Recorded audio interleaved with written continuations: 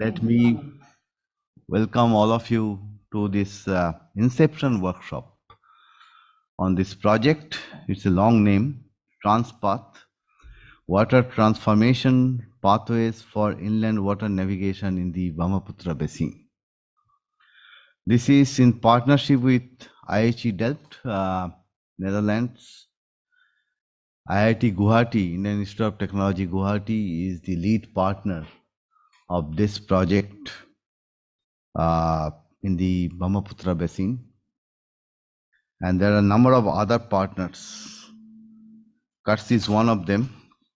Then there is Third Pole, there is SEGIS and JJS. Along with that, we have a knowledge partner, Wageningen University and research. So in this project, as you have just heard, that this is for a period of 4 years, which is, I think, is a good amount of time for a project of this nature. That's a transformative change, or at least to understand what are the conditions which are necessary for transformative change in the Brahmaputra Basin. That is, as I understand, is the main objective of this work. Now, in this Inception workshop, I understand that there are all our partners are present. There is also representation from various other agencies, including from BIWTA, Bangladesh Inland Water Transport Authority. So I welcome the BIWTA representative or representatives here. There are other water experts who are present here. There is also the participation of Inland Waterways Authority of India. I guess they are joining us online. If not, some representative may be here as well.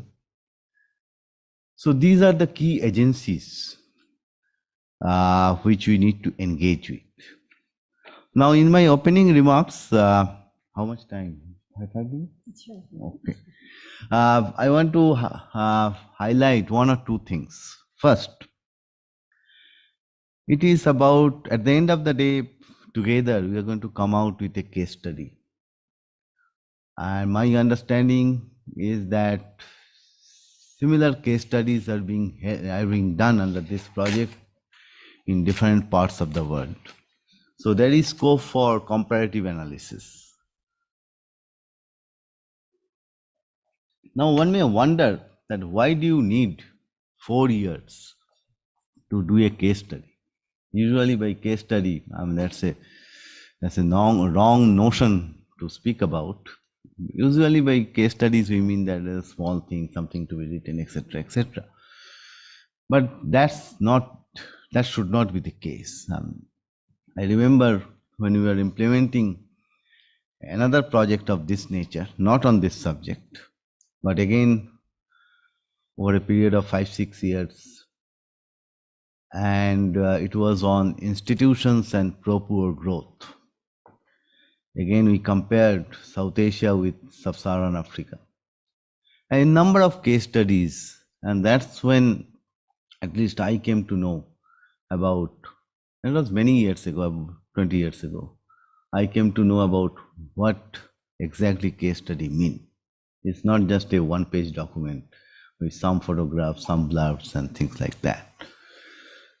To do a good case study, you need to do a lot of ground level work. But the one thing which is also important to understand, that you can draw some conclusions based on that particular case, but you cannot, rather you should refrain from drawing general conclusions from case studies. Secondly, it is in the Brahmaputra Basin, which means it's not just the Brahmaputra River. Its tributaries, its distributaries, that we need to take into account. And therefore, This bottom up approach, which we have adopted in this work, I think at the end of the day, it's going to be very, very useful to understand not just the trade or not just the connectivity aspects of water navigation. Navigation of water or water navigation has many, many other aspects, and many of them are socio-economical, sociological, environmental. So all these things have to be taken into account in order to understand, have a holistic understanding of both challenges as well as opportunities of water navigation in the Brahmaputra Basin. Again, I would like to emphasize on the basin. And the third important aspect which we know is that this river is a transboundary river. A large part of it is in India, whereas it is originated in Tibet. Similarly, a large part of it is in Bangladesh. Being this transboundary nature of Brahmaputra, and also many of its tributaries and distributaries, I think there are both challenges and opportunities. The challenge is that the upper riparian state or regions of Brahmaputra, they are different from the lower riparian states of Brahmaputra. Then we also need to emphasize the importance that both governments, Bangladesh and India, they are putting in making Brahmaputra a more navigable waterway, and for the benefit, more benefit to the people of this, those who are residing in its basin. We all know during September 2022, September last year, at the time of the state visit to India of Honorable Prime Minister Sheikh Hasina, in the joint statement itself, the number of reference to transboundary rivers. So those are, how do I put it? Those are pointers for people like us to work on and work together to make this river basin more, I would say, economically viable, more environmentally or ecologically sound, and more, in terms of benefits, more equity among various stakeholders in terms of drawing benefits from this river basin. So that way, I think our work is going to contribute.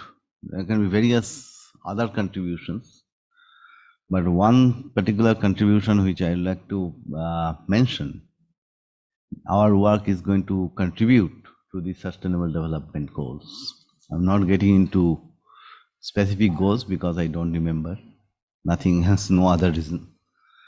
But without getting into the goal per se, I would say when we talk about sustainable development, we tend to forget that it's a balance between economy, equity, and ecology. One cannot happen without the other. And this project is an opportunity to further emphasize on this broad objectives of sustainable development. So with that, I hope I have not forgotten mentioning the name of any other partners. So all of us are looking forward to work under the guidance of Anamika of IIT Guwahati, and Dada is also there. Joydeep Da, and all you experts who I think you are going to contribute hugely over the next 4 years to come out with something which is some new knowledge, which can be, which should not remain within the four walls and ceiling and floor of a room, but should go out at various levels, at the local government level, at the people's level, but first of all, at the local government, at the state government, as well as at the union government level. So in case of Bangladesh, it's local government, then Union Parishad, Upajila Parishad, and then the central government.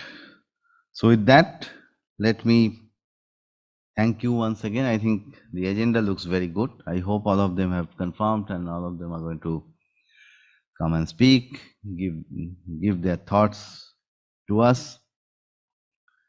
With that, let me once again thank all of you. Thank IIT Guwahati and other partners for partnering with us. This is another opportunity for us to work together on a subject which is very directly linked with the livelihoods of our people. Thank you. And once again, my apologies for being late. Thank you very much. Over to you, Anamika.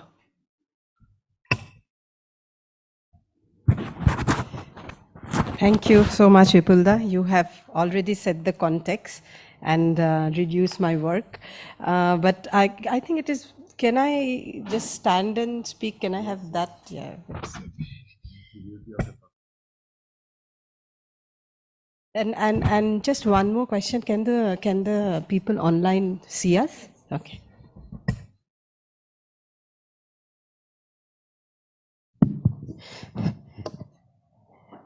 So, good morning, all of you, and thank you so much, as Vipulda mentioned, for joining us today. And we have made this a hybrid kind of Inception meeting because we have many people also joining online. And so a warm welcome to all of you who are joining us from different parts, even from Bangladesh. And I can also see we already have IWTA on board. So thank you so much for joining us. As you can see in the agenda, we have, particularly in the first session, we are really grateful to the Vice Chair of IWA and also the Deputy Director who is here, Sharmila Khanon. Thank you for coming, ma'am. And Sri Partha Pegu, who is the Director of IWTA. So they will be joining us online for the session. But before I move into my presentation, the presentation is mostly about giving you a background of this project, what we want to do and why we are here. I would like to very quickly introduce the team individually to all of you. As you see that we have a huge team from IIT Guwahati. I am there, Vani Bharadraj. If you can just raise your hand and everybody would know who is Vani. We have Divya, and there are two additional colleagues who are joining online, Krishna and Chaya Smita. They are online. From Kutch International, you already know Vipulda, who is heading the team from the Kutch. And we have Veena. Again, Veena, most of you know her. Sumanta Vishwas and Vandana Sharma, Deepmala Ghosh. Let me tell you, Kutch has worked very hard to make this workshop possible. So I really thank them for arranging it so well. And they are our regional partner working across India and Bangladesh for this particular project. We have CEGIS as our partner. Fida Malik has joined online. I can see him there online. So thank you, Fida, for joining. And we have Muhammad Manowar Ul Haq from Bangladesh. He's here with us. From JJS, we have ATM Zakir, a very old friend. So good to be back and working together, Zakir.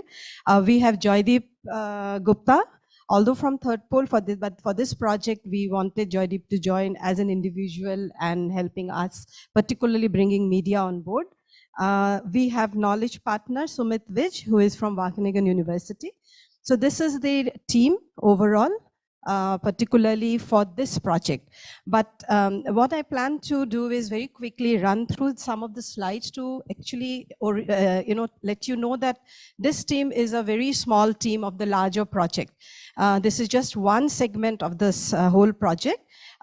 So first of all, let me just give you a background that when we wrote this proposal, what was there in our mind and what is that we wanted to, highlight. So one of the things, as very rightly mentioned by Vipulda, that we definitely want to focus on how this project for particularly water sector can bring kind of help us in at least not, if not achieving, which is not possible in 4 years' time, but moving us towards the path of achievement or realizing the sustainable development goals, because many, many goals are interlinked when you talk about water and also the focus, which is inland water navigation, but particularly for water sector. Then, of course, given the kind of uncertainties that we see today because of climate change, are our policies, all the plans that we are coming up with, is it really taking into account these uncertainties and to prepare the society for a resilient future? So if you can see the kind of idea that was there in our mind, it tries to be already a very multi-scale sort of a project where we try connecting policies and people. And then, of course, research to understand what is the gap that exists in the policy and how are we really able to convert our policy into something implementable. And then what more, we need to first of all recognize that water, society and environment are interlinked, and how can we bring new practices for policy making, management and governance. So these were the larger things that we focused on when we were writing the proposal. Then the fundamental question which came to us was that how can water researchers such as us and planners who are there today already on this particular workshop as well, can influence transformations onto a more desirable pathways.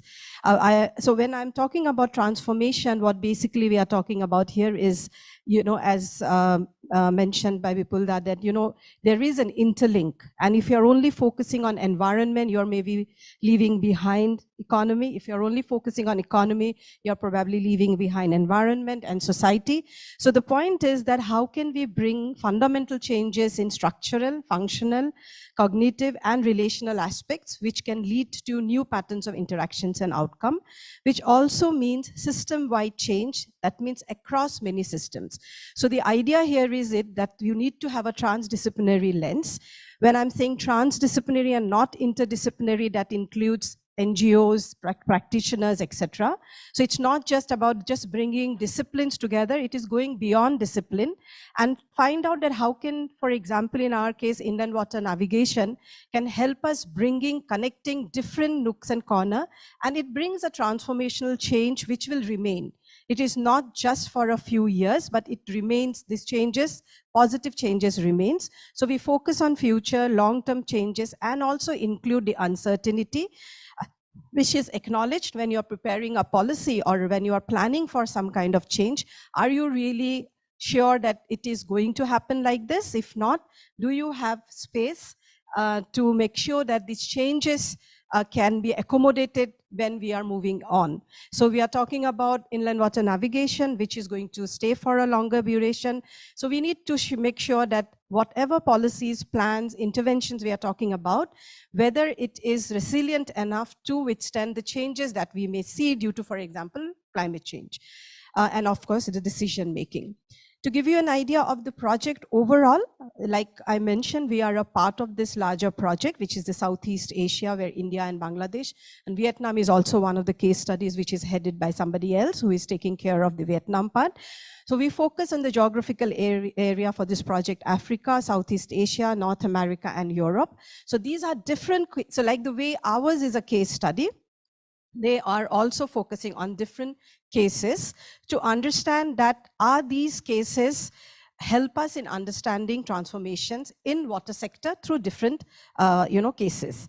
So this is how it basically looks like. IIT Guwahati is the lead and IHE Delft is the co-lead to this larger project, with all of these other nodes who are individually also working on their case studies with their partners, local partners. So if you look at this slide, if you look at the India side, this, what we are today doing, is the red part of it. So we are basically focusing on one part of the larger project.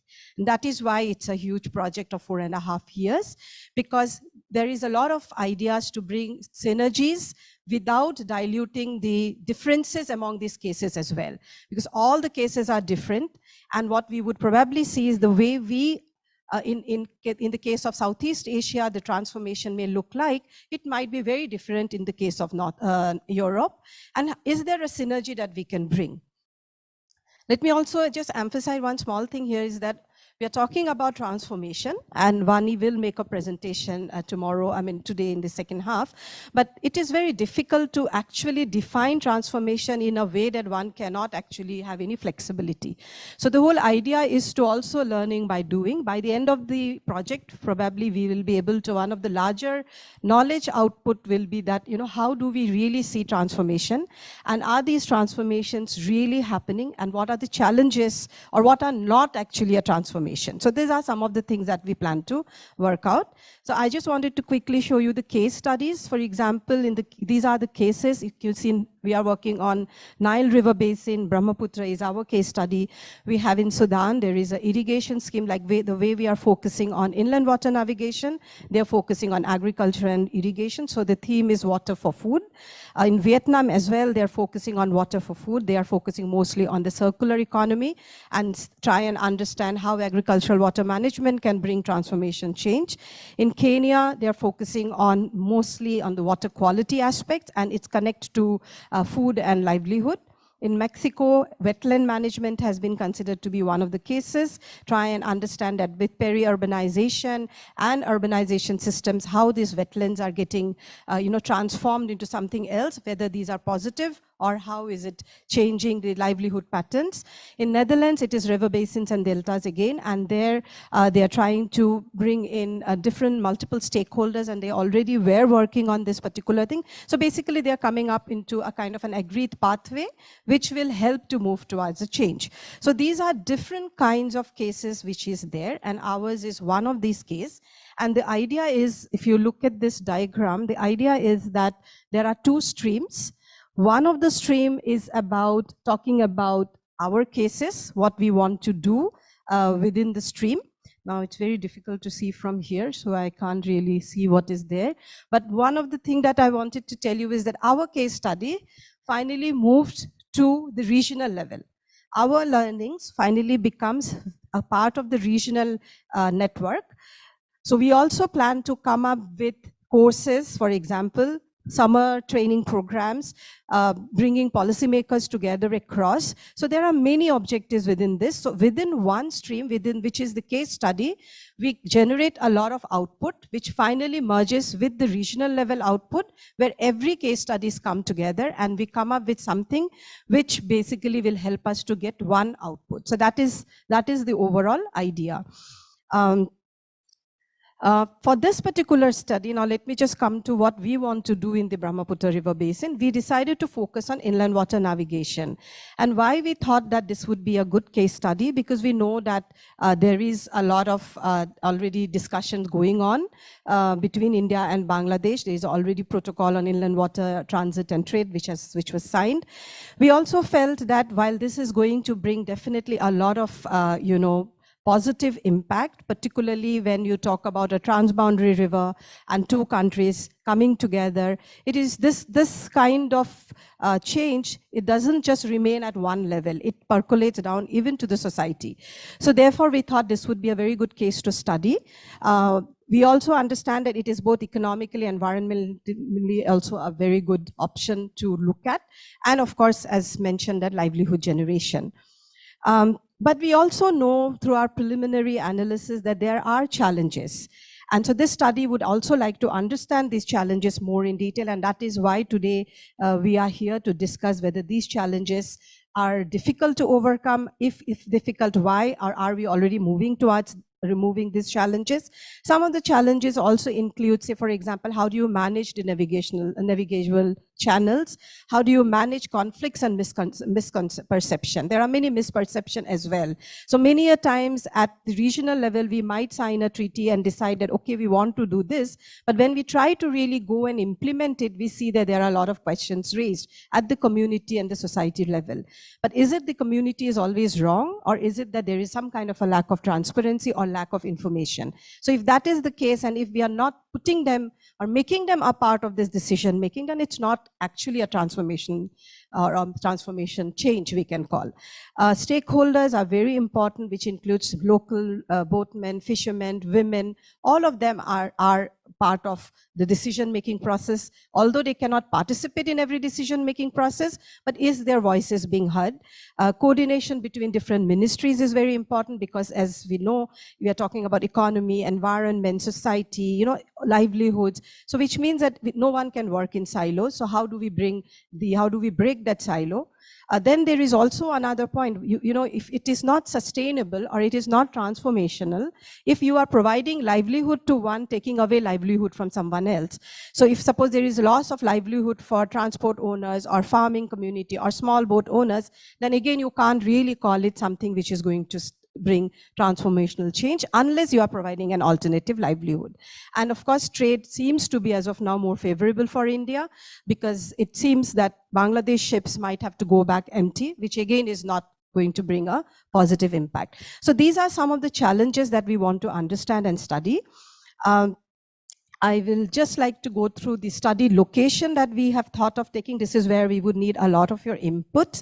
Is in India, we thought we will focus specifically on Dhuburi and Majuli, and also in between these two, because you see that we are taking an upstream and a downstream location.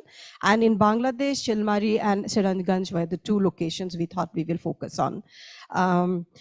Some of the questions that we want to address, one additional thing that we try to do in this project is we are not so much worried about outcome, because outcome is already there. Protocol exists, two countries are willing to move ahead.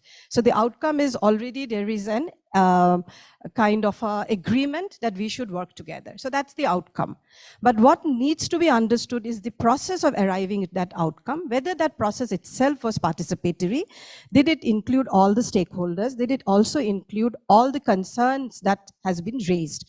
So are we if we are talking about transformational change, then the question is, are we adopting to maintain the current state, or we want to move beyond, ahead?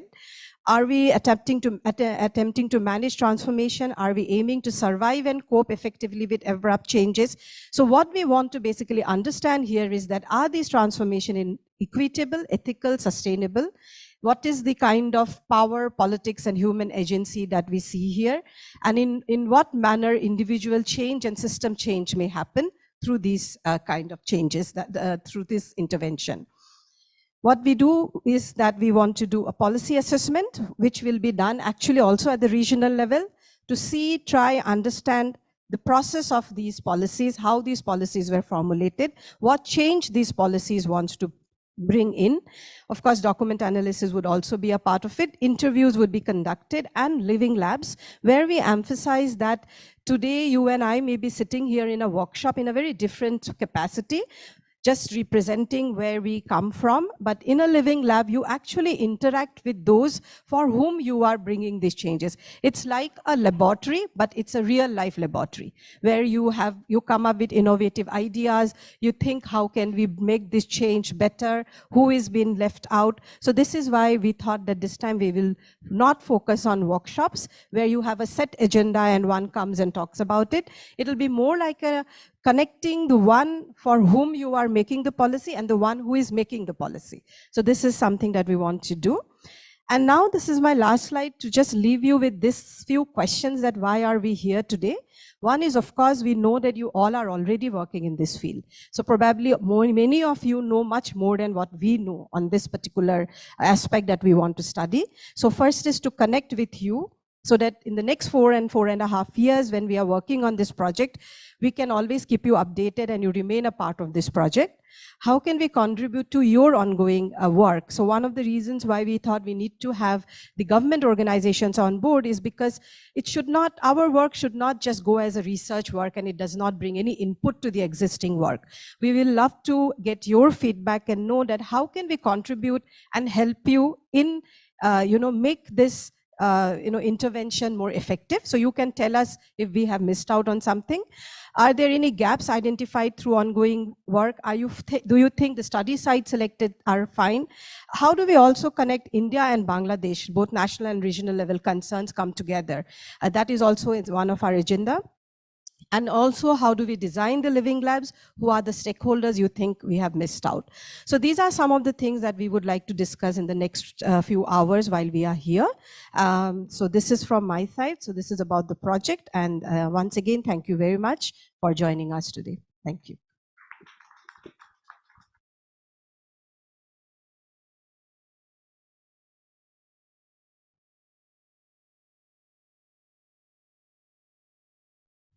Thank you, Anamika. I think we have got a very good overview of the whole project.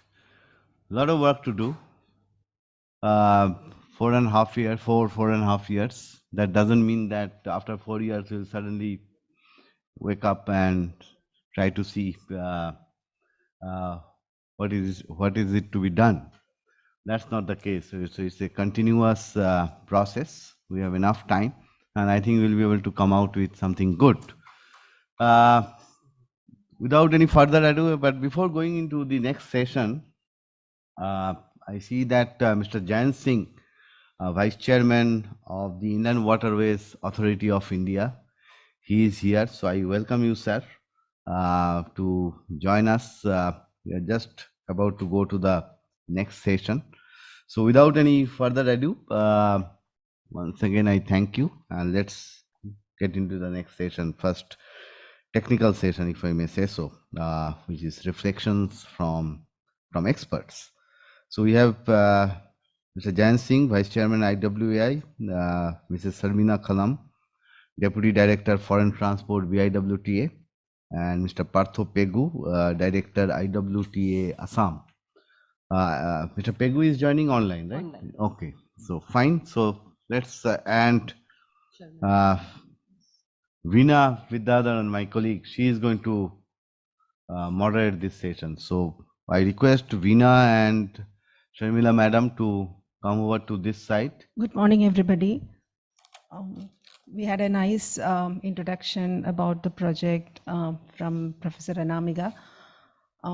As you all know, this project is focusing on inland navigation, specifically regarding the Brahmaputra Basin, how it is going to bring transformative changes in the Brahmaputra Basin.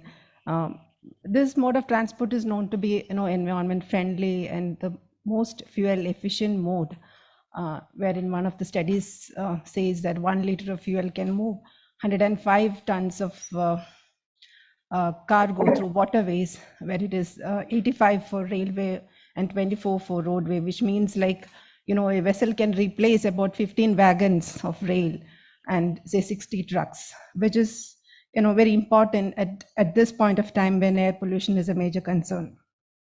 Now, it's not just the environmental part of this, it's economically viable. It's the most convenient and economic mode of transportation for bulk cargo and over-dimensional cargo. Now, having said that, there are some challenges which we need to address, which Anamika has highlighted in her presentation as well, which is about the uncertainties, the abrupt changes which we are expecting. Now, this river Brahmaputra is glacier fed, and every year there is flood, and there are navigational issues during the lean season. So there are a lot of challenges to manage the navigability throughout the year, which the competent authorities in both countries, India and Bangladesh, is managing with regarding to the protocol route. Now, my specific questions to the panelists today. Here we have Jain Singh, Vice Chairman of Inland Water Transport Authority of India. My specific questions will be to, while elaborating the developmental initiatives in Brahmaputra with regard to navigation, he can also bring in some elements about the process, about how inclusive it is and how prepared the whole navigation sector is to address this kind of changes, especially the sedimentation and navigation challenges, and how equitable is the process. Like, there are unorganized sector and organized sector. There are small players and large players, and how the whole process is providing space for each and every actor in this navigation space. Over to you, Dr. Jain Singh. You have about 15 minutes to deliberate on. Am I audible? Yeah. Yeah, thank you. Very good morning to the organizers, participants, the Chattopadhyay and Professor Barua for a very, very enlightening presentation. In fact, the way you set the agenda for the entire discourse, I think you cover practically all the aspects that there are to the policy side of development of the sector. And not only when I say the sector, I don't look at it, just don't confine it to India and Bangladesh alone, but for the entire this region, the South Asian region. And of course, Veena, and I think you've really, pinpointed some very, what should I say, germane policy interventions that probably have to go into, not only the policy making, policy design, policy execution. So I think the context has been set very well. I also send my greetings to Mr. Shikala Anand and Mr. Partha Pegu. Nice to interact. I'm afraid I cannot join you personally because of my health issues. I'm just undergoing some chemotherapy, so I'm kind of confined to my home. Mostly I work from home. So I have a presentation. So Veena, I just wanted to ask you this. Do you want me to run through that, or should I just address the issues that you have highlighted? You want it to be interactive, then I'd love to talk about the issues that you have raised, because I think they are very pertinent. And since this audience comprises, I would call it an informed audience, so I need not dwell upon things that are known, the efficacy, the effectiveness of inland water transport and so on. So you want me to attack your question right away, or how do you want me to go about it? You can run through the slides and, slides mein kuch itna wo hai nahi mere. I mean, there's nothing very substantial. I mean, since their focus is more on the policy side. Yeah. So if you just fire one question, I'll answer, and that way I think it will be more interactive. The session can gain a lot more. My slides are there for everyone to share. Okay. So you can ask a question, I'll go on. And in case I need you to highlight something by means of a visual, I'll let you know. Okay. So to begin with, we have a mixed group here. So it will be good to update about the developmental activities happening in Brahmaputra, especially National Waterway 2 and in that case, you could run the slide. I know not everybody will be on the same page. No, that's all right. That's all right. In that case, I urge you to run the slides. Yeah.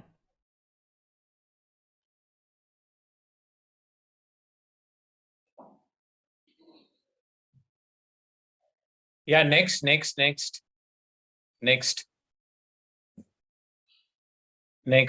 This is, and next. Yeah. So this, I just want to pause here for a moment.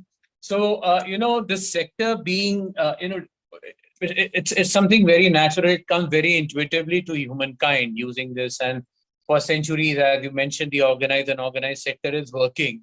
But there is now a very palpable felt need to upgrade the sector. And, we have to, like it or not, there has to be a government intervention to, to upgrade the sector in every which way: infrastructure development, getting some sort of a knowledge base, do substantial hand holding, not only within the government, but also out in the private sector and the smaller communities, training and development and so on. And most importantly, item number 2, having a very elaborate, a regulatory framework, regulatory and a legal framework under which things can manage, because it is not only about environment and sustainability, it's about livelihoods, it is about safety, whole lot of things. And one tragedy, in fact, in the IWT sector in our part of the world, I mean, when I talk about our part of the world, I am referring to South Asia, is that water for waterway comes at priority number 4 or 5. Number one priority is always drinking. Number two is agriculture, which means irrigation. Number three, it would be industries and so on and so forth. So IWT would always be the last priority. So when we are dependent on the glacial flows and so many other competing demands, there has to be a very, very robust, regulatory system and a legal system which can actually do the prioritization, which is important. And we are facing, and I'm talking from experience, I'm no expert in Indian water transport. I don't know. I'm basically a logistics guy from the railways who's worked in logistics and academics.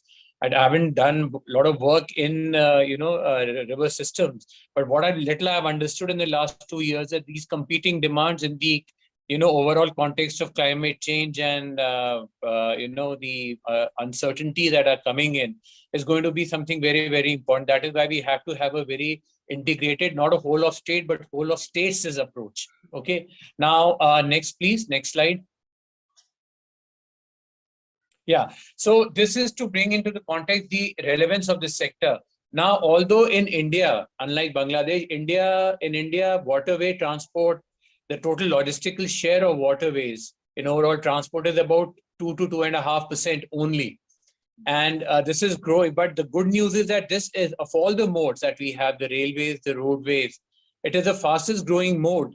And we have, even this year, I don't have the latest figures for 22, 23, but the ballpark figure is still, we have maintained that, the upward trajectory of 20% increase over and above last year. And the interesting part is all this has come about with a relatively less investment, both in terms of percentages, both in terms of actual volumes, and both in terms of our human capital. I mean, we are a very, very, compared to an organization like BWTA, BIWTA, we are a very small body. And yet we are attaining this growth. So this is the good news. And could you come to the next slide, please? Yeah, thank you. Now, this is relevant from from today's point of view, that the good news is we are growing. Good news is there is a realization. Good news is there is an, a general sense of awareness about this sector as a whole.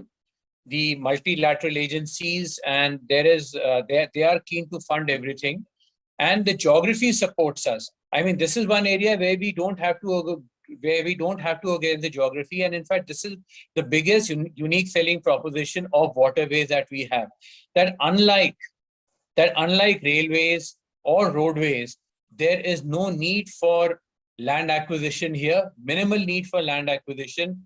And all we have to do is be a little more sensitive to the,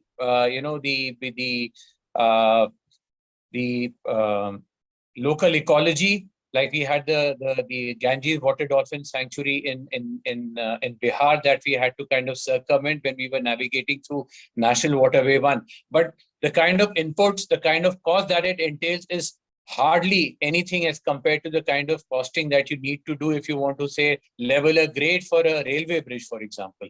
So this is the advantage. Now, Northeast is blessed. I mean, this slide is self-explanatory. We have 20 waterways, and out of which at least 3 or 4 are always navigable.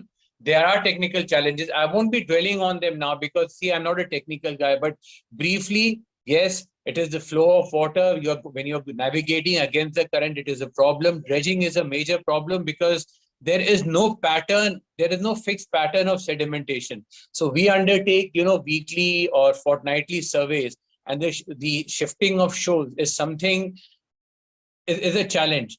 It's definitely a challenge because the kind of the technologies that are available to us, the technology that we put online, they are good. But if we really want to achieve the levels of, say, what they have in Mississippi or they have on the Rhine and the Danube, there is some way to go. And I have my counterpart from Bangladesh here who is actually, they are facing it day in and day out. Bangladesh has, I believe, more than 15 or 20% of the logistics is on waterway. So that's a challenge. We face the geography is a challenge. It's a blessing. Next slide, please. Yeah, thank you. So this is one area which I wanted to we know about the protocol route. So far the protocol route is unfortunately confined only to up to northern parts of Bengal.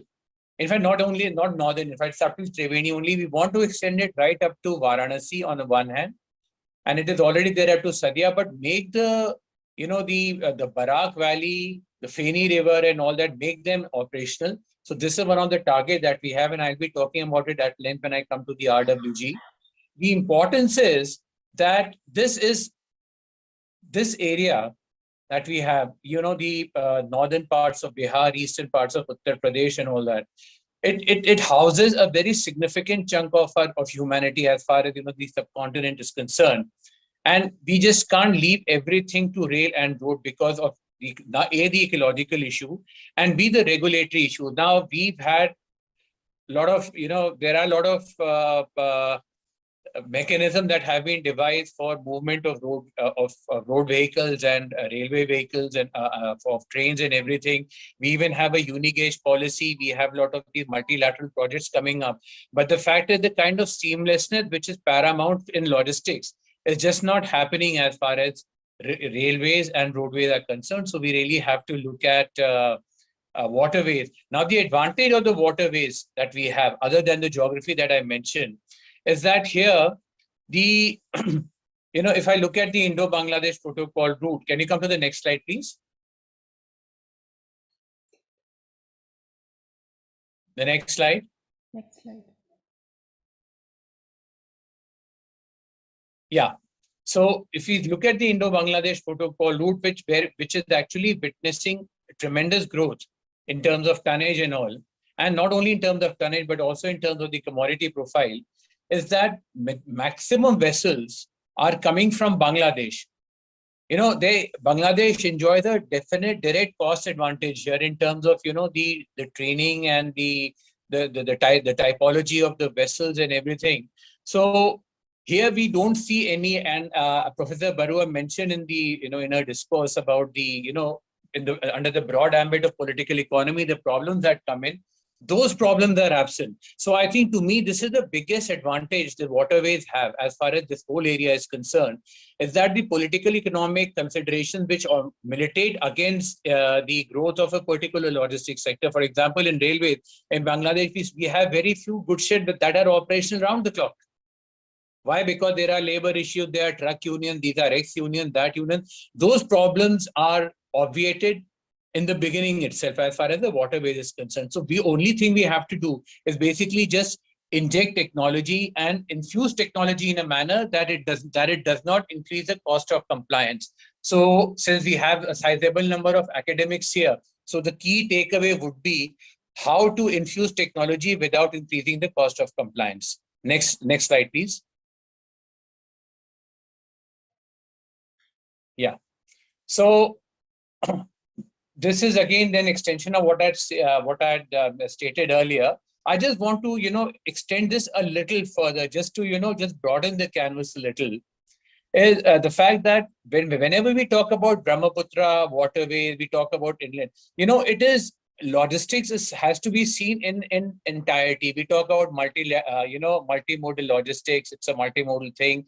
We talk about Gati Shakti and so on and so forth. So we have to extrapolate, we have to extend waterways further and look at it not only from the point of view of waterways on navigability of the rivers alone, but also their seamless connect with coastal shipping. The coastal shipping, the advantage is that again, why should we confine our horizons to the Brahmaputra Basin or to Barak or to the Padma or Yamuna or Ganga systems alone? Why not look at a larger picture whereby via coastal shipping we are able to connect the coastline, the Coromandel coast here on the east of India, Myanmar and everything, and look at the Bay of Bengal as a region. I mean, there's a lot of talk about BBIN, and I also, in Delhi, you have all these seminars, BBIN organized by so many think tanks and everything. But very, very little concrete developments have happened in the last few years. And here we have a template. We have this waterway, which is actually, in spite of the government, is growing. So why not use it as a model and extend it? So fusing inland water transport with the coastal shipping is another way. It is a win-win situation. And I'll be coming to the social and the community part of it earlier, because there is always a danger of that big business overtaking the ecological concern. I'll just address that in my subsequent slides. Next slide, please. Yeah.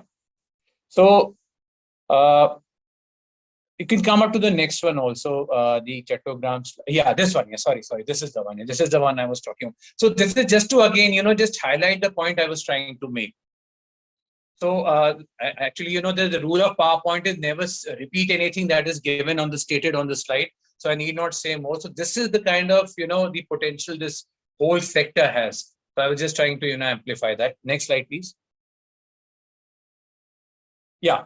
So this is another interesting thing, and I, tidbit, which very, very important point that we need to understand, that look at the change in the commodity profile. Waterways was always seen as a, very low cost. Okay, it's a good thing to be low cost, but somehow the commodity profile was such that it was confined to something like fly ash, which is actually dirt. Now, over the years, we are seeing more and more costly items coming in, more and more value addition happening in this sector. And this year, the quantum of fly ash has, between 22-23, has gone down further. And we have POL, we have container traffic, we have FMCGs, lot of movement happening on inland waterways. So there is a discernible shift. The good thing is that this shift is being dictated by the market, not by the government. So this addresses Professor Barua's concerns about, what is the level of engagement with the community. So I replace the word community with the market, because, I don't know, I'm quite right or center kind of person in my thought process. By market, I mean market in its truest sense, market not distorted, not, failed or distorted by monopolies or whatever. Market as it expresses the requirement, the desires of the community. So this is the market. These are the small shopkeepers, small horticulturists, agriculturists who are undertaking this. So whenever I'm moving, pulses, I'm moving rice from India to Bangladesh. It is not the Food Corporation of India or any, big brands or who are moving it. These are small traders who are moving it. If I'm moving stone aggregate from Dhubri, they aren't any big, big businessmen or conglomerates moving it. So this is the community, responding. This is waterways responding to the needs of a community, in a manner of speaking. Okay, next slide, please. But having said that, given I've talked about the potential and all that, there are definitely a lot of constraints here, which I'll highlight in the next two slides. One is, of course, very basic: lack of terminals, lack of fairway. So this is the challenge that we have to face. We are facing fairway. In fact, the challenge number two regarding fairway is the most important constraint: lack of fairway development, irregular channel dimension, non-uniform least available depth, and inadequate air draft. Okay. So this is, again, these are intuitive. We all know that they exist, but just to kind of refresh our memory, this is what we have to work on. Other constraints are the terminal constraint, inadequate transport structure, underutilization of terminal. And I would like to add one more point here. It is lack of good connectivity with road and rail, because ultimately it has to work on last mile. So luckily in Bangladesh, a lot of these smaller terminals are actually last mile terminals, but the same cannot be said of, say, the Brahmaputra Valley or the Gangetic Valley. So here IWAI is working on that. It's work in process. And, I wanted to say this toward the end of my presentation, but developing waterway, developing a mode of transport is a work in progress. It takes a generation to attain that kind of shift. What we have achieved in IWAI in a matter of 2 or 3 years, it's good that we have.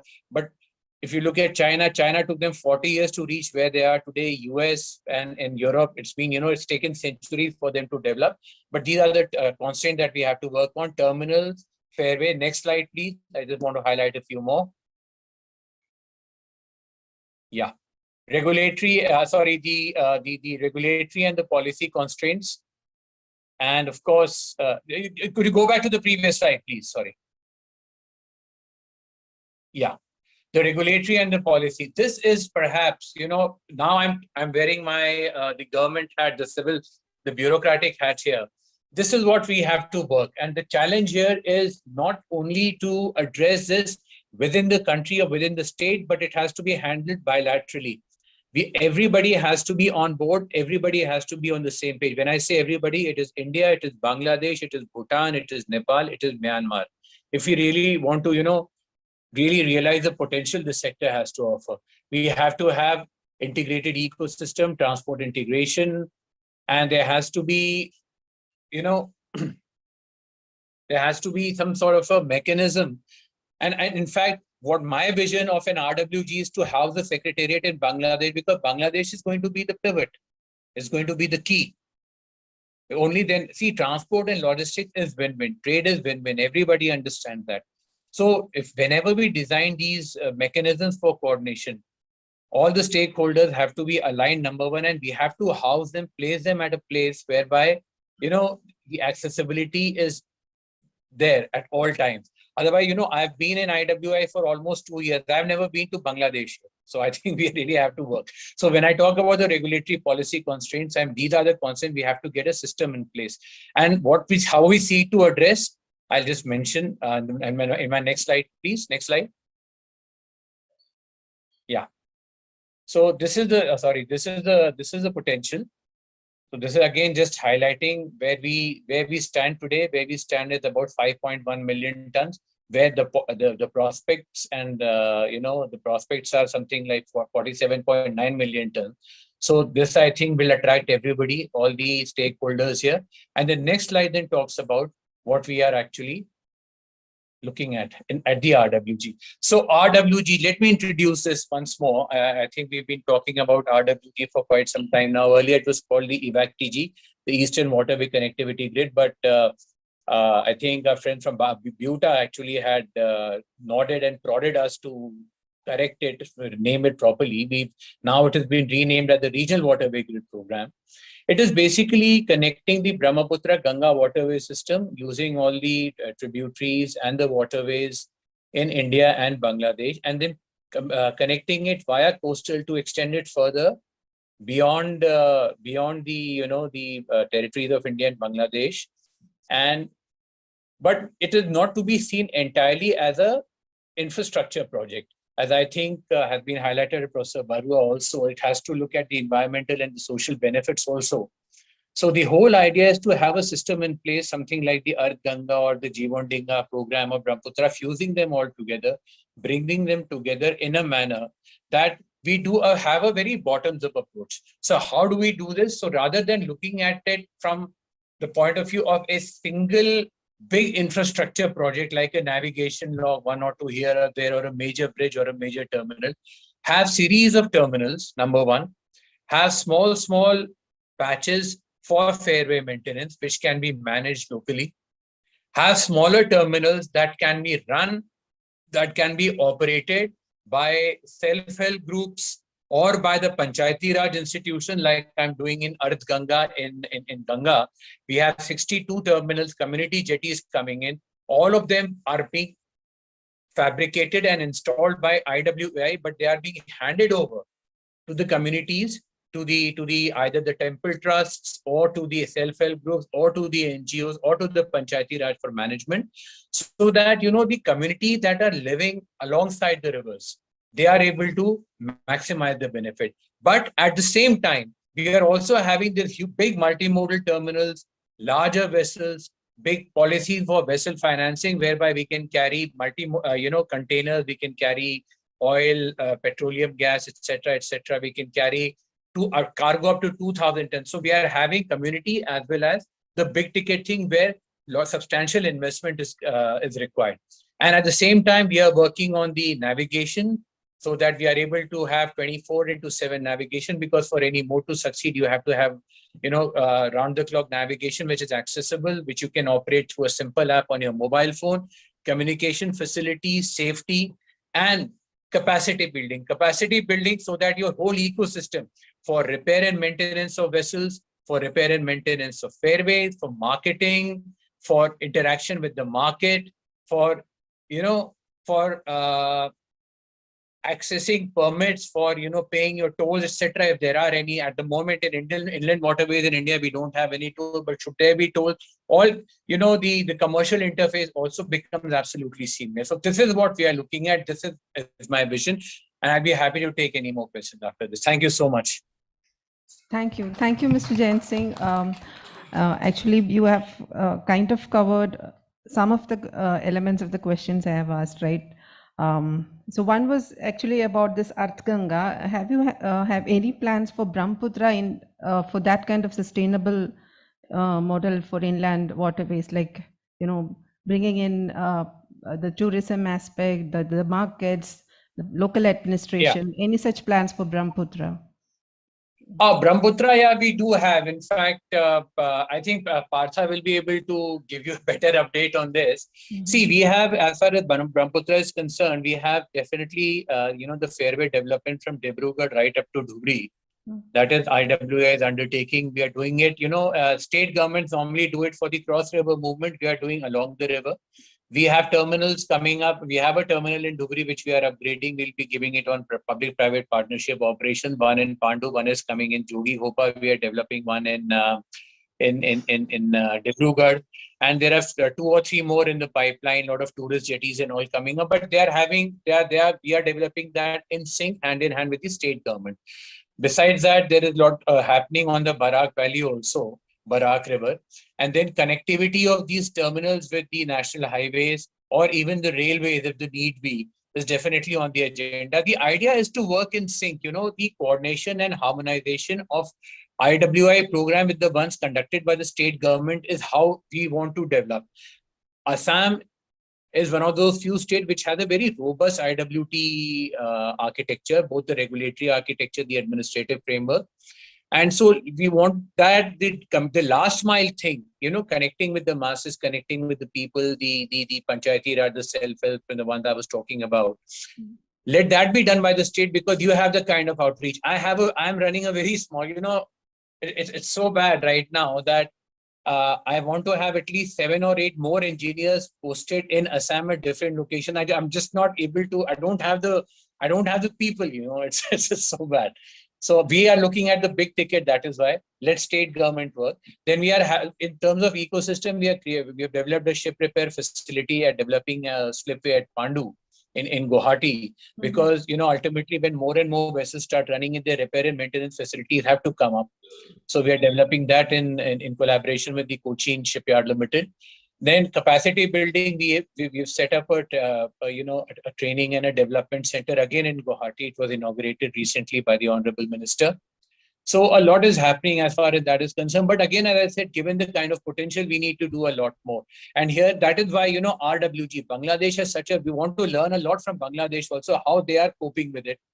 And then how we can, fuse this together in a manner that becomes cost effective. The biggest challenge in upgrading the overall system of IWT is going to be how to inject new technology, how to get more and more, more and more high-tech equipment, high-tech vessels, high-tech applications without increasing the cost. Because the moment you increase the cost of compliance here, the effective, the USP of IWT ceases to exist. So that's a challenge, but we hopefully will be up to it. Thanks. Yes, thank you for that comment, and also to bringing in the element of multimodal connectivity, because that's one way of addressing the uncertainty or the difficulties in navigability we face during lean season, especially when last mile connectivity is a concern for IWT. Now we'll hear from Madam Sharmila Khanam, Deputy Director Foreign Transport, the IWTA, about the initiatives being done in Bangladesh, and how inclusive is the process, giving space for the voices of unheard. Thank you. You want to run the slides? No. Okay. Okay. Thank you, Vinaji. Assalamu alaikum and very good morning. My greetings to all estimated guests present. I'm Sharmila from BIWTA. We gather here today to discuss and shed a light on pathway, water trade, water transformation, and pathway for inland water navigation in the Brahmaputra Basin. We know Bangladesh is a largest delta on earth and a riverine country. About 800 million people in India and Bangladesh live in the Ganga Brahmaputra, Jamuna, Meghna, Padma basin. More than 700 rivers crisscross Bangladesh. Out of the 57 international rivers, we shared 54 rivers with India. The total length of the inland waterways around 7,500 kilometers during monsoon and 5,500 kilometers in dry season. Inland waterways is the lifeline of our country. We also share land of 2,554 miles, which is the fifth longest in the world with India. This puts both countries in an advantageous position, especially from the perspective of regional and sub-regional connectivity. Bangladesh is open to the Bay of Bengal for maritime trade, sits between the northeastern Indian waterways and eastern Indian states, has flat land. Bangladesh to this date has nearly 8,000 kilometers of navigable waterways, around 22,000 kilometers of roadways and 3,600 kilometers in railway tracks. All of this would contribute towards achieving a sustainable, multimodal, and seamless connectivity in this region. To that end, Bangladesh Inland Water Transport Authority has been playing an important role and views of countries. Last East Pakistan Inland Water Transport Authority was named and designed as BIWTA after independence of Bangladesh. Since then, BIWTA has developed, maintained, operated, and controlled the inland waterways, infrastructure, transport, and environmental.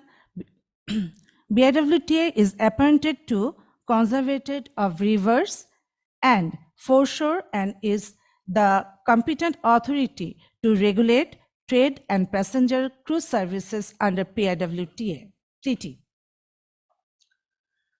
Role of BIWTA in Bangladesh and India trade relations are: Bangladesh is the first as trading partner of India in South Asia, and India is the second trading partner of Bangladesh in the world in terms of volume. Estimated that the trading volume would triple by 2050. Main responsibilities of BIWTA to operational the inland ports, dredging of navigational routes, hydrographic survey, issue the timetable of the vessel, and diving and salvage.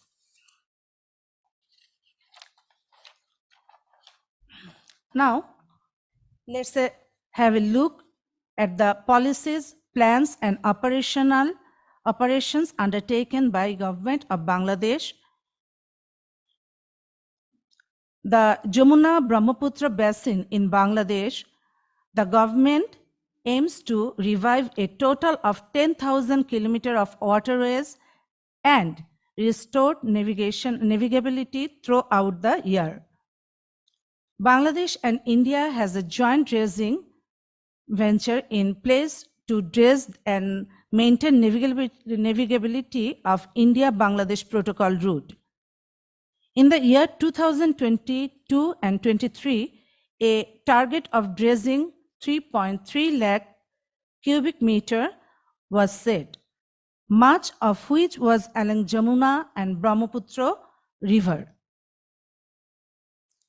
Additionally, Jamuna River Sustainable Management Project 1, that is Navigational Channel Development, has been started at a cost of 72,394.14 lakh taka in BDT. An SOP with Bhutan under the MOU on cruise and intercountry goods was also signed, under which last year approximately 70,000 metric tons of Bhutanese cargo was carried to Bangladesh through Indian territory. So, from the plans and operational underway, it is evident that the river Jamuna Brahmaputra is a priority in achieving our goals, and so we are people, community and environment directly or indirectly depending on the river.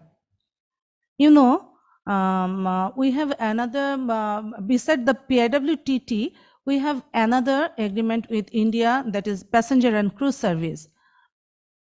It is started from 2019, and from that period till now, 5 number of Indian cruise vessel and 1 Bangladeshi vessel cross the PIWTT route, and about 131 tourists was traveled this route.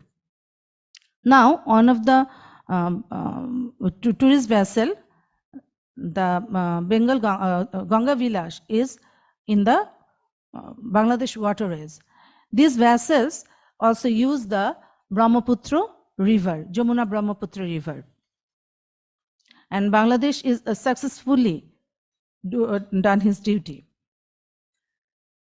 And now we can focus on environment and social impacts in this basin.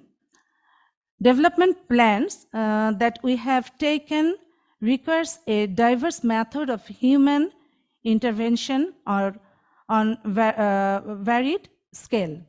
Now, these interventions have different impacts on the environment and society whose shape relies on the river. For example, percumbrations, dams, and other anthropogenic impact the flow and course of river across this basin. Lands, reclamations, irrigations, etc. are needed to course, but we have to consider the environmental and social cost of our actions and try to limit those so as the make it sustainable. Proper management of our water resources can increase the transboundary communications and livelihood of people depend on the rivers. The people living by the rivers often take it for granted and cause harm to it. Through mass awareness, the people would become more aware of the importance of rivers and waterways, thereby reduce pollution, enforcement, and such. And it has never been more important that now, since we are facing adverse effects of climate changes all over the world. We can participation and in order to make these development activities sustainable, it is absolutely necessary that the people living by the rivers, depending on the rivers, be brought within scope of our study. The farmers cultivating the land by the rivers, the fishermen, the boatmen, hard bargers by the rivers directly depend on the rivers for irrigation.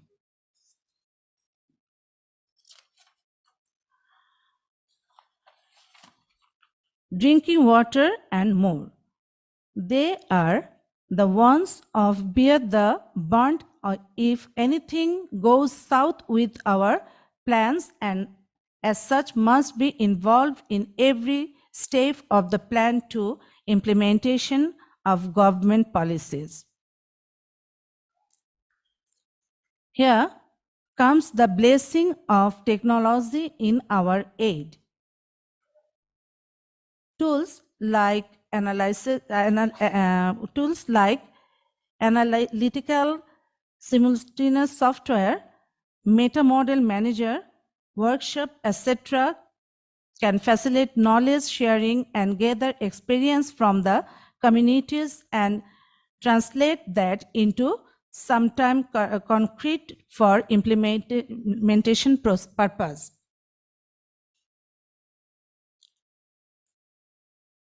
Now, participation can be ensured if we can develop equitable practice in the center build up of the system. For example, community-based interaction cells can be established that would involve common people representatives, NGOs, and established that would involve common people representative, specialist in the sector. I think that would help us to route every information from root to top and vice versa. This process will increase the likelihood of making more informative decisions and allow smooth implementation of pilot projects and decisions. That's how we can build an inclusive, holistic environment in policy making and thereby find more resilient solution to involving problem in the Brahmaputra Basin. This is my observation, and thank you all. Thank you, Sharmila ji. In fact, she has mentioned several valid points in her presentation. One is about this community-based interaction cells where people can come together and register their complaints or concerns. And the other one is merging technology with the traditional knowledge, using technological some softwares you mentioned. And the other one is about creating mass awareness. And you also mentioned about tourism, because tourism is another potential sector, in waterways which can create job. It provide opportunities to local communities to be as crew members, to promote local culture, artisans. And even these vessels en route, they disembark in some villages and they go to village tour, and also their local communities can be engaged as tourist guide, and there are a lot of opportunities in that sector as well.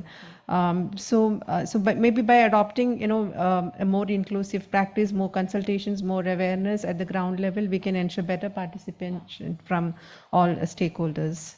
Now we'll move forward to the next speaker in this session, Mr. Partha Pegu, Director, IWTA. Now, inland water transport in Assam is a quite vibrant sector, and there are several locations where IWT is the only means of transportation in Assam. And the Directorate of Inland Water Transport Assam actually develops, manages, and regulates the waterway transport in the state.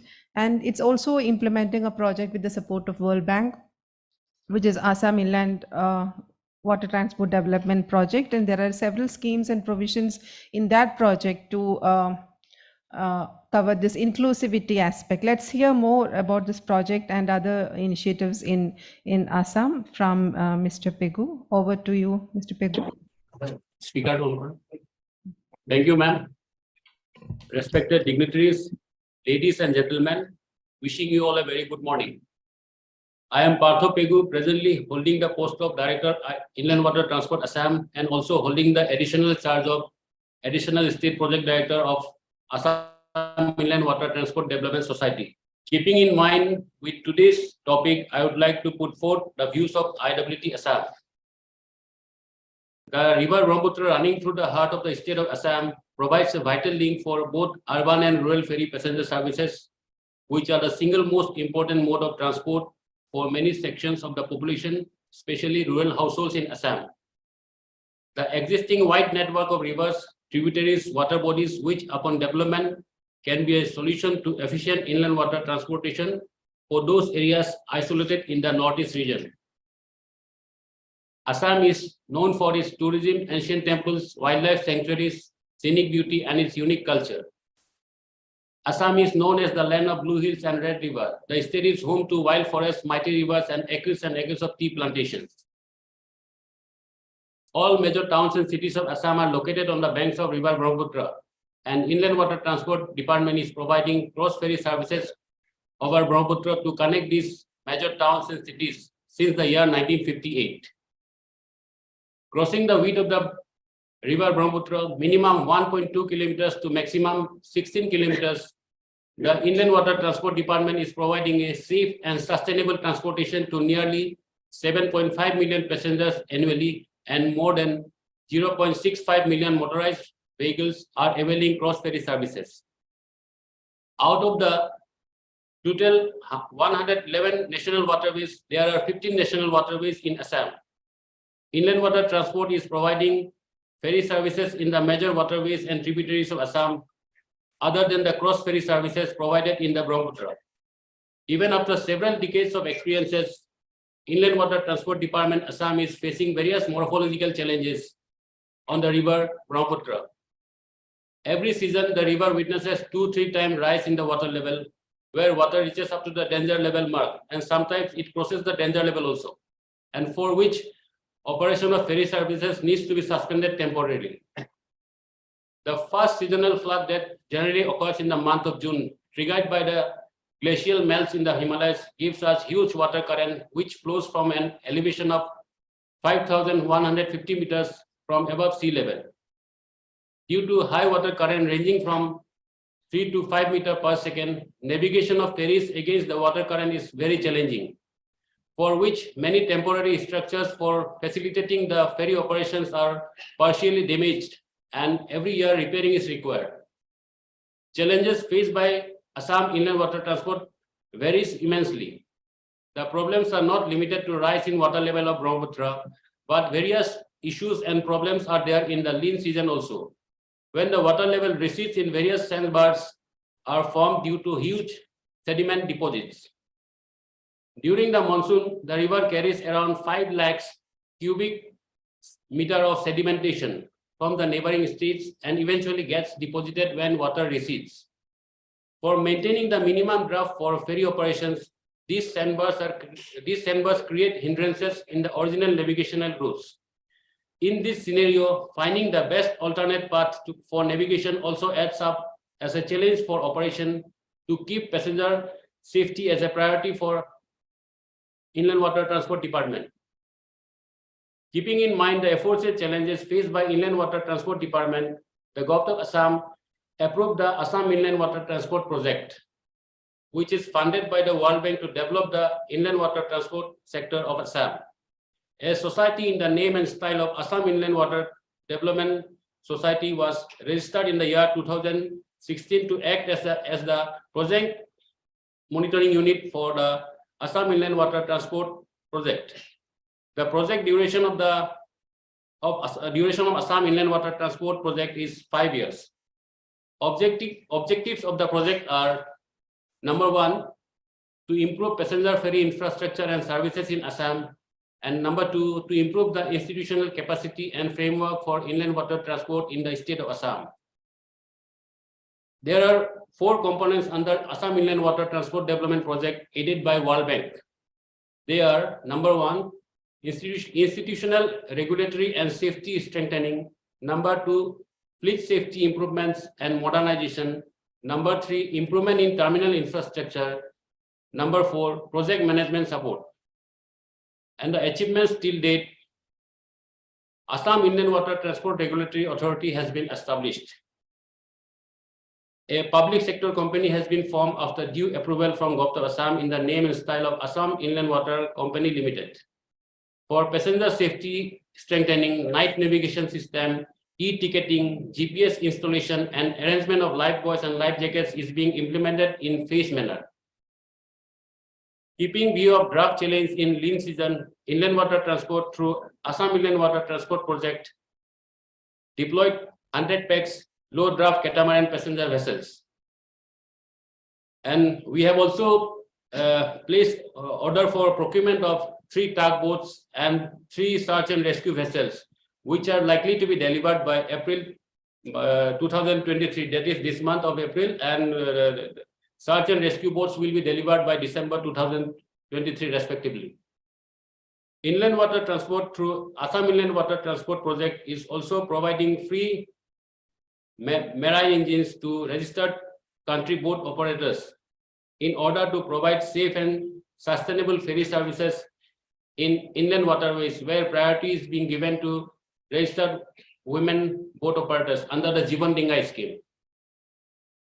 And Guwahati is already constructing the first of its kind, state-of-the-art and largest river terminal at a cost of rupees 304 crore at Guwahati, which will cater nearly 500 passengers per hour, including the specially abled persons. Similarly, modular terminals will be constructed throughout the state of Assam on the river Brahmaputra in phased manner. And we are also going to construct a crew training center, a state-of-the-art crew training center in Guwahati, Pandu. Green Voyage to 2050 is a partnership project between the Government of India of Norway and IMO, launched in May 2019, aiming to transform the shipping industry towards a lower carbon future. India has been selected as the first country under the IMO Green Voyage 2050, and Assam will be the first state in India to pilot this project in the river Brahmaputra through Assam Inland Water Transport Project. So with these words, I would like to thank IIT Guwahati and CUTS International for selecting the topic on river Brahmaputra and giving me this opportunity to express the views of IWT Assam. Jai Hind.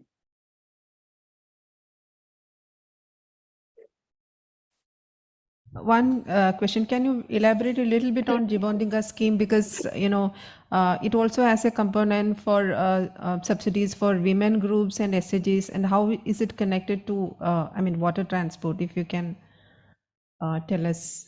Madam, the Jibondinga scheme was taken up under this World Bank project, and we are providing 100% subsidy to the beneficiaries, those registered boats who doesn't have marine engines. We are providing the marine engines, self-propelled boat, marine engine boats. Engines to those earlier registered boats, to the country boats. Okay. All right. So no, we have exceeded time, but maybe we can take 5 more minutes to answer any questions, if any, to the panelist. Yeah. Hello, Mr. Pegu. My name is Partho Das. I'm from Guwahati only. So I'm basically an environmental scientist working on the Brahmaputra for the last 2 decades. Thank you for a lot of valuable information that has very well informed us. But even then, there are certain, curiosities. So I just wanted to ask you, does IWT have its policy, or what kind of, strategy to keep the waterways under monitoring? This question also applies equally well to IWAI.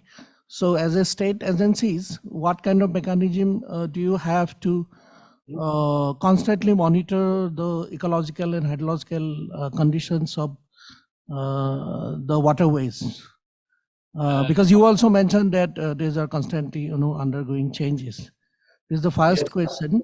And the second question is, how are you planning to improve the status of the traditional ghats and the ports, which are located on not only on the Brahmaputra but also on many of its important tributaries? And in the winter, we can see that, passengers suffering from lot of inconvenience from shifting of the ghats from one place to another, because which is a definitely seasonal compulsion, because the river keeps on shifting from here to there. So is there any plan to improve in these regards? Thank you.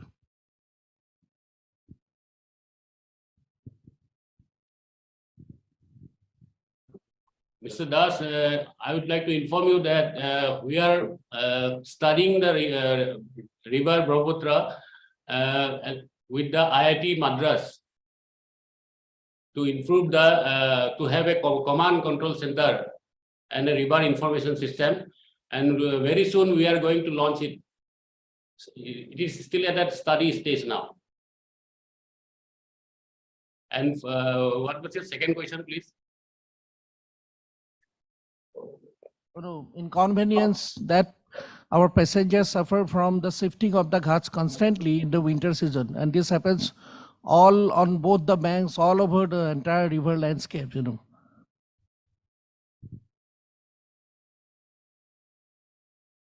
I had already informed you that we are already constructing the Guwahati Gateway Ghat Terminal, which is the largest river terminal in India.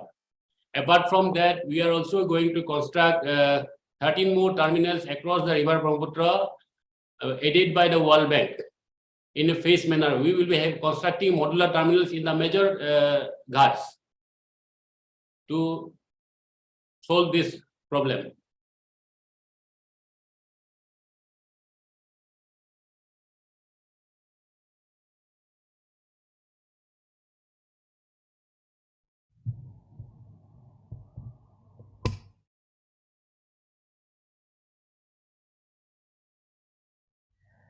Close this session. Thank you all the speakers for sharing your insights and the development initiatives happening in Brahmaputra, from particularly in the state of Assam and even in Bangladesh. Having said that, certain issues still remain, which is one is related to Parthuda's question on how you're going to manage all the uncertainties. Especially, we need to consider the sedimentation problem also. So as long as it is not addressed, this will remain a challenge, and this is going to increase with climate change issues, because heavy rainfall causes erosion, sedimentation, and it's not just the channel or fairway management. It also sometimes may demand some practices at the upstream or in the upstream level, say for example afforestation to reduce siltation. So those kind of interventions are required, and a lot of coordination is required in that aspect, between different line departments, not just the inland water transport department, maybe the forest department as well in that sense. But again, it was a very fruitful discussion, and I thank all the participants on behalf of IIT and CUTS. Vandana, I can just hand over.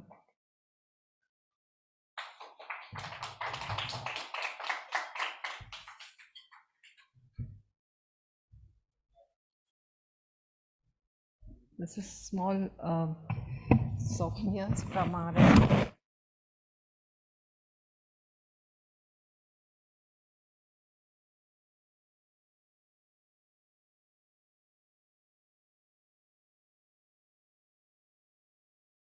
Quick information on what the souvenir is. It's a plant that has been planted on the names of the participants. And for the participants who were not able to join in person today, you will be receiving an email from us with the certificate of the plant. And now we have a high tea arranged outside. So it would be great if we could meet here back at 12 o'clock for continuing with the next session. And I also thank all the panelists or the online participants as well for joining in. And it would be great if you could stay back for the entire event. If not, then we will be sending out the minutes of meeting after the workshop. Thank you. So the next session is titled Feasibility of Inland Water Transformation to Bring Transformative Change. And we have quite a few people on this panel. I would like to invite on stage Mr. Syed Monawar Hussain, who's an independent consultant and former director at BAWTA.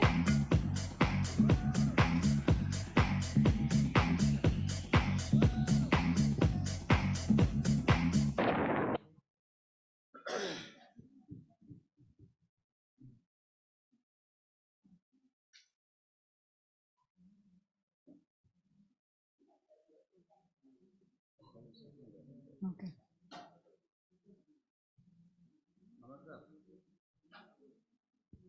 And Mr. Shubhakar Dandapat, independent consultant and former chief engineer at IWA. So somebody will be there? Yes, Professor Barua will be there. And Mr. Malik Fida Abdullah Khan, executive director CEGIS from Bangladesh. He is participating online. We have him on Zoom already. And Mrs. Mandakini Kaul, South Asia regional coordinator at the World Bank. Mr. Jyotiraj Patra, climate change and adaptation specialist at UNDP. He is also participating online for this session. And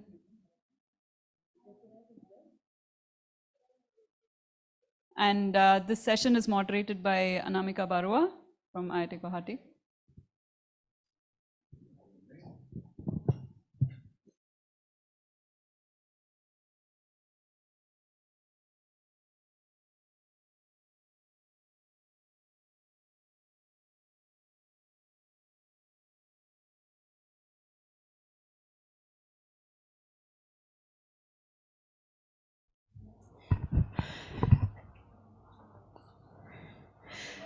So welcome back after the tea break.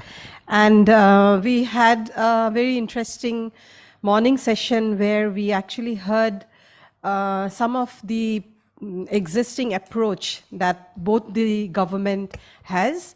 And it is also very important to see that there is a lot of willingness to actually work to make inland water navigation a successful project. And that willingness exists from both the side of India as well as Bangladesh. And I think, okay. And I think when there is a political willingness, we all agree that the things, of course, it moves. Now, it is also important for us to congratulate both the countries and the government of both the countries that this positive step has already been taken. And but given this, as additional stakeholders, we feel that we also should help and assist the government to do it in the best possible way. And that is why this project and that we all are here on this particular room to discuss about how we can make this intervention have a larger impact across several sectors. So in this session, we have a few experts who has been working on this field from multiple, viewpoints they have, because they come from different backgrounds, and this is what we want to actually bring in.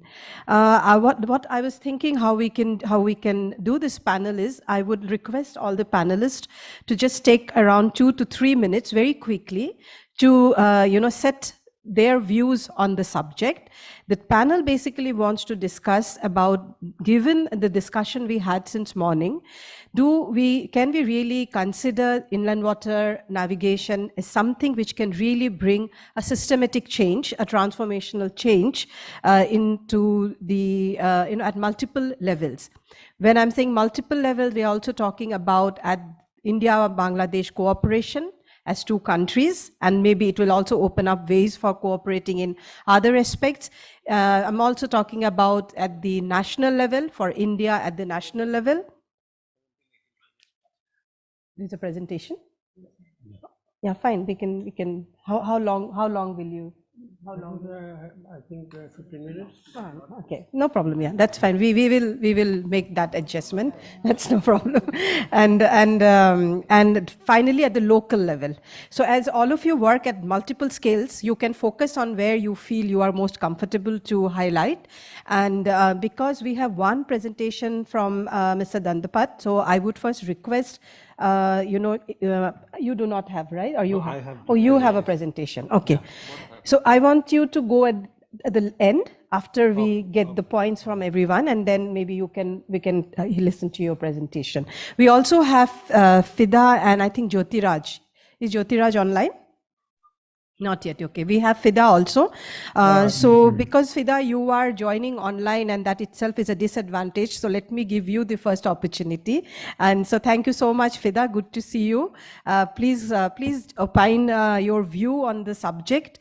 And how do you look at inland water navigation as to bring a kind of a transformational change in your country and also between India and Bangladesh?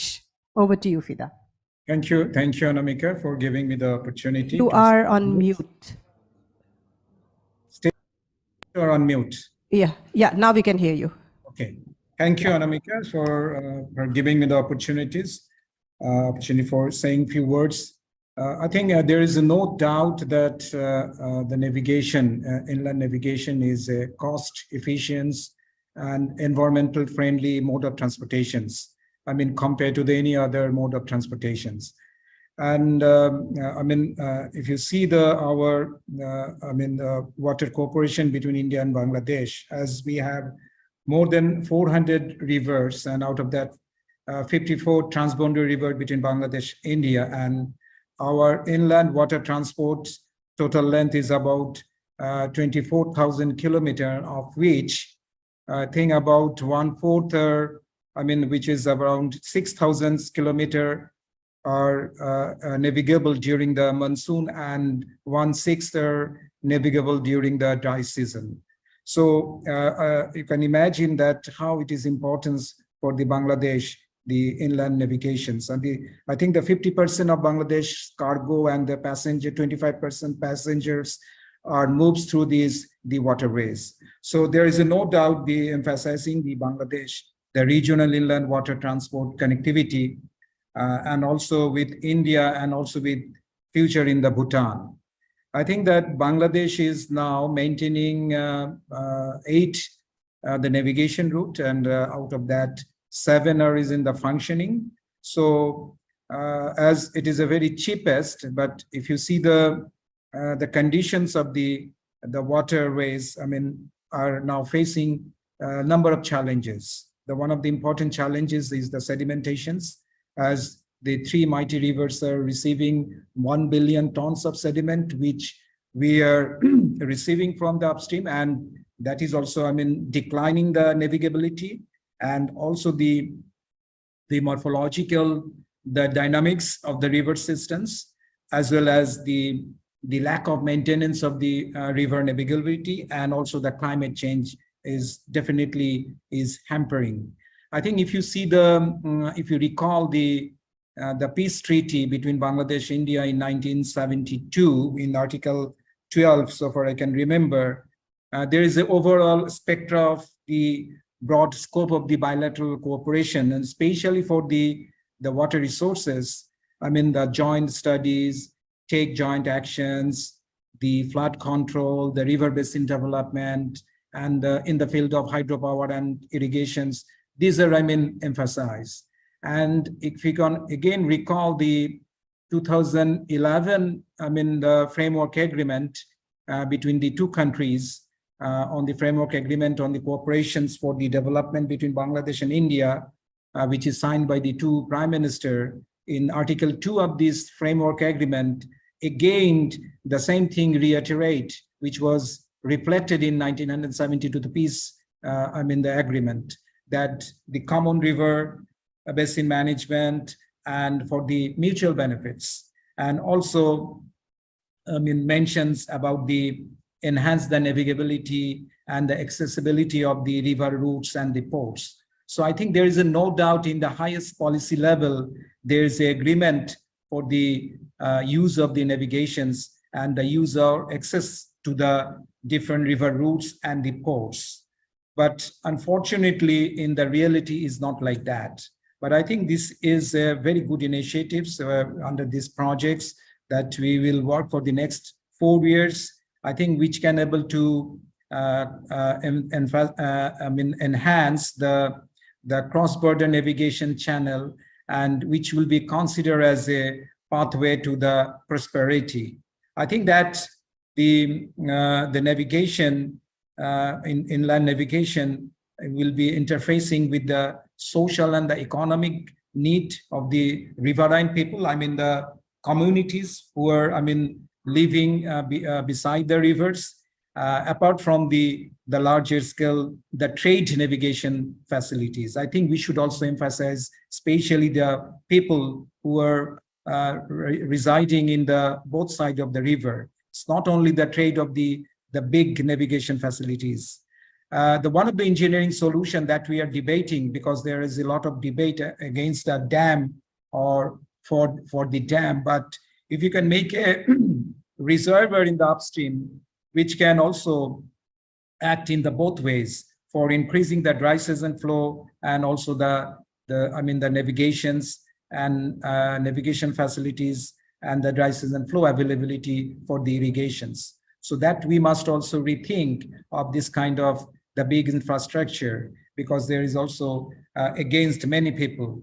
And that we can easily promoting the perennial navigation if we have that kind of augmentation of the water, and also the reducing the monsoon flood probabilities in the downstream like country like Bangladesh. And we should not only think about the harnessing of the economic benefits, but also we must think about the environmental and the biodiversity of the river system. If you see the environmental flow, we used to say sometimes, if you can able to maintain the navigation flow or the navigation system, it almost covered the environmental flow of the river systems. I think that's the way that we should transformative change in our society or in our regional perspective. I think the most important two platform that we have, which one is the sub-regional platform like the Bay of Bengal initiatives for the multi-sectoral technical and economic cooperations, which is known as a BIMSTEC. And another is the Bangladesh, Bhutan, India, Nepal, BBIN, could be act as a catalyst for the regional cooperation, which can introduce or which can triggers for the further inland waterways development between Bangladesh and India or behind Bangladesh and India. I think we can use these good two instruments that I have mentioned, the BIMSTEC and the BBIN, which could be very good instrumental for the regional cooperation as well as for the inland navigation facilities within Bangladesh and also within Bangladesh and India. That's for the time being, my immediate reflections. If there is a time permits, I will say a few words more. Thank you, Anamika. Thank you. Thank you, Fida. I think you brought in some very, very important point. And this is what actually we are talking about, is that although we are looking at inland water navigation, but inland water navigation itself cannot be looked in silos. It's very clearly, you highlighted that, we already have an MOU between India and Bangladesh about sharing information on hydrological data. Now that itself would also play a very important role here, particularly when your, routes are navigable and when it is not. You also mentioned about how do we utilize our existing institutions. We already have certain institutions in place. Do we have to again go for several new institutions to operationalize inland water navigation, or we utilize these existing institutions as well? And yes, of course, from the point of view of the intensity of cooperation, this seems to be a good cooperation because it is not just about forming a common goal, but we are also moving a step ahead, that we are forming a common goal and we are trying to come together for a joint action as well. But like you mentioned, there are challenges. Of course, that is where we need to see how we can overcome these challenges. So I want to now actually move to Mr. Dandapat, because you have also worked in inland water, IWTA, and you know the ground realities as well. Given what Fida Malik just mentioned, how would you respond to this from the point of view of India about larger context in which inland water navigation needs to be made operational, keeping in mind the issues of sedimentation, floods, etc., which is so much upstream, downstream connected? So over to you, sir.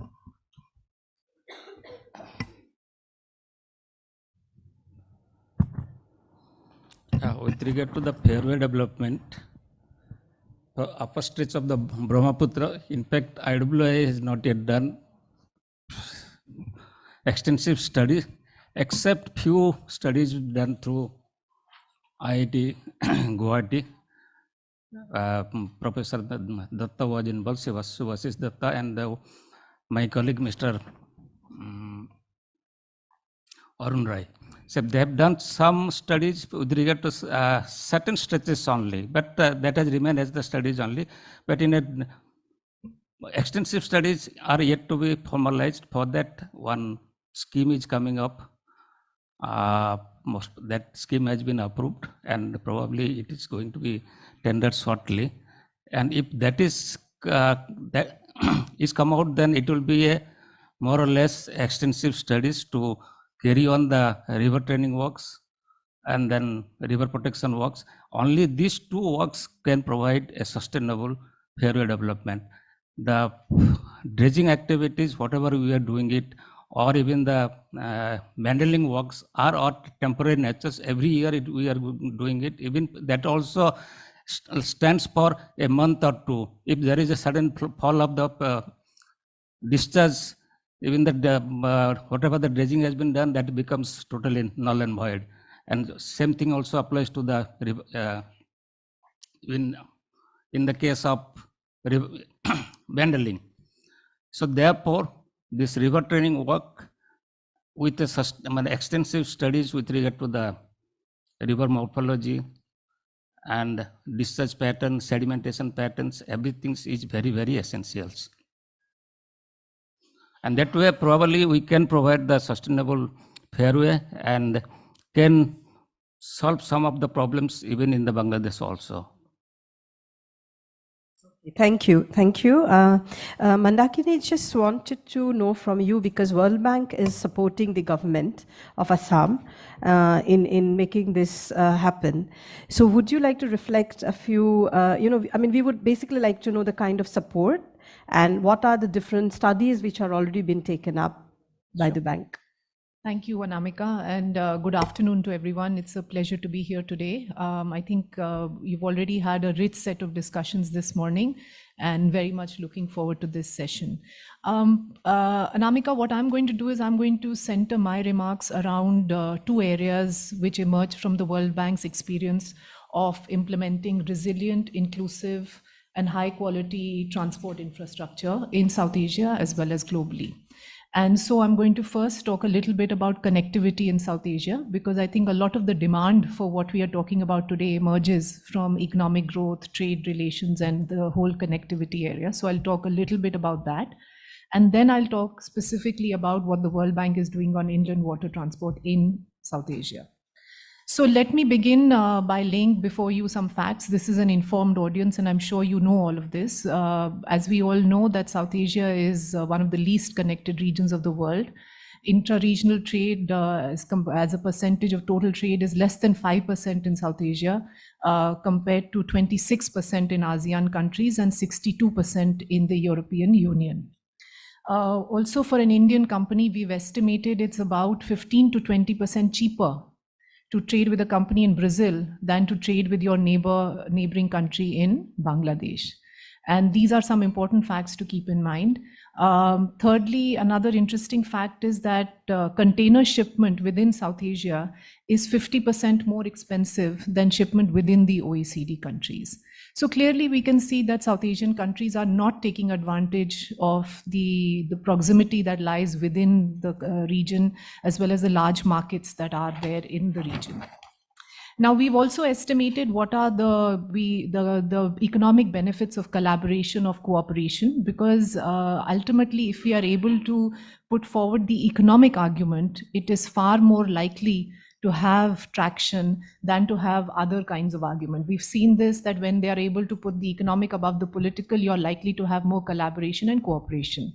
So let me share just one fact with you, which is that if there were full transport integration between India and Bangladesh, which means if trucks could go between India and Bangladesh without stopping, could use any land port, we have estimated that it would lead to increase in income levels of as much as 16.6% for Bangladesh and 7.6% for India.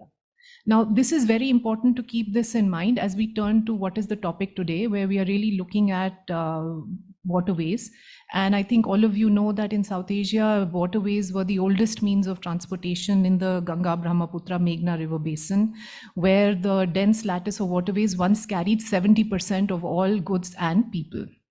Today, when we look at regional trade, and my perspective is going to be regional, when we look at regional trade, water transport accounts for less than 6% of overall traffic, and less than 2% of goods are transported by water, while 75% of regional trade occurs by road.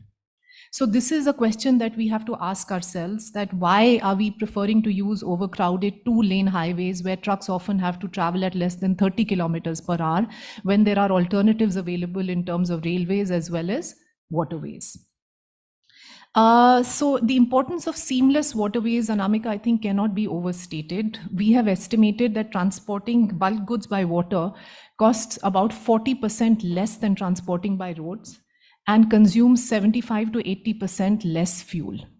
And one barrage is equivalent to about 15 railway wagons and about 60 trucks. So just to put this in perspective, because I think often we get into the details of what is to be done, but we often are not able to provide the perspective of why is it to be done? What is the rationale? What is the reason for doing this? Now, in terms of the World Bank, we are supporting India and Bangladesh to consolidate their many individual investments into a comprehensive Eastern Waterways grid. And this has currently approved investments of $1.7 billion and is expected to go up to about $2.5 billion. What we are doing is, I think the number was mentioned, we are leveraging an IWT network of 3,500 kilometers to connect what is the BBIN region through the Indo-Bangladesh protocol routes. This, of course, includes India and Bangladesh, but also last mile connectivity to landlocked Bhutan and to Nepal, as well as looking at ways of linking IWT to coastal shipping.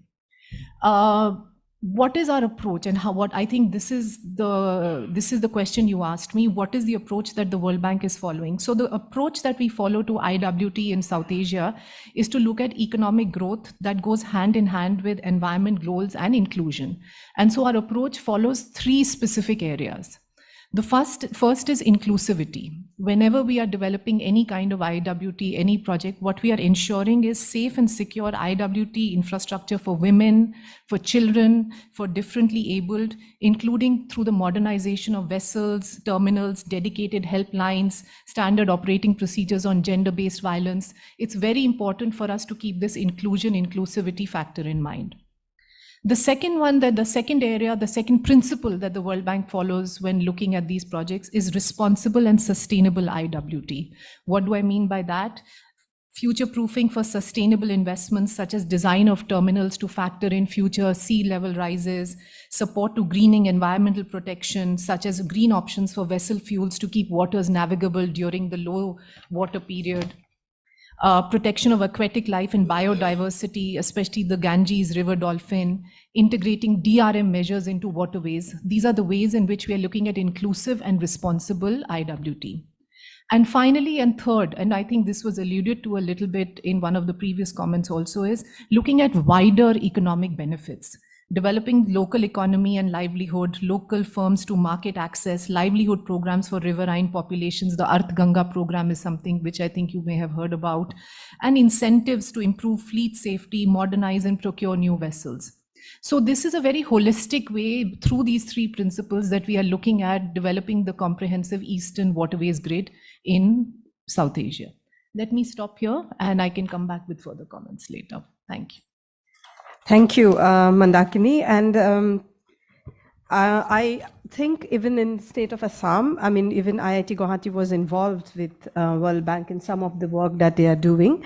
And yes, there was, I think, also a study on the impact on women particularly. I'll come to you after I'll just quickly go to Jyotiraj, him, and then we'll come back and maybe open it up as well. And so Jyotiraj, you are here, I can see, and I hope you can hear us. So what I would like to ask you is, taking from what Mandakini just now spoke, and you are a climate change expert as well. So how do you see inland water navigation? One is, of course, in terms of carbon footprint, it is much better than the road transport. But at the same time, I think UNDP is also involved in SDGs. And today in the morning, we spoke about how can inland water navigation also contribute towards SDGs.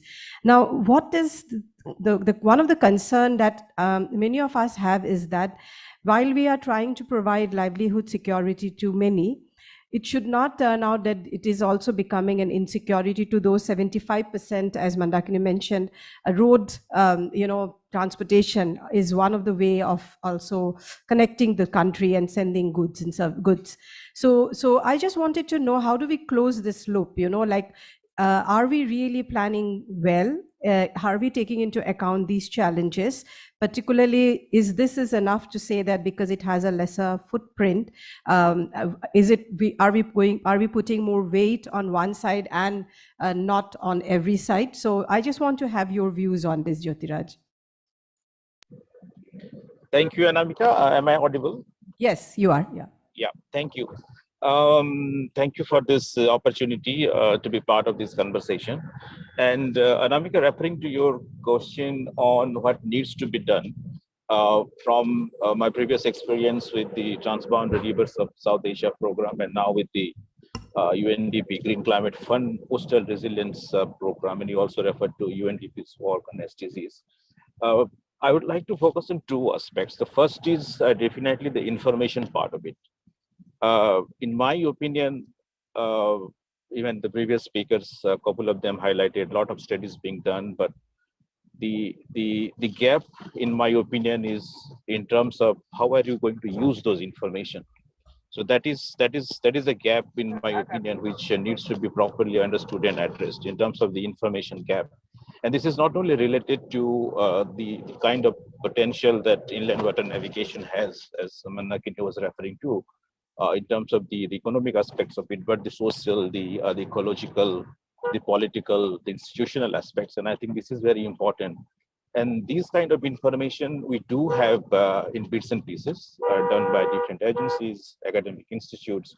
But I feel there is kind of not a coherent information or evidence base around what's happening around these inland water systems, particularly when you look at the climate vulnerability aspects of it, in terms of how are they going to be impacted because of changing climate, be it flood or river erosion or things like that, but also how are they going to build local level resilience through a livelihood and through mitigating some of the climate impacts. So I think that information gap is something that needs to be addressed as part of this the initiative that we are talking about. My second point is on the interface part of it. We have seen this is a major gap when we talk about getting those information used by policymakers or practitioners. But here I'd like to emphasize a bit more on the role of the private sector. The area where there is scope for a lot of improvement is around the science business kind of interface. We always talk about science policy interface, but in my opinion, when you talk about such infrastructure oriented development, inclusive growth, protecting the rights of the communities, being it more green and sustainable, a lot of the investment comes from the private sector, including financial institutions, private and public. So I think that is where there is need for more interface between the scientific or the research community and the business community. And this is easier said than done. And for that, perhaps we need more capacity and sort of skills on knowledge interface. People who are able to bridge that gap between science and business when we're talking about more inclusive, sustainable and green investment and infrastructure development. So these are my two quick reflections, Anamika. One is on the information gap and the second part is on the interface. Thank you. Thank you, Jyotiraj. Very important. We will open it up in a while, but I want now. I think there is a presentation if you can upload. So please keep this discussion in mind rather than just me asking questions. I would really like you to keep in mind some of the questions that you might have for the panelists. More than the question, it can be your suggestion also. But after we listen to the presentation, we can include this as well. Please go ahead. You can also bring in some of the points that we are discussing. So I have, I have complete idea about the project this morning session, but when I was in Bangladesh, I had not, complete idea about the objective of this project. Anyway, I have, prepared an overview of the inland navigation in the Brahmaputra Jamuna River in Bangladesh, and I think that the project organizer may find some of this presentation useful for their project. And first, I want to explain the historical background of the navigation.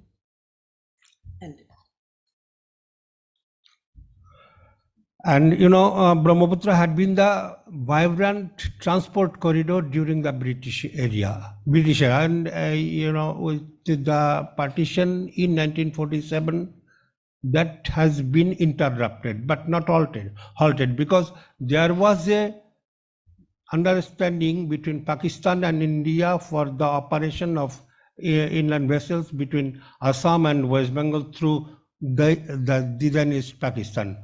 But in 1965, after the war, the operation has completely halted. And again, after 1972, when Bangladesh became an independent country, and with the signing of trade agreement and under the trade agreement, a protocol on inland water transit and trade was signed between Bangladesh and India. And since then, this protocol, working of this protocol is continuing without any interruption. And very recently, the area of the protocol, the cooperation has been extended substantially. Next. Okay, length of navigable waterways in Bangladesh. In terms of traffic route, we can distinguish the Brahmaputra River in Bangladesh by two parts. One is up to Sirajganj from the downstream, that is the confluence of the Padma. In Bangladesh, Ganga is Padma. The Padma and Brahmaputra at Dauladiyah, the Gwalanda, Aricha, and up to Sirajganj, that is one part, and upstream of Sirajganj up to Doikhawa in the border, that is the other part. So the intensity of traffic, inland navigation traffic, is actually in between the first stage, that is from Aricha up to Sirajganj, and there had been 3 large inland ports at this portion, and there are 2 important inland ports in Bangladesh. One is Baghabari and one is Nagarbari on the right bank of the river. And part 2, the formal inland navigation in Bangladesh has been substantially declined, and it is dominated by the operation of the informal sector, mechanized country boat, they dominate the domestic transportation, and you will hardly see any formal vessel and larger size of vessels in that stretch of 167 kilometer, and that is the part of the protocol route. And you will find it's our traffic output is very much low for the formal sector, but there are more than 50,000 country boats operate in that area. And if we describe the stretches by available depth, you will find that it is characterized by seasonality. You will find depth in the dry season very much low in the upper stream. It's a 2.28, 1.98 that has been described in the BIWTA's river notice. They issue these river notice fortnightly, but I found the operator they till that they have experience of much lower drought in that area during the dry season, especially during the dry season, and they struggle to negotiate. They struggle to negotiate even with 1 meter of drought. That is and this is the map of the stretch from the Aricha up to Doikawa, and you will find some important and the development activities which is now undergoing and which is planned is one of the development port infrastructures and ancillary facilities at Nagarbari, Bagabari and Chilmari. These are all ports which provides transport services to the northern region of Bangladesh.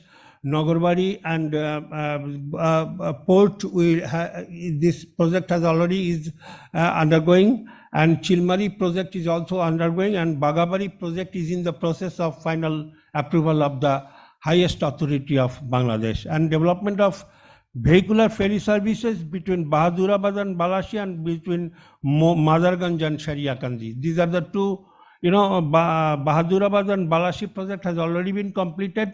Now there are some, and Madarganj and Shariakandi project is still to be undertaken, but it has been approved already.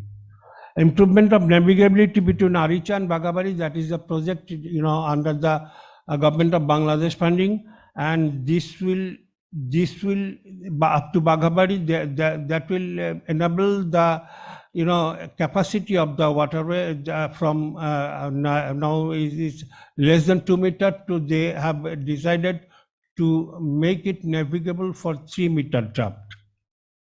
And there is one World Bank funded project which is called Jamuna River Economic Corridor Development Program. This is multi-phase project, and phase one include river training and navigational channel development. And the project, the feasibility study by World Bank has already been completed. Now it is under consideration of the Bangladesh government to accept it, to finalize it, and I think that will happen within 1 month, I think. And improvement of navigability of the IBP route between Shirazganj and Doikawa. This is also a project under the joint initiative of India and Bangladesh government, which Sharmila has already said that under this, this route, the Shirazganj and Doikawa route in the Brahmaputra stretch has been identified in the protocol as the routes primarily maintained for transit traffic. And for that purpose, Indian government and Bangladesh government have undertaken a joint project, joint initiative, and funding is 80-20, Indian government by 80%. And Bangladesh government 22%, and this is Bangladesh and India joint initiative, and the company, the private sector deserts have been employed there with joint collaboration, joint venture of Bangladesh and India. And WAPCAS in India is the consultant for monitoring and supervising the dredging work. And I know that they have targeted a draft of 2.5 meter along the channel from Shirazganj to Doikawa, and till then they have completed. They have 3 million dredging have been completed, already done out of targeted 9 million cubic meters. In terms of IBP traffic, next. In terms of intensity of protocol operation, this channel is intensity is very much, so 15,000 tons of goods transported on average annually, and 20 vessels operate per year, only 20 vessels, transit vessels, and no long haul voyage in this in this stretch of Shirazganj to Doikawa, and recently short-haul navigation for carriage of intercountry trade started with between Chilmari and Dhubri for Indian goods and Bangladesh goods and goods from Bhutan. That has opened a new window for the trade. And I consider these these points are for the constraints of growth of traffic, that no harmonization of navigability is it means I think that there should be harmonized factors for in Bangladesh water and Indian water, and for that purpose Bangladesh authority and Indian authority should work together, and no harmonization of a standard of vessels. Vessels of Bangladesh and vessels of India are two different kinds of vessels. I think that should also be harmonized. And loading and unloading, loading and loading problems are there. Only the head load is the primary means of the handling of cargo, and border management is every traders have to share the pain of border management, by customs, by immigration, and by other authorities. It's not they are not I do not tell that they are lack of transparency, but they do not offer timely services to the traders. Sometimes it's because they do not stay there.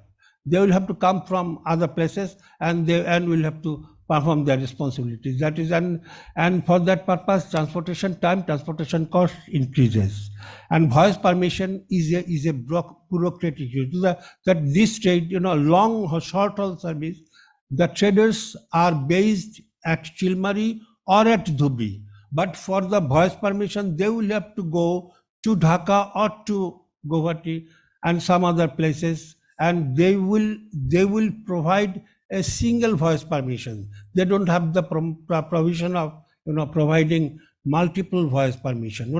I think every boat will have a 1 year annual voyage permission, and subject to the availability, subject to the validity of their service certificate, they will operate according to their own schedule. This is for both Indian side and Bangladesh. Both Indian side and Bangladesh. Voyage approval for one ship.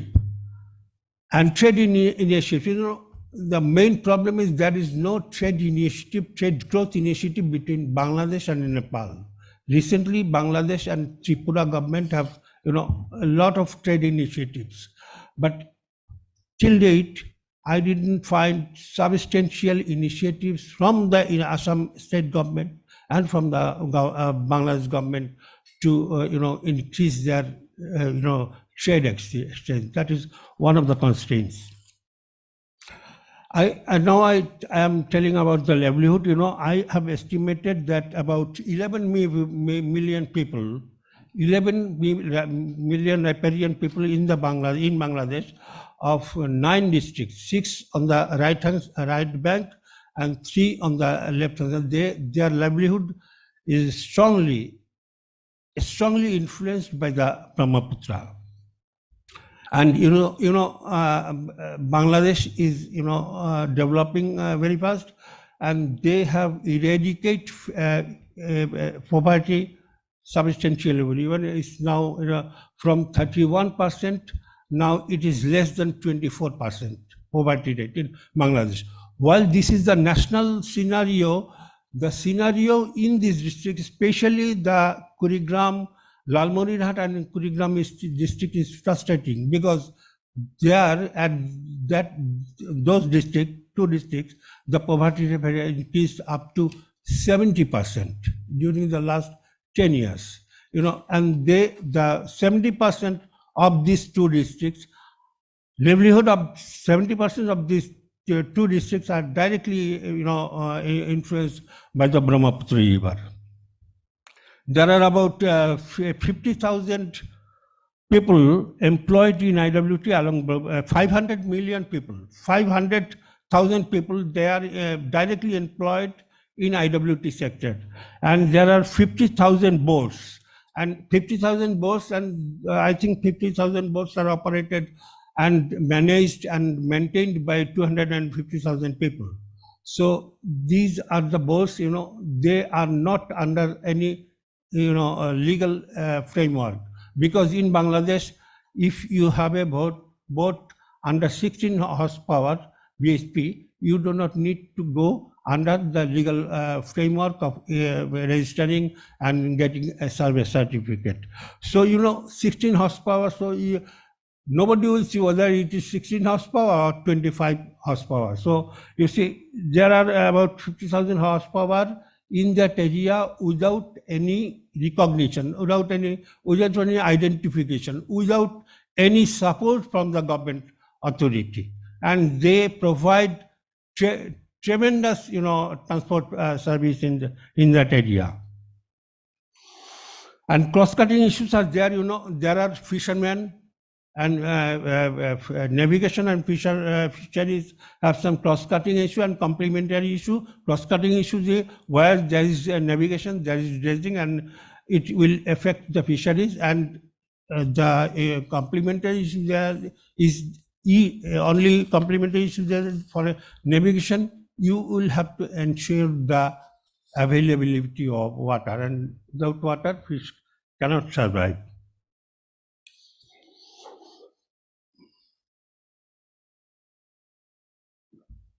Now, it's my, what is to be done? One is techno-regulatory constraints must be removed. We'll have to review everything, every document, the protocol itself, the understanding and other things that should be rationalized, and that should be improved.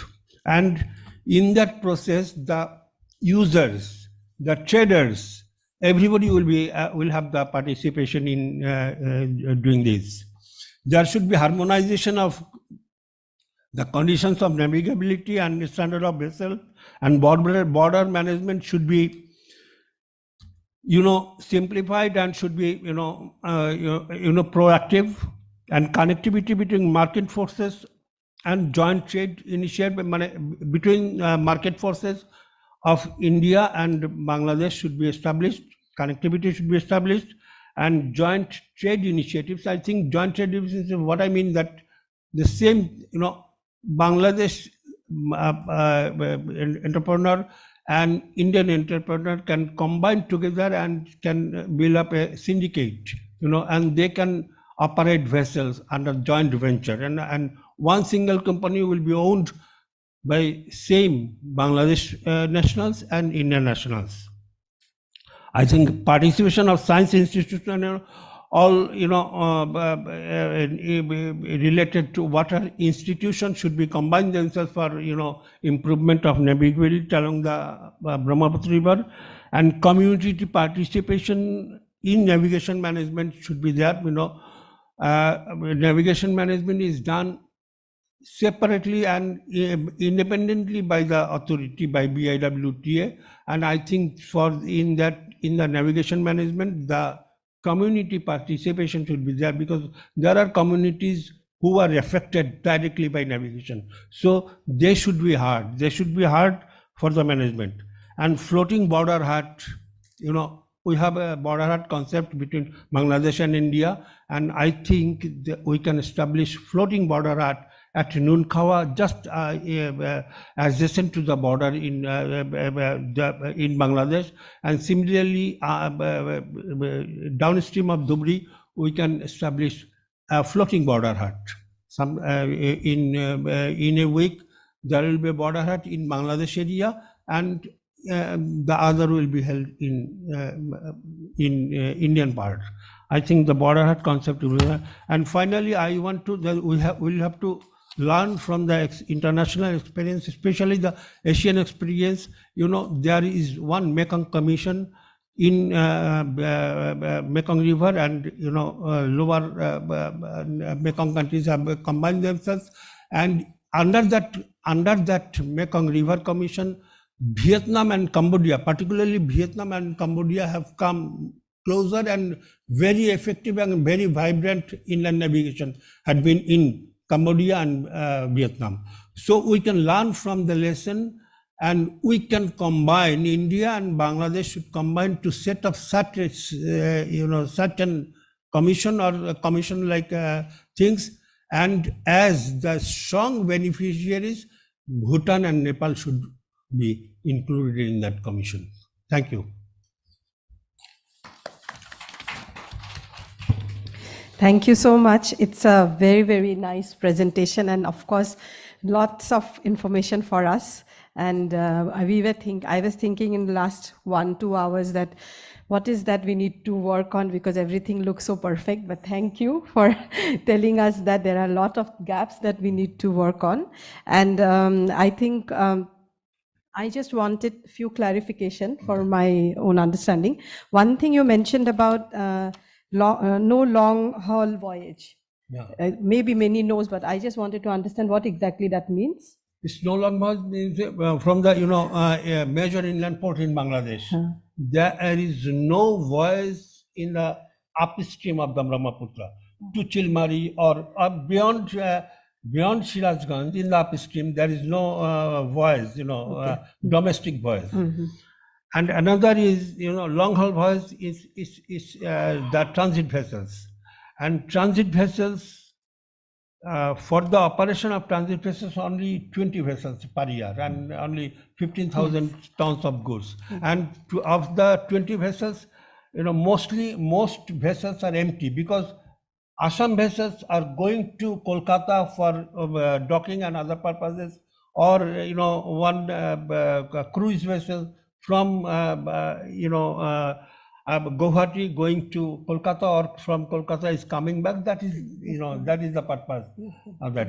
And in Bangladesh, domestic transportation means long haul transportation, from the seaport or from other major ports to that area in Bangladesh is not happening right now.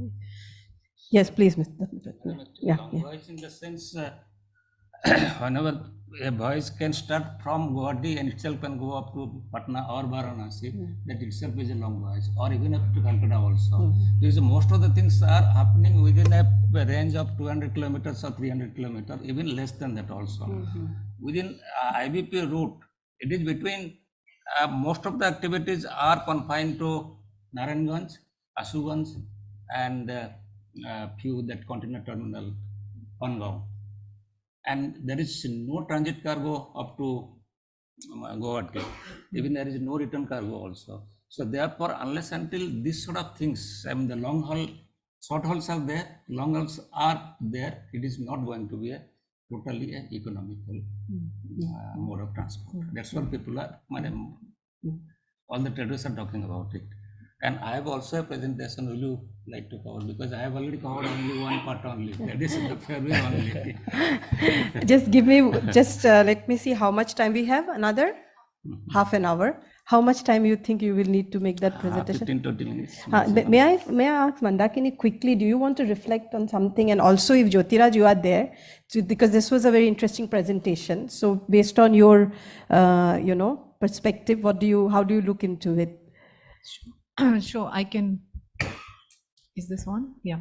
So I think essentially a lot of what I said at a macro level was covered in this presentation. I think all of the, essentially, as I said, one is the part of inclusion. The second is the part of looking at basically wider economic benefit. And I think that came out very clearly here, that the riverine population, he mentioned that there are about 11 million people who are strongly influenced by the Brahmaputra, 500,000 people who are directly employed in IWT in the Brahmaputra region. So I think this whole concept of inclusion, both in terms of IWT, but also the broader economic growth and benefits, I think is a critical point which we often overlook because we are focusing so much on the infrastructure part of it. So I think that's very important. And now that I have the floor, maybe I'll take a minute to talk about some of the gender initiatives that we are doing, because I think that also is part of this whole aspect of looking at the wider economic benefits, looking at inclusion. So as part of the project that we are implementing in Assam on inland water transport, we conducted a study on gender inclusive inland water transport and trade facilitation. And I think some of the findings, when you hear them, they appear very simple and you think, anyone could have thought of it. But it's interesting that the challenges which are faced by women users when looking at IWT includes something very basic such as poor access, lack of basic amenities such as toilets, drinking water, infrequent ferry services, the potential for sexual harassment and ineffective complaint mechanisms. So these were some of the key findings that we found when we looked at why is it that women are not using IWT, why are they not using inland waterways as much as others are. So what we did is we undertook some measures which we are implementing not only in the Assam Inland Waterways project, but actually now across all of our waterways projects. So whether it's Jamuna or the others. And so basically these projects now include gender inclusive designing at the design stage as well as at the implementation stage. So let me give you 3 examples of what we are doing. One is that the design specifications of the terminals and ferries include gender segregated and wheelchair accessible toilets, nursing facilities. There are dedicated seats for women. There are well-lit spaces. There's installation of CCTVs, public address systems. Then there are long access bridges and causeways to allow barrier-free access to women who are carrying load, for wheelchair users, for people with mobility problems, handrails, surface, tactile markings. This is all,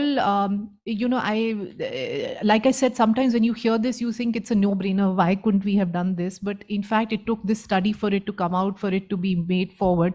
And I think keep going forward, keeping in mind this inclusivity part of it is very important because we want, as we are looking at trade facilitation measures, as we are looking at ways in which there can be more usage of inland waterways, it's also important to make sure that men and women have equal access and are able to access these facilities. Thanks. Jyotiraj, are you there and would you like to add anything? Okay, so what we will do is, can I request you to wrap it up in 10 minutes, your presentation, so that we can get some questions? You can skip some. Quite a lot of things have been covered already. Yeah. So I can And then I would like to actually open it up because then we'll still have 20 minutes for discussion. can they can I get Slides.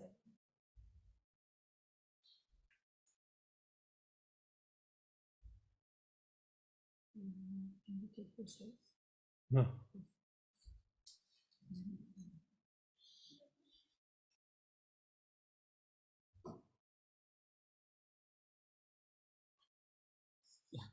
can you give me, please? Yeah, this is a common thing, suppose, which already been told by IWA chairman, and at the moment it is only 2%, but there is a potential even up to 6%, provided all the waterways are developed scientifically. And some of the developments which are essentials is the coastal shippings, the coastal inland shippings, then IMTC, that is the inshore maritime traffic corridors within the 5 nautical miles, then eastern waterways grids, which has been conceptualized only for few waterways. Even we are talking about why not National Waterway number 5, that is in Odisha. That has also a lot of potential because Odisha is also coming up in a big way for maritime purpose. And even the coal transportation is essential. So why not that can be directly connected so that the coal from Talcher or even from the Dattari regions straightway can come through the National Waterway number 5 and can be integrated with the EWG. Then, of course, the BBIN area, whatever has been done, and then came that colored and multimodal transport and transit project. It is also essential for providing a grid in the South Asia and all these India. This is, of course, it has been covered. There are 2024 kilometers, including the 12 more national waterways. It's already covered. And now I want to say something about the unorganized sectors. This is the country crafts. There are many types of vessels are there. This is totally unorganized. It is within the marginal and vulnerable groups of the societies. For them, there is no facilities. It is not government is being taking any actions for them legally or financially or anything, except the one which has recently come up with the World Bank projects for mechanizations of the vessels. The boats which have been registered with the Assam IWT directed, and the vessels which have been registered, this is only the semi-mechanized type of thing. Semi-mechanized in the sense, the boats which are being operated through the butbutis in the sense, the irrigation pumps or the truck. Non-standard. I mean, this is not a mechanized engines, but the boats which are being operated manually by row or ponding or even the sails, they are not been registered by IWT director. They have been left over of their own. So this area needs a lot of attention from the state, both the state governments, because it comes, this or unorganized sectors comes under the state governments. It is not covered under central government as per the our constitutional that list of Then regulatory framework and implementation agency, as I told, it is only under the state government. State government in the sense, even all the state IWT directors also not looking after it. They're leaving it to the district collectors or even the panchayat, sometimes it's the block level also. And it is very, very unfortunate that in many areas, nobody takes care of all these things. Even if somebody goes and asks for the census, you never get the how many boats are there in Assam or in West Bengal. As per the British Ferry Acts, there is the 1887 acts were there. Under that, some boat rules are there here and there, and that way vessels and boats, there is a lot of difference. So the boats have been registered, otherwise it's been left totally. And now, as per the new Vessel Act up to 2021, there has been added one special chapters for non-mechanized vessels, for making the rules and regulations and for providing the funds for them, welfare problems, everything for the state governments to have proper institutional mechanisms, rules and regulations for implementations. But let us see how they're coming up. And this is for the organized sectors. Brahmaputra rivers has a lot of characteristics. This the meandering natures, multiple channels, then braidings, and also the bends are very, very critical. So these sort of problems can be sorted out only through the detailed studies and the river training works, which I have already talked. And with regard to the infrastructures, the basic structures are the fairway, the channel markings and the navigation aids, the terminals, then inland vessels. And fairway, of course, at the moment we are, IWI is maintaining the open river technology, that is no river training works, nothing else except the bandling and channel markings, and that way they're providing only 2.5 meters draft up to Neamati, and then above it is 2 meters up to Bogeyville, and from Bogeyville to Sadia it is 1.5, even less also in sometimes. The navigation channel marks, of course, day and nights they're providing, but these are not permanent because during the flood seasons, most of the things are washed away.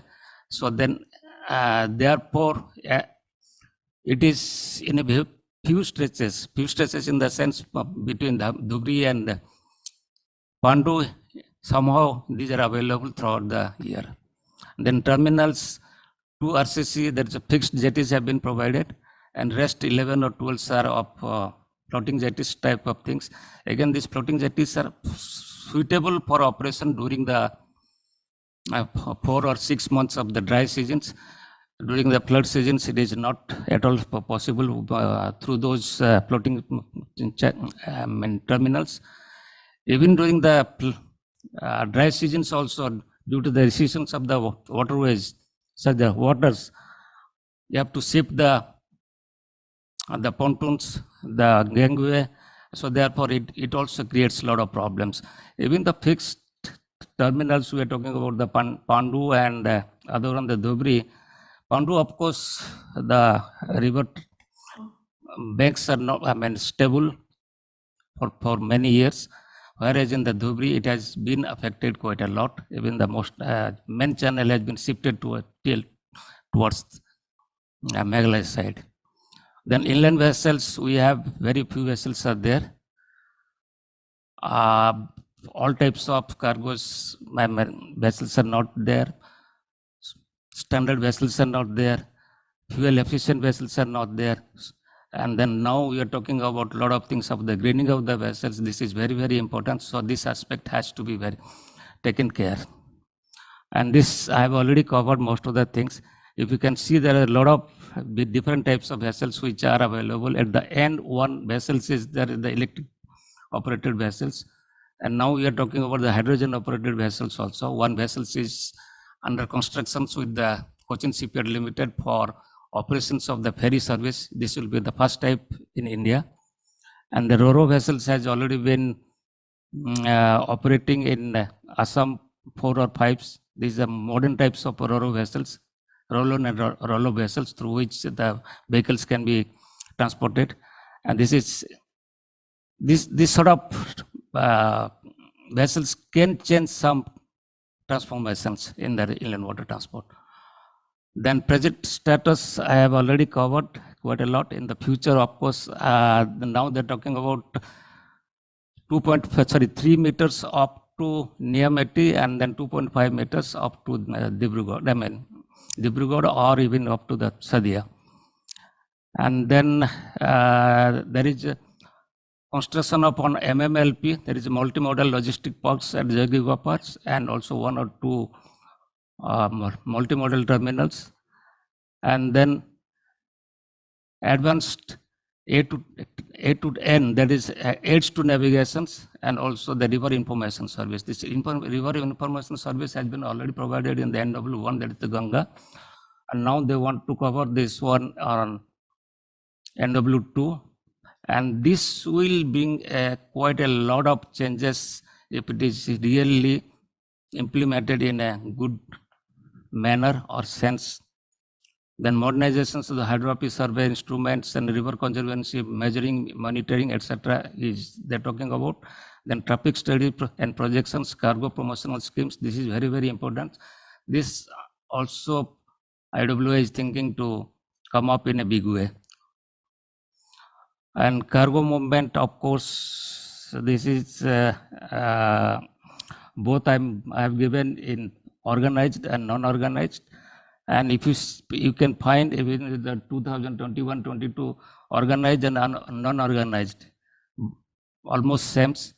In the passenger movement, if you find this is only for the organized sectors, non-organized sectors is not there because state government has not yet taken any sort of measures for for the non-organized sectors. Then traffic projections things can I cover? I mean slightly. You can go back to the previous slide. As per the NLP, there's National Logistic Policy 2022-20. For reducing the logistic cost, IWT sectors is going to be multimodal transportation facilities, and so therefore a lot of modal shift of cargo can be possible to IWT sectors.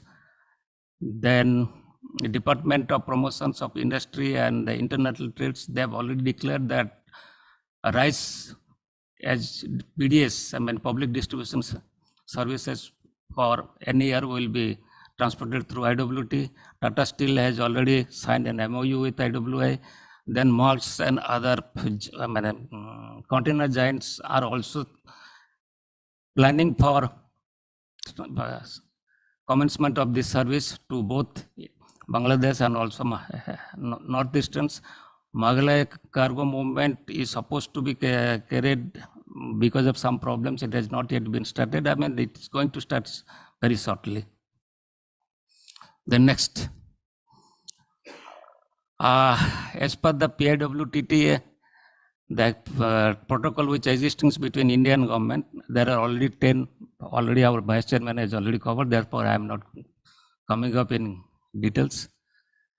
And as I told madam that eastern grade should be connected also with NW5, that is to Orissa, and it can provide a very good network of eastern grade.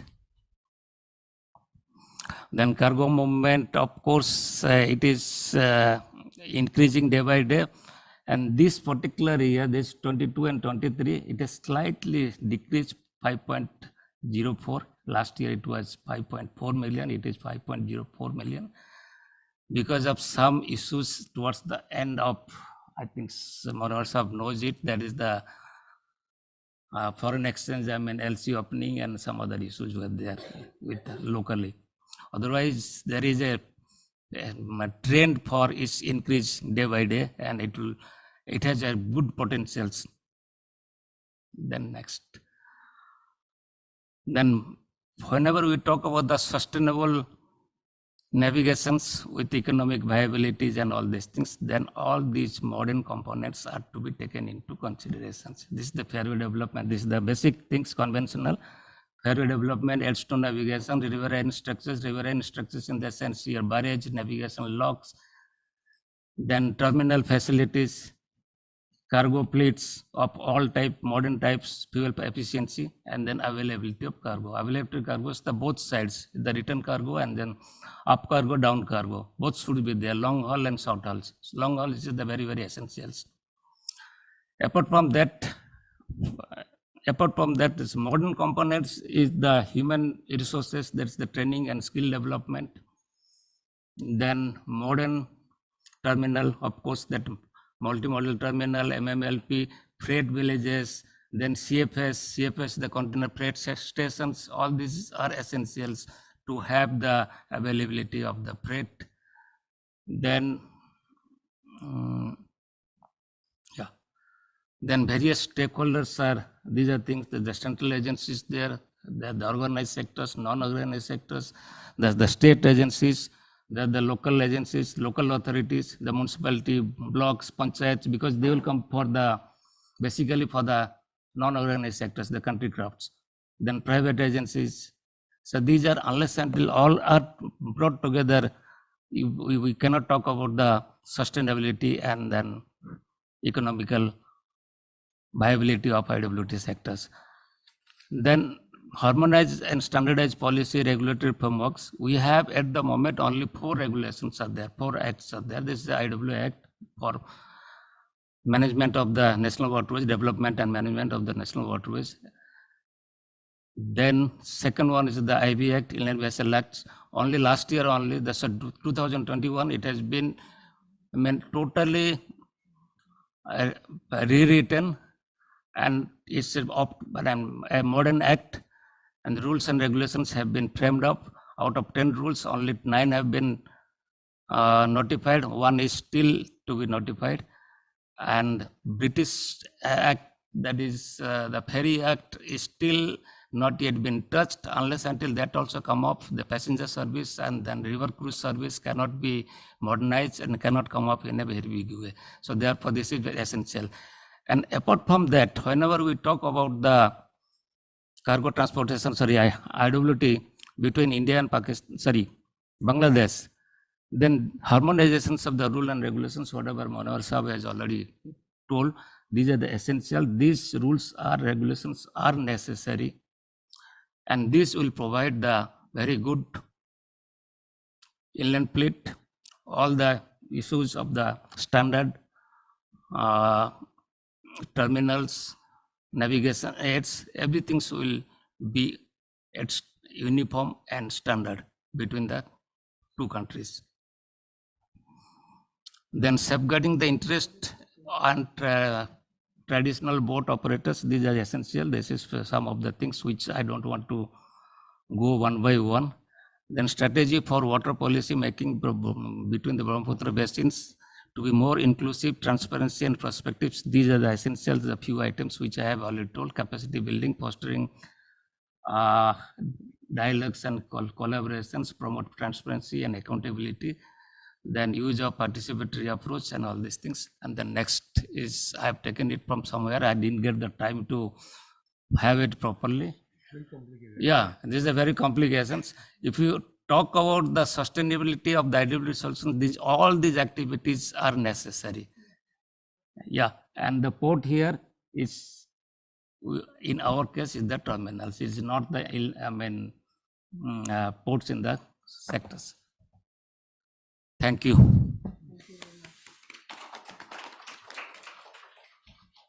Okay, so I'm going to just open this up. The floor. Please remember, Fida is also online if you have any question to him. Yeah. Can you get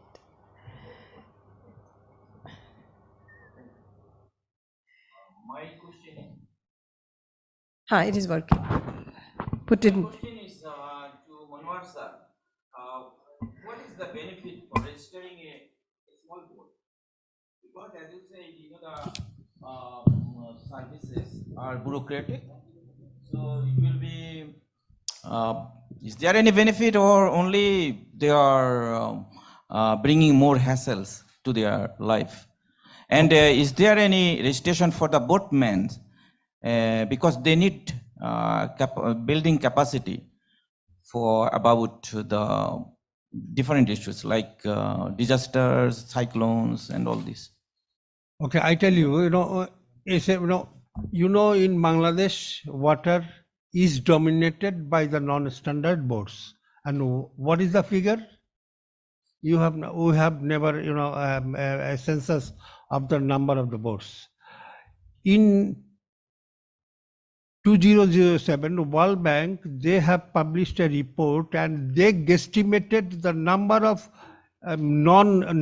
mechanized country boat is about 1 million. They guesstimate, not through a survey. Okay, 1 million country boat. You just calculate the transport contribution, transport output. It is more than the total output of Bangladesh Railway, and it is closer to the total output of the formal sector.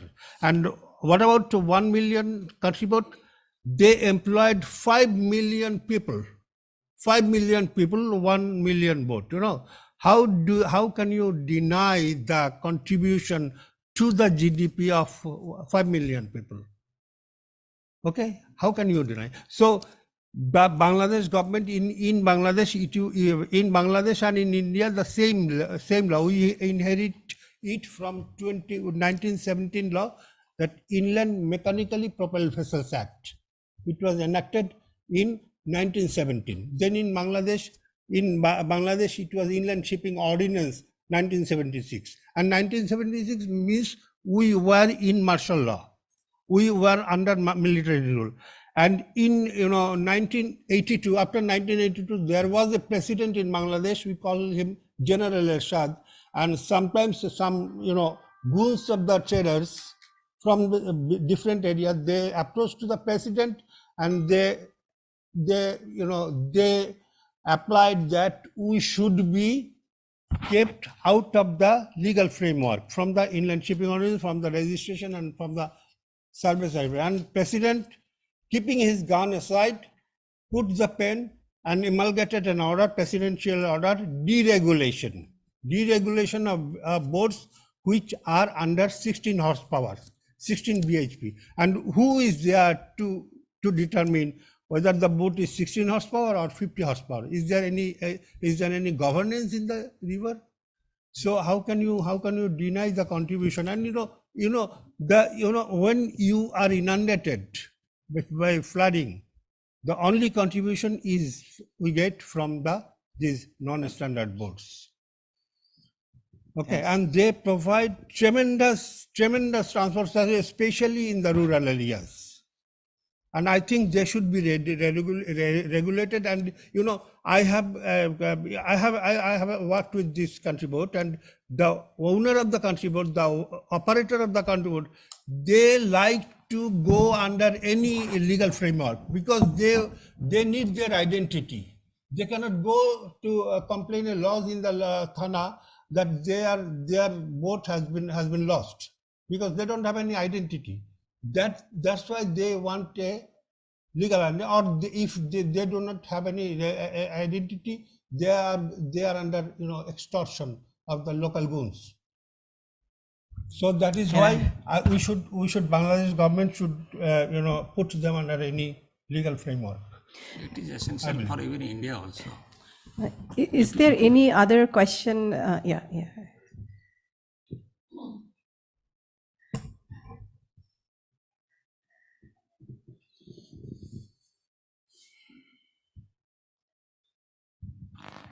Yeah, so I've been hearing since morning and earlier about the need for inclusivity, the need for ecological considerations. But simultaneously, we have a situation where all these inland waterways are being planned and implemented and are about to go on stream. So my question actually is to everybody, but since the World Bank has the Eastern Waterways Grid program at one go, I'm asking Dr. Kaul, what are the environmental impact assessment studies that you have already considered? What are the ones you have planned? And are these study reports, all of them, in the public domain? Thank you. I think that's a very important question. When we undertake any investment, any project that we do, there is a standard set of environment and social safeguard studies that we undertake. And those have been undertaken for all of these investments, all of the work that we are doing. Some of it I referred to in terms of the inclusivity, but there is a whole set of environment studies that are done, and they're all in the public domain. So they are available on our websites, they're available for anyone to access. And we hope that they apply not only to our projects, but are also available to be used in a more broader way. Thanks. I supplement that there is one project now undergoing in Bangladesh, World Bank funded project, Bangladesh Regional Waterway Transport Project 1, and you will find the environmental and social impact report in the website also. Just Fidat, would you like to respond to any of these questions that has come? And you can just raise your hand if there is any time you want to make an intervention. No, I reiterate the same thing that that there is a project at the moment funding by World Bank for the river channelization. And this is a pilot kind of projects that we are testing, and definitely there is a EIA and which is conducted by my center.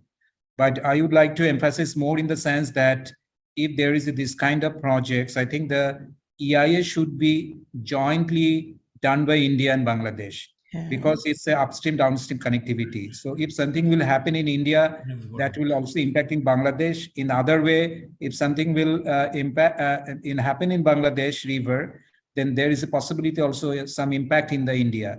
So I think any kind of EIA, if there will be a major kind of projects for the river interventions, for the channelizations or stabilization, I think both the countries should be jointly studied. I think that could be a big way of the reflections of the regional cooperation between the two countries. That's my immediate reflections. Thank you. Yes. Yeah. Patada. Yeah. Thanks to the entire panel, because it's very informative for all of us. Special thanks to Manohar sir. So my question is also for you. So you have made a significant observation that although Bangladesh has been able to eradicate poverty from 34% to 21%, there are a couple of districts like Kurigram and Lalmonirhat, which are, by the way, coastal districts, riverine districts, which are lagging behind. Did you actually want to make a point that these districts are lagging behind because there is not enough involvement of the people so that they can share the benefits of IWT development?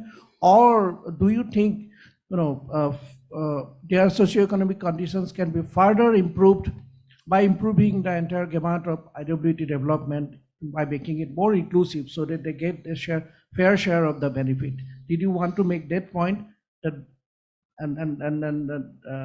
do you think that their livelihoods are highly connected to the Brahmaputra and the waterways? So one of the main reasons, the IWT in the upper stream from Sirajganj to Deikawa in the border declined due to commissioning of the Bangabandhu Bridge, Jamuna Bridge in 1996. The other important cause is the decline of jute trade, and jute is the the northern region, they produce lot of jute, and I think more than 1/3 of the total jute in 1960s and 1970s grow in those districts, and that trade, that cultivation has already been, no jute cultivation anymore, and jute cultivation depending on inland navigation. That is why, combined with the commissioning of Bangabandhu Bridge and declining jute trade. And another reason, there are, I know, the 20,000 fishermen in that area, 20,000 fishermen and 20,000 fishermen perennial and 100,000 fishermen seasonal, and they lost their trade, and those fishermen are now working as laborer because of the misgovernance issues, misgovernance by the government authorities like BIWT or other river related, because there are a lot of sand mining machines in that area, and sand mining machines, you will get no fish, and the fishermen had to leave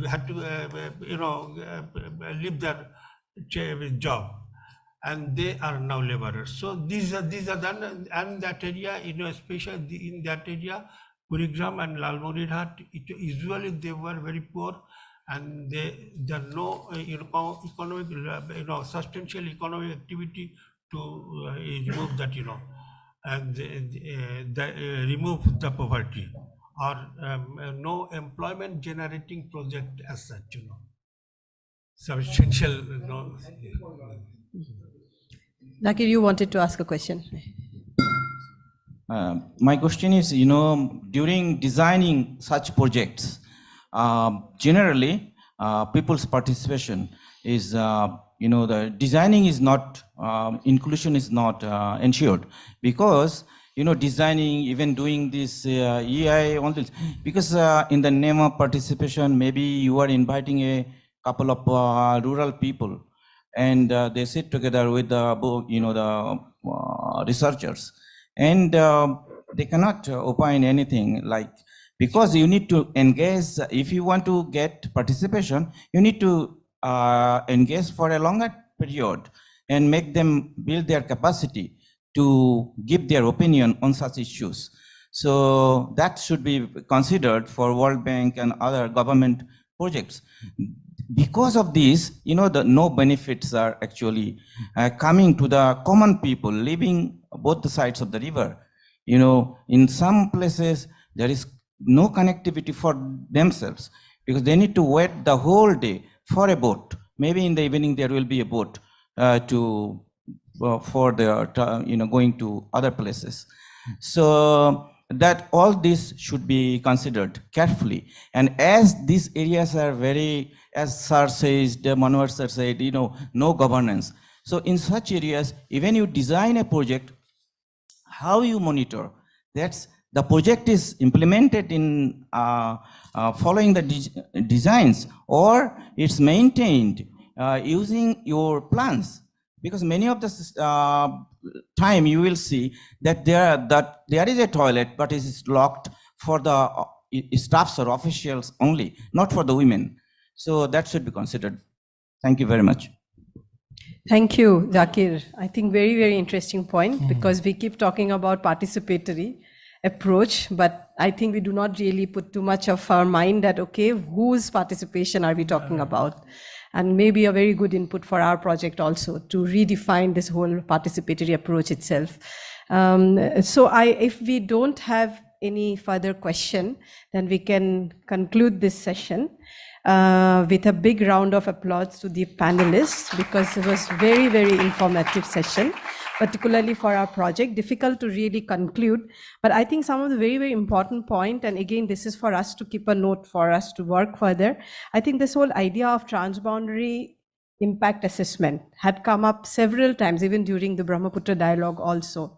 But now it's a very good opportunity, because there is a protocol, there is an agreement, and there is something that we are talking about doing together. So is it really possible that EIA can be done at the transboundary scale? I also really liked one of the points made by the panelists about, this navigation versus fisheries, the navigation versus, the dolphins. So there are so many cross-cutting themes. Again, if we are talking about transformational change, then we can't look at only navigation. We may have to make certain cut down even on navigation to ensure the other sectors survive. So that is something seems to be interesting. One about the participatory that he mentioned. And I want to leave this discussion with a question that how would it be that if we can come up with a traders union cross-country?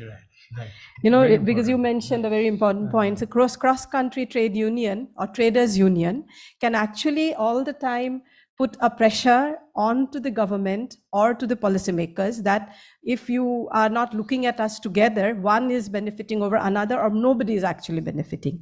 And also very interesting question, I do not really know whether I have understood it or not, that why it is so difficult to formalize the informal sector or the informal, we are stepping into something very new. In the beginning itself, in the design itself, how do we ensure that even if they remain formal, but their livelihood doesn't get affected? So I think there are some of these things we can, of course, continue discussing. So thank you very much, Fida, for being online. We would love you to be here throughout the day. You are online, you can just stay online and keep your work going along with listening to us. And Thank you. so thank you Next time in online, not online, I mean physically. Okay, I'm sure. Yeah, look forward to that as well. Thank you, Fida. And thank you to all of you. Very, very interesting panel. And we are really happy to get to know your views. And we'll definitely try to bring them into our project as well. Thank you so much. Thank you. We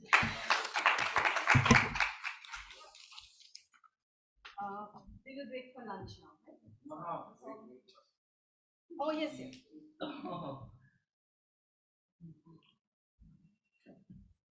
And we also need a group photograph. Tree we have planted on your name.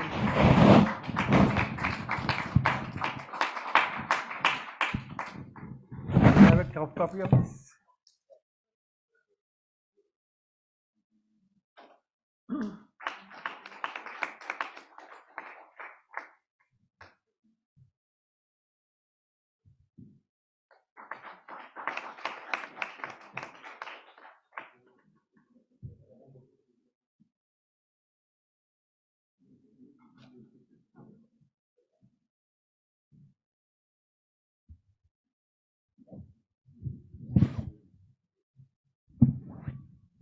We're going to begin with the session 4 of today. It's on gender and social dimensions in water governance. So as panelists for this session, we have Mr. Sushanta Talukdar, from the editor at Nezine.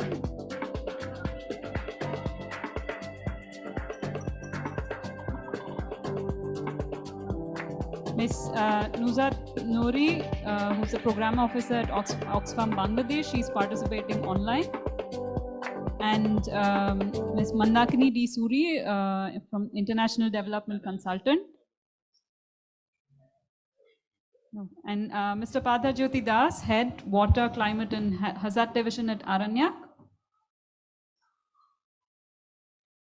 And Ms. Medha Bisht, Associate Professor at South Asian University. And this session is moderated by Mr. Sumit Vij, who is an Assistant Professor at the Wageningen University and Research. Thank you.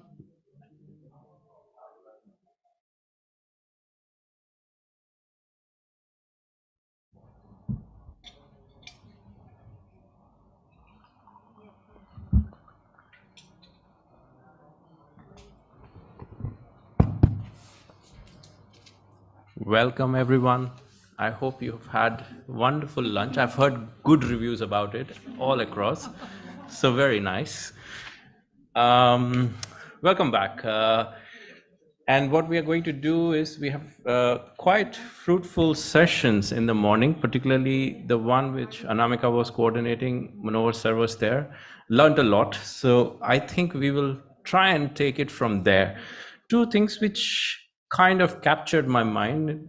The first one was we were talking about communities a lot, but it was very important to see who are these people. Who are these men, women, children, elderly? Whom are we talking about? Where do they live? I think that's one very essential element of water governance, and that's what is also the theme. Although it's a very broad subject, or at least my thinking when I was talking about this, looking at the agenda, but also the program, I particularly felt that the state has been discussed quite elaborately in the first two sessions. Let's talk about the civil society and media now, the other two pillars of governance, but also precisely water governance. So with that, we have very interesting panelists here today, and one of them is online. I would really like to start with the online panelists. Nushat Niori from Oxfam, Bangladesh. Is she online? Is she connected? All right. So what are we going to do? Just a few ground rules before we start with her. We're not going to have any PowerPoint presentations, so only points to be made, no power. The other element to look into is we'll have 10 minutes each for each of the speaker. I have very specific questions which I've already shared with them, but I'll repeat that for the audience.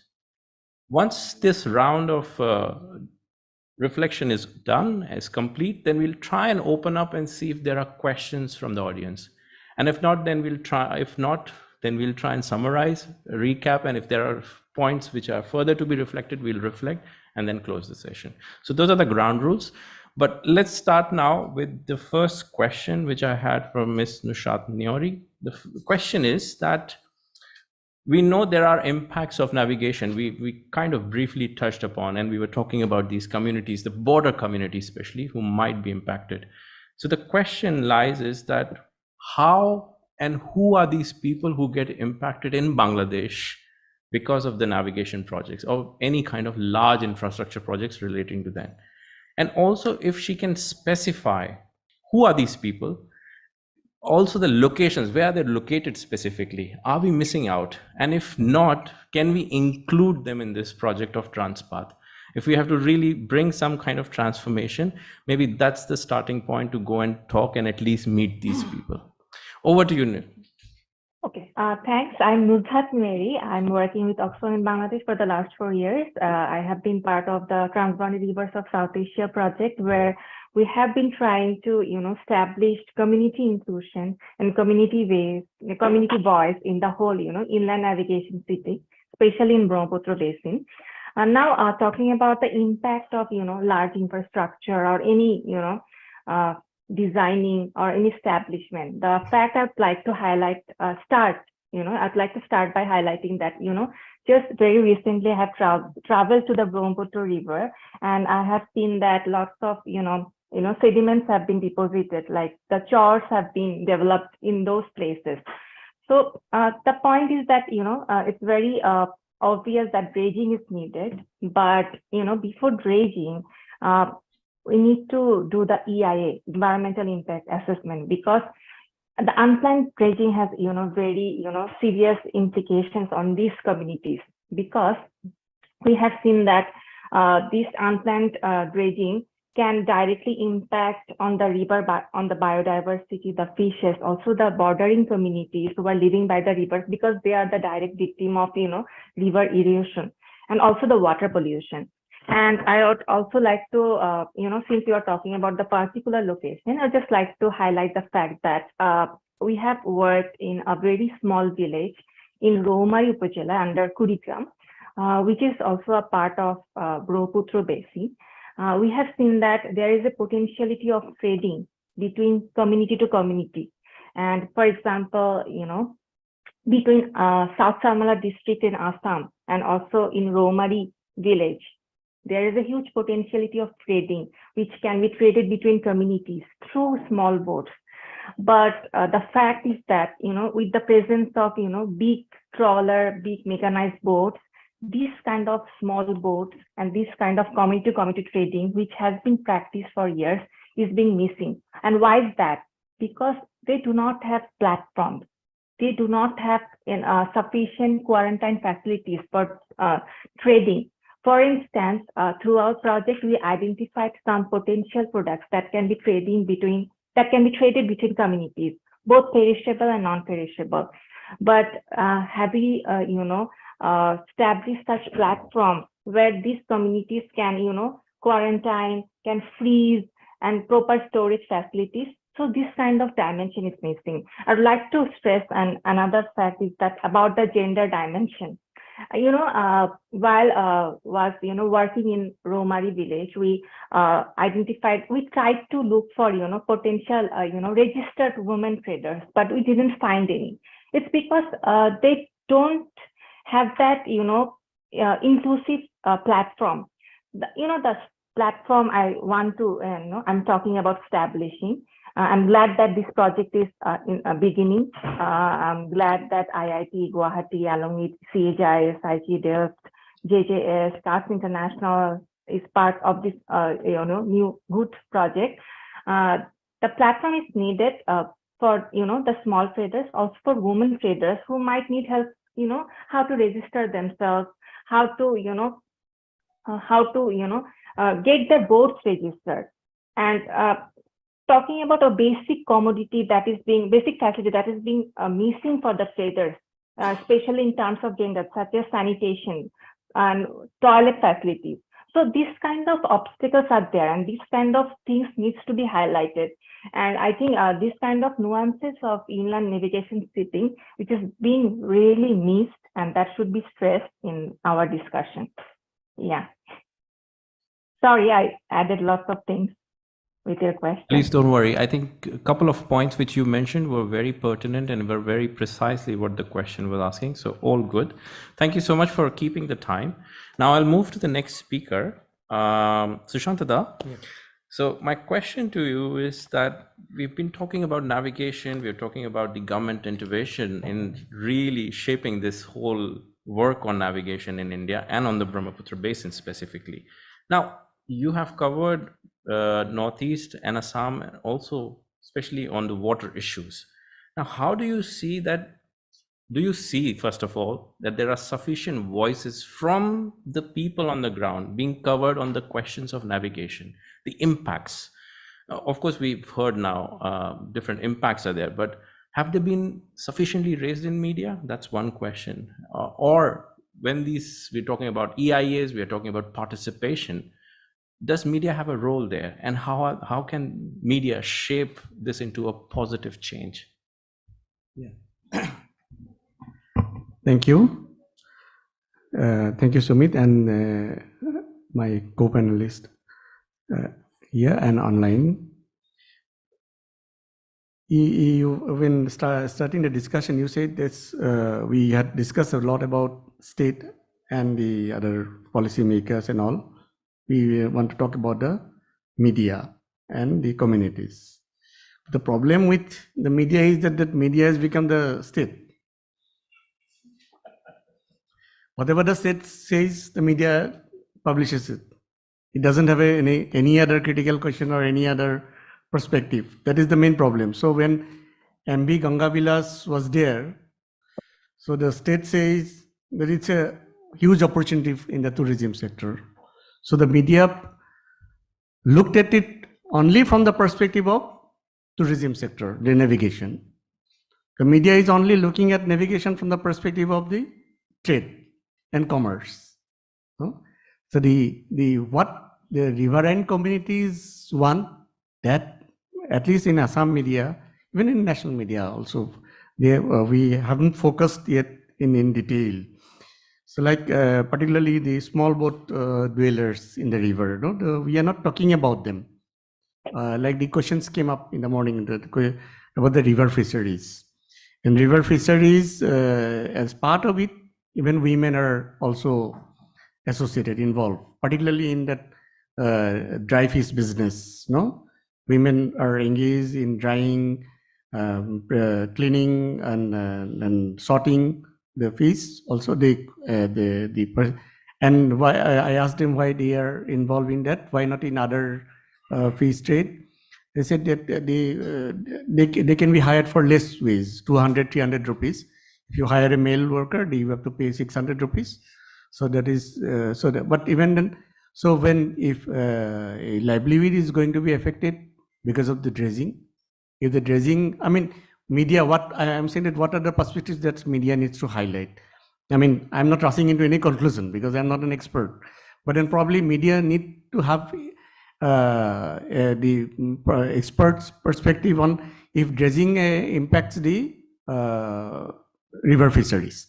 If it impacts, then how it is going to impact the other two projected dimensions of these navigational benefits. Like we are highlighting cruise tourism or river tourism as one of the benefits of this India, Bangladesh joining hands, then making the entire IBP route and up to Sodia to Patna. That was the making it navigable, and we'll having fairway all the around the year. So it is going to benefit the tourism sector, tourist sector. Now, any tourist will any tourist from any part of the world or even from the in India would like to enjoy a riverscape without the small boats? I mean, if small boats dwellers are affected by the interventions in the river, now these boats will go missing. Then when the small boats go missing, will the landscape remain same? Now, how is it going to impact the tourism industry then? Will the tourists be interested to take a cruise along the river where their small boats are missing? So that these perspectives we have not tried to look at, we have not highlighted. And like even some other questions that we don't have the clear answer, like we haven't focused it. Like in Guwahati, we have the fish market, wholesale fish market, and almost 20 to 30 tons of fish is regularly traded in Guwahati wholesale fish market.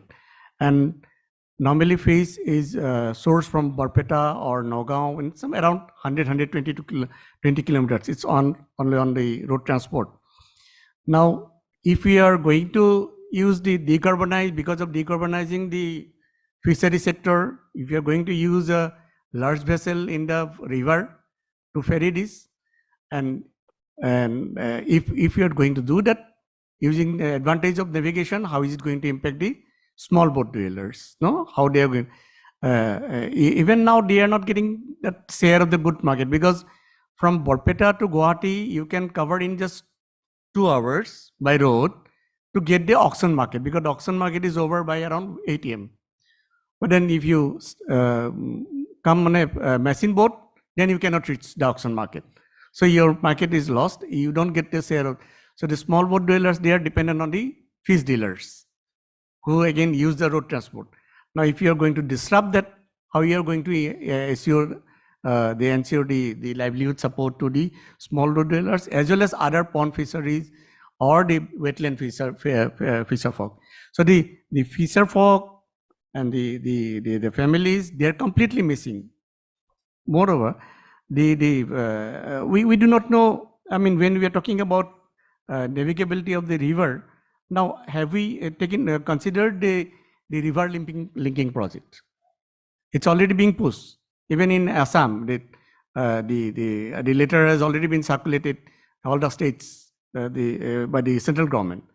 But in 2008, when Assam government said that no, we need to first conduct water balance studies, how it is going to impact. Now, has this been covered? I mean, at least media, as a media, these perspectives are missing. I mean, we don't have the answer. That the experts, scientists, they will have to tell us if river linking project is going to impact the entire navigability of the national waterways. Like otherwise, then the infrastructure. So we are going to build some infrastructure as part of some of these projects, even navigation and all, no? So where from the sand will come? We'll again mine the sand from rivers. Earlier it was manual mining, which was considered to be sustainable, and officially legally also it is called sustainable mining. Now the indiscriminate mining is on. I have walked on the river Kulsi, known to be a hotspot of the river dolphins. Now you can walk on the riverbed. Entire sand layer is gone because sand is mined using only the suction pumps. It's not just one river, it's a southern tributary of the river Brahmaputra. Is the entire river ecology is gone. Industries have come up just on the river bank. No? And similarly, we have another national waterway 92, Puthimari River. It originates in Bhutan, then it joins at confluences with the Brahmaputra. And it impact on the riverine communities, particularly on because of the breach in the embankment during the flood. And I met women who got 5 rupees for filling up a sack with earth for building the temporary embankment construction. So they have already gone marginalized further and on. So how are we going to protect their livelihood, or what benefits are we going to get from the navigation and in making the river navigable for the large vessel? We are talking about large vessel, but I see that from the media, these perspectives needs to be covered, and otherwise, when we don't cover the issues that connect directly with the communities, then our imagination is also missing. See that we might have danced a lot about when the tourists came in that MB Ganga Vilas, but otherwise you ask general people about the inland water transport connectivity and all, they are clueless, because when you are not covering all the perspectives, you are not being able to create the imagination of the people about how it is going to benefit both the people of both the countries. Thank you.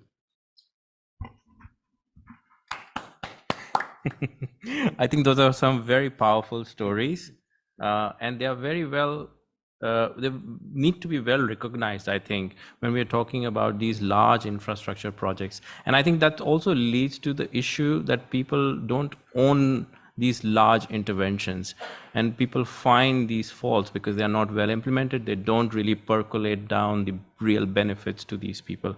So very well taken. Of course, we'll come back to some of them to reflect, and if there are questions, we'll take it. But now let's move on to our next speaker. Mandakini, hi. It's a pleasure to have you, and very nice to meet you again after all these years. I know you've been involved in different podcasts, but also talking about issues of women in transboundary waters.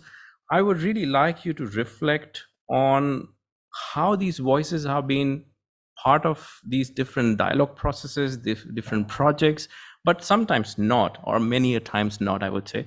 And I would really like to ask you if you can reflect on what are the essentials of how to make these navigation projects. Now we're talking about women who are just getting paid 5 rupees. How do we bring their voices into this transboundary water governance?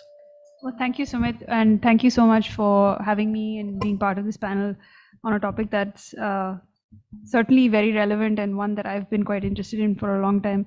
So I'll take your question in 2 parts. So on the first part about women's participation and involvement in dialogues, I mean, I have been working on this in this space now for more than a decade or so, and I think there's definitely be a transformation in terms of the fact that now you do see more women voices in terms of, say, particularly academia, civil society, etc. But in terms of the actual ability of women to participate in all aspects of water governance, and that means at every level, whether it's from the community level, the village community, state level, transboundary, etc., it still remains very restricted. And I think that's in almost every aspect of water governance, whether it's drinking water supply, sanitation, drainage, water governance, or even inland navigation. So I think that, we generally have to accept that women's participation and engagement remains an area which requires a lot of work and investment in. And I think it's also gotten to the point where it's beyond just participation and engagement and representation, right? So we could have You could increase the number of women in the room, but that doesn't necessarily mean that the voice and agency that those women have is going to influence or take the agenda forward in any meaningful way. And I think you contrast that with the fact that I have seen in the last 2 decades or so, just the volume of rich evidence that has come from civil society, from academia, from grassroots organizations, from journalists, the work that South Asia, that Joydeep has done, the work that Aranyak has done, and so many others, Saki Waters, IIT Guwahati, have done, in terms of amplifying some of these voices of not just women, but also marginalized groups, communities, the disabled. Whether it's audio-visual stories, what are the stories, the songs of the river, the arts, the crafts, the culture, so it's not like we don't know what the issues are. I think everybody knows what the issues are, but it's a problem of how does it percolate up the system. And I think it's the same thing comes with inland navigation, where we heard, Mandakini talk about the World Bank having these gender inclusive designs, etc. And my question is, that's great on its own as a standalone initiative, but then how do you actually mainstream that? And I just want to take a step back, and actually was, in preparation of this, was thinking about the Brahmaputra and came across a paper that Saki Waters had done with Dr. Sucharita Sen in 2018 when I was at the Asia Foundation, which talked about the Brahmaputra as a basin which has a certain topography. So it's upstream, downstream, it has a certain geography, a complexity, different countries, different states, but it also has a genderscape. And she'd done this a really interesting paper which talks about how there is a genderscape overlaying that. And that's true for most places, right? And how in upstream areas and in valleys, you tend to have more men settling because more access to land, it's more fertile, there is greater demand for male labor, less for women's labor, whereas it's the more marginalized communities that end up living along the banks of the river.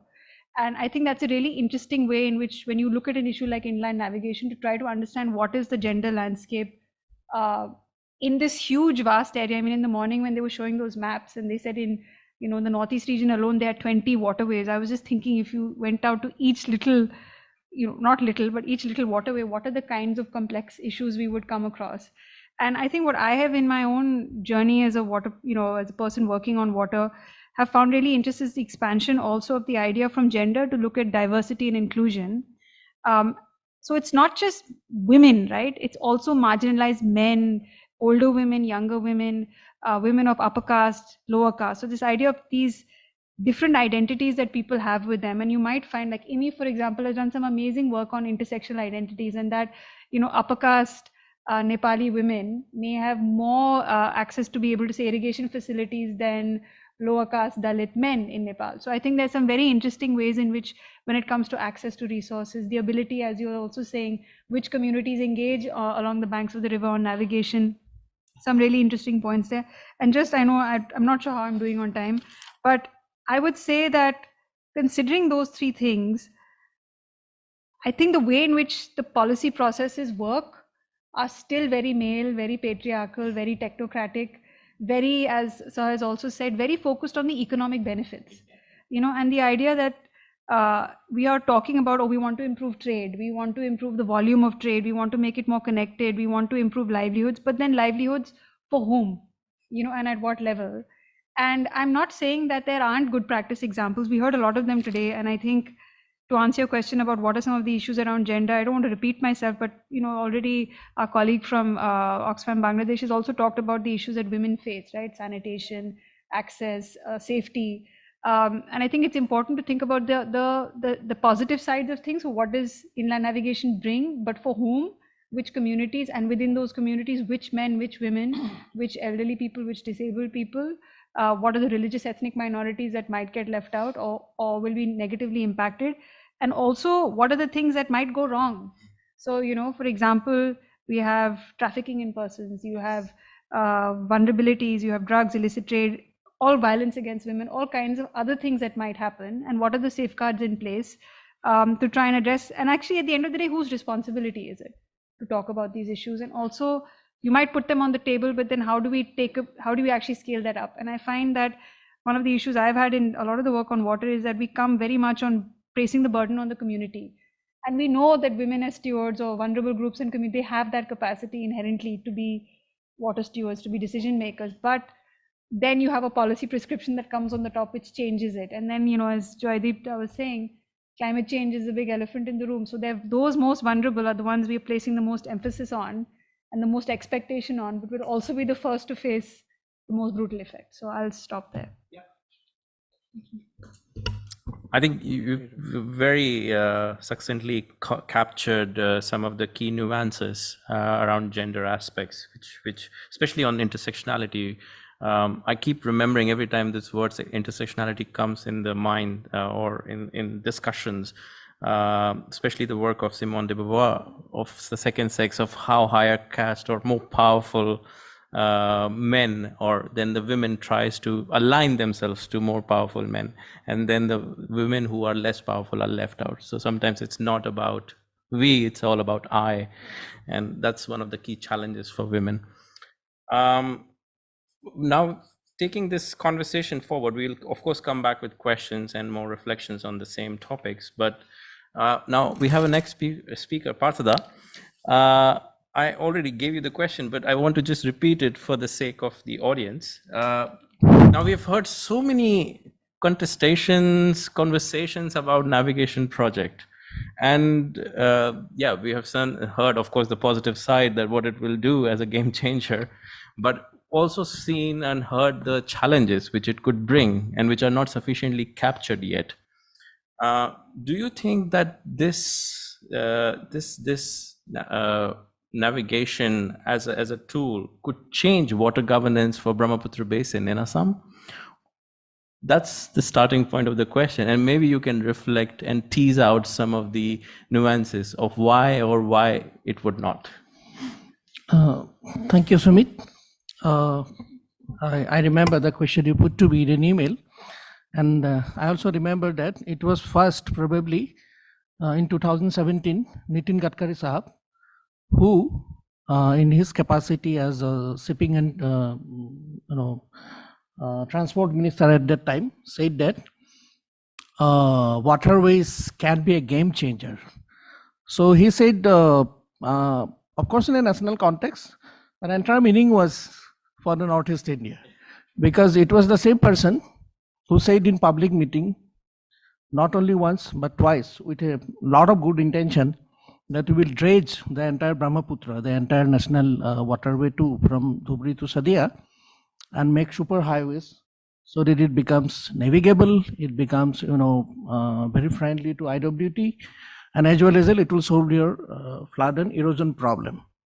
But then we all know that that plan was never pursued because it was considered not feasible scientifically, technically. So I'm so happy that you have moderated the entire discussion till now to steer it towards small communities, small boats. It's so important, right? So I will talk about small waterways. See, suddenly we know in 2016 date, 111 waterways have been nationalized, quote unquote. So they were people's waterways, now they are national waterways. About 16 are in Assam, about 20 are in Northeast India. And this is good because there are a lot of positive aspects of the 2016 National Waterways Act. If we can implement everything that is there in the Act, probably a number of stretches of those rivers will be navigable and will be vibrant, at least ecologically and hydrologically, because that is ensured. But then there are hundreds of other smaller stretches in rivers, in the Brahmaputra, in the Barak. They are tributaries, they are sub-tributaries, then they are distributaries, which are actually the connectors of the people who are in chore areas, who are in very interior rural areas. So how do they access? The river? So there are many other hundreds of other small stretches that have been navigable at times, seasonally, may not be permanently, that have been used by local people to have access to the main waterways. So it is not the main waterways which we now call national waterways. There are many sub waterways which are equally important. Now, it is not clear from these acts or from, we don't see any policy in Assam, especially Brahmaputra, whether all the attention to IWT will be hijacked by only the national waterways. All the investment is meant only for the national waterways, or is there anything left to improve the condition of the small other waterways, which we may call people's waterways, which are never talked about. We don't even know. Fortunately, people have enough of traditional knowledge to know which of them are navigable, when, in which season, when to avoid them, when to take them, and what kind of coping they can adopt. So that is one point. The second point, last year there was a plan by government of Assam to do some kind of structural bank protection measures, which people usually do. This is an engineered measure to stop river erosion on embankments or on the river banks. So this was in central part of Brahmaputra. So they wanted to plug a few offshoot channels. Brahmaputra is a braiding river, all of you know. So it creates branches anywhere. It deposits sandbars, and then suddenly along a sandbar, it will offshoot branch, and then immediately that branch will put pressure on the bank, and then it will lead to erosion. So it's a common engineering solution to plug some of these distributors or the branches, ana branches or kata branches, geomorphologists say. So the question was, can it be adopted as a general solution? Because this is happening all along the river on both banks. So there was a committee, and this was a question. Then I was given the responsibility to look at what could be the impact on society and community. Then I found in that central part that many of these channels which were supposed to be plugged were being used by the local people to get for very small scale country boat based transport and communication. They come out of their homes, get onto the boat, take these small waterways for a few kilometers, then only they will reach the main Brahmaputra. So if you plug these, all these distributors, you block all their local waterways, number one. And number two, all the wetlands in the hinterland, all the inland waterways, all the wetlands will be deprived of the flood pulse, which is necessary to come from the main river to the wetland, to clean the wetland, and also will be deprived of the fresh fish stock. So their main livelihood, fishery, their main communication, small boat, will be entirely jeopardized. That was the conclusion. So fortunately, it has been listened to. So this is one example how things are interconnected, and how they need to be looked at. Ecological and other things have been talked about, but I will. My third point is disaster risk management, which is a very important part of governance. Some of you might remember that in 2012 something happened in Dhubri, which acted as an eye opener, which actually paved the way for improvement of the entire IWT sector in Assam, which was a very tragic boat accident near a place called Medartiri in Dhubri. Our friend from Dhubri, he can explain later. About 110 people died officially, and unofficially more than 150. What happened is that a very dilapidated boat, an old boat which was constructed in 1994, was plying without any official permit for a long time, carrying a lot more people than it was supposed to. On that fateful day, it carried 350 people. Then it met with a storm in the Brahmaputra, where the river breadth was almost like 12 to 13 kilometers. It was like a sea. And definitely it capsized, all people died. There was a hue and cry. It was an international news. It was a tragedy, but then for the first time, the then Chief Minister Tarun Gogoi publicly uttered that now we will pay special attention that this poor condition of our IWT must be improved, because it came out of the investigation that there was no registration of boats, there was no, many of these boats were plying illegally and nobody inspected the condition.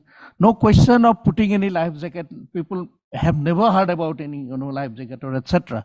So that was the big accident, number one. But then in 2018, another accident in Brahmaputra, and then in 2020, Majuli, right? Things have not much improved. So my point is that if we take the mandatory boat accident as a benchmark to examine the very poor, disaster management kind of situation and overall governance situation pertaining to IWT, the question is, how much has it improved? Has it improved? If yes, how much has it improved? Only last week, I got to read in local newspapers and TV channels, citing the example of your own Dhubri Ghat, that how many boats are yet to be equipped with life jackets, right? How many boats are yet to have GPS installed in them? But then what were the problems? The problem was that we have, for a long time, it is quite well known, and I think there were several meetings from 2017 onwards that I attended, which were organized by the IWT department. And that's why I asked these questions to the gentleman. That it is very evident. We need GPS to be installed in all these important, boats, all important boats, be passenger, be commercial, right? Then we need very good weather forecasting system, weather forecasting specifically for IWT. We need early warning of storms, visibility, fog, heavy rain for all these storms. That was the learning we had from the mandatory accident. That was the reason why so many conditions were put by the World Bank through the World Bank grant. Now also when Mandakini was talking about, all these good practices and principle, everything is there in their document. No, Mandakini, sorry. So, but on practice, that is a problem. On practice, you will still see that maybe only 20-25% of these precautions have been taken. It is still an unorganized sector in terms of disaster risk management or water governance, right? This is just an example.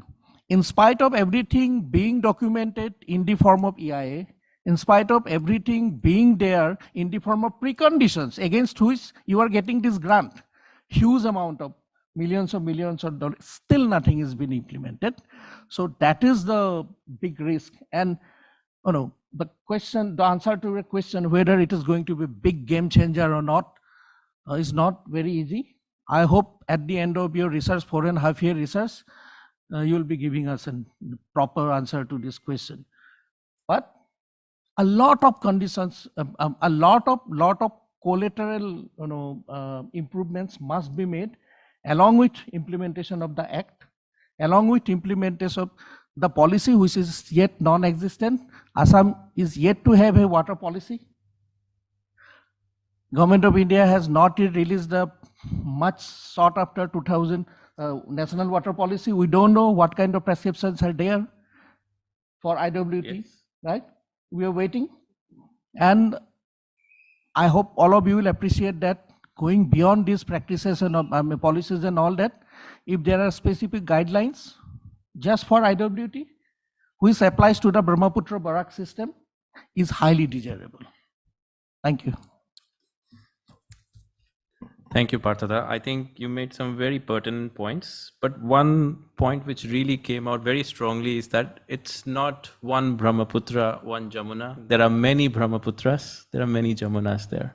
We have to understand them to really. I think one of the key points which Veena, Anamika, and I should really talk about, and the entire team should deliberate, is that we locate these different nuances in different Brahmaputras. It's not one river, it's many, it's very heterogeneous, I would say. We need to bring those nuances there, and I think that will also help us to enrich our analysis. All right. This is really nice. Learned a lot. Thank you. I will move on to our last speaker, Medha. Now I'm going to take this analysis to a bit higher scale of South Asia. The reason is that we're seeing that we're not talking about water sharing, which can be very controversial in Brahmaputra. We don't talk between the countries much about that, but we are talking a lot about water navigation. And I think personally, it's a low-hanging fruit in the river basin because we don't want to talk about the contentious topics, but we take something which works out. But do you think in a very securitized environment, these low-hanging fruits like water navigation can really change the governance structure of rivers and regimes in South Asia? Can something be learned in other river basins from this initiative, now what is happening in Brahmaputra? Can you please reflect on that a bit?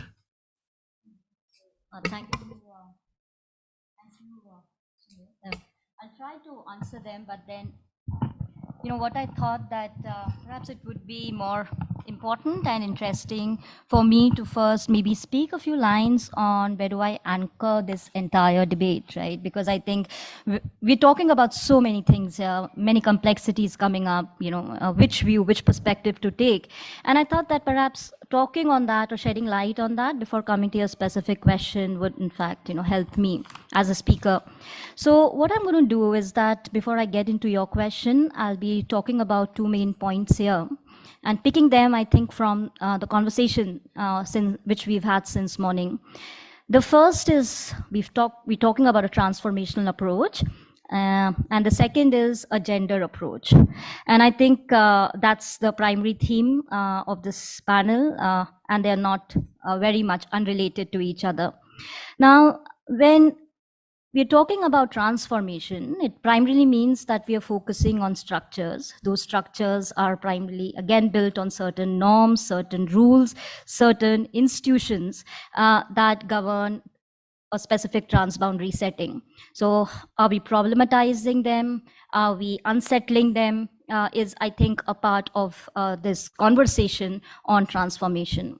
I think the second important point is gender, the term gender. And I think it's very significant because the word gender is not unrelated to this transformational vision. But I think when we're talking about gender, it's not just about designing gender inclusive institutions. It's not really about adding women, as one scholar has said, and then stirring them, in the debate. But it's about engendering the entire discourse on water governance. It's having that conversation which is distributed across when we talk about inland water navigation. And there is where I think gender and transformative approaches are more linked. And I think one idea or some perspective can be had when you look at the scholarship, particularly the feminist scholarship, and because they make, I think, substantive comments. And one of the main learnings, from feminist interventions, from a feminist scholarship, is really the methodological intervention they primarily make to a particular discipline. Method, and I took this liberty of raising this point because this is going to be a research project. And I think a clarity on methodology is required because those are, the techniques perhaps which will direct the questions of inquiry. And one of the points which feminist scholars raise is that, do you have feminist research questions? Now, what is this feminist research questions? Does it mean that we just talk about women? Definitely not. I mean, yes, also, because gender is one important component. But I think more specifically, feminist research question means that your research can be empirical, your research can be critical, your research can be normative with gender as one component. And I think Mandakini was raising this point about it's not just about women, it's about intersectionality, it's about the other men and women who are there. And I think, how to put these into the puzzle would require a clarity on questions. Now, having said this, because there are many questions here, and we had a speaker from the World Bank too, there is no one feminist perspective. It's not a homogeneous category. Feminism is not a homogeneous category, and there are many type of feminisms. So, for instance, if one is primarily looking from a liberal perspective or empirical questions, one will primarily talk about institutions, rules, gender-sensitive designs, etc. On the other hand, if one really takes a critical perspective, it means that you are really going down to the field, and you are primarily trying to emancipate or give voice to certain situated perspectives on the ground. I mean, the whole question about who is the community, whose voices are these? So they are the women's voices, because scholarship here says that those situated perspectives from the ground are very important, because they problematize and question, I think, the objective analysis which burdens much of the debate and discourse around water resources. And the third is a normative perspective. And the normative perspective is, in fact, somewhere you were getting closer to it, that, where, say, for instance, if you're taking a specific methodological, say, a post-structuralist perspective, what you would do is that you would question the structures. And what you would say then, that they are probably, when women come into positions of power, they also become victims of power. So there is something which you need to talk about, think about when you're talking about structures. And here then, your analysis will be focusing on the genealogical evolution of structures, institutions. And I think that is also a very important part of South Asia, given that we are post-colonial space and we've had colonial legacies. So, I think having a clarity on this perspective would help in terms of governing the inquiry of research or the direction of research, and then putting all the data and the evidence you have, and then perhaps pluralizing the research project in terms of emancipating these voices. Now, coming to the specific question on water governance, I mean, that's a big question, because whatever said and done, I think we are talking about cooperation in the borderlands. We are talking about a vision towards asymmetric federalism. We are talking about people across the borders cooperating with each other. But yet at the same time, we know that there are centralized tendencies which are there, which exist in South Asia.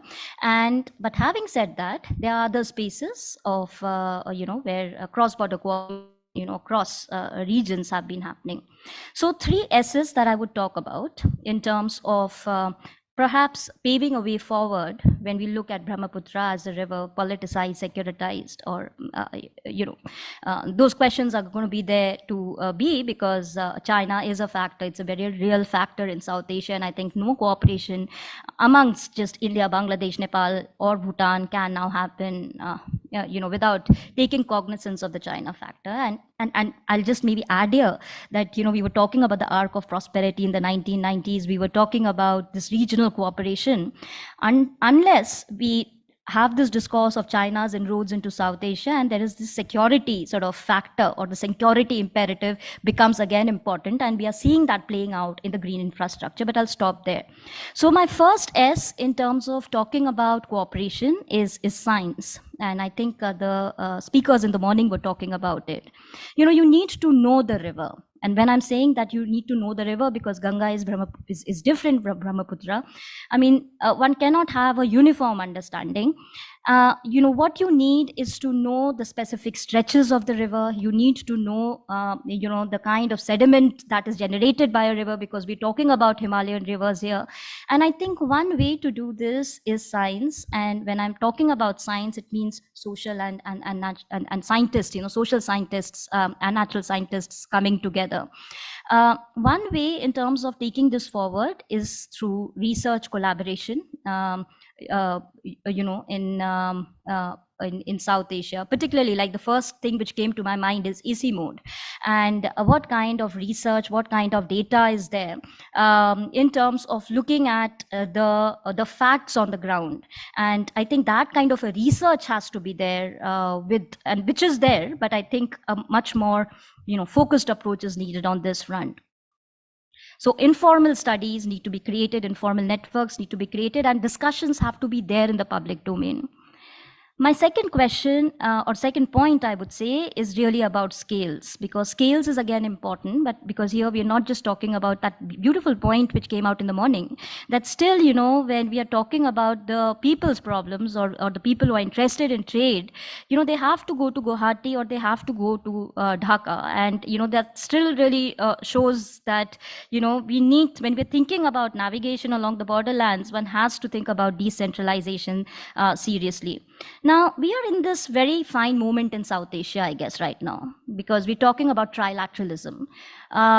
Even though in principle, but I think, you know, this debate has moved from the 90s to the 2000s, and today it's very much a reality. And I think one way to do it and think about is a multi-scalar approach to trilateralism. And this is where, you know, you are not just talking about these institutions coming together, but what kind of cross-boundary cooperation or platforms, as Nusrat had said, you know, can really help. You know, what are the issues around which, you know, a multi-scalar approach towards multilateralism can be thought of? And one way to, in fact, really take this further is that you have a very definite or a redefined understanding of space. So this demands, as you know, I say, it would demand a spatial understanding of the river at the river basin level. You know, in inland navigation, I think is all about interactions. It's about how the upstream interventions affect the midstream sections or the downstream sections of the river. And while when we talk about inland navigation and the multiple issues that came out, I think a scalar approach or a much more spatial sort of an understanding at the river basin level will also help in foregrounding, you know, us, you know, these debates around flood management and sedimentation management, because I think sediment management and flood management is very, very important.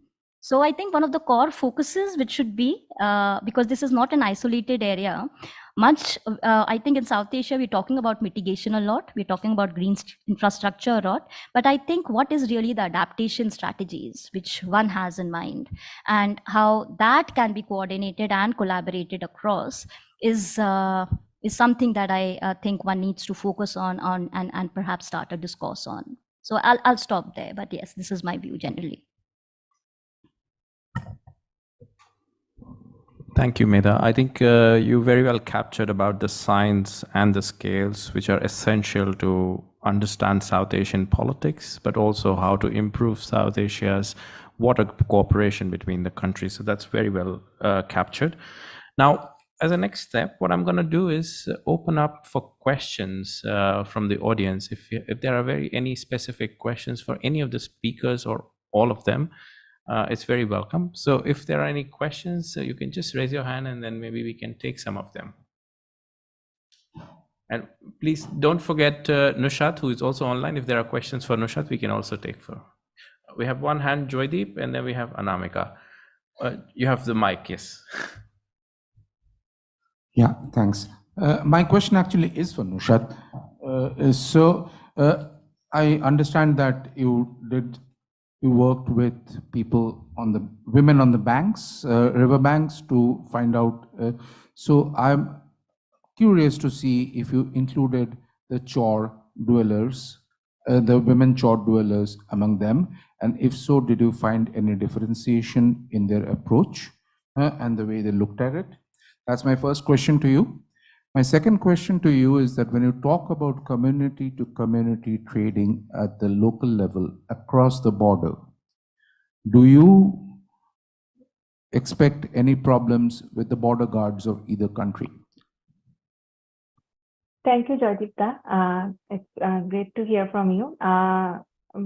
The location I didn't actually mention because it might not be understandable. It's actually Mainkat Chor from Romari village. So the communities I'm talking about, there is chor dwellers, but in the chor land, there are some products that they grow on their chor lands that has potential for trading. So what we suggest, what we found out from our earlier phase in TROSA 1, that these potential tradable products need to be identified, but there is no trading happening between the communities yet because there are challenges. And it's not entirely from the border guard or border or any sort of, it's because lack of the whole system, because there is no system out there in place for them so that this kind of trading happens. Because when we talk about inland navigation, always there is discussion about, big mechanized boats or land or trading through land ports, not the river-based waterways, and let alone thinking about the small country boat led through trade. So no, the whole system is being lacking in terms of promoting trade between community to community. Thank you, Nushat. Let's take the next question. Anamika, there's a mic there.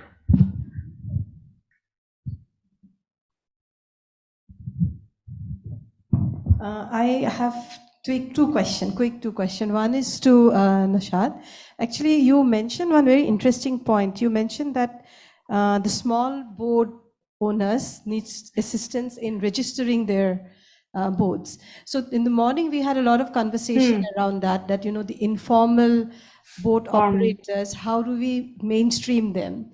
So do you see that could be one way of doing it?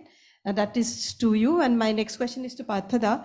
Parthada, in the morning in one of the presentation, I actually wrote down and I found it very interesting that we are moving from low profile to costly item on IWA.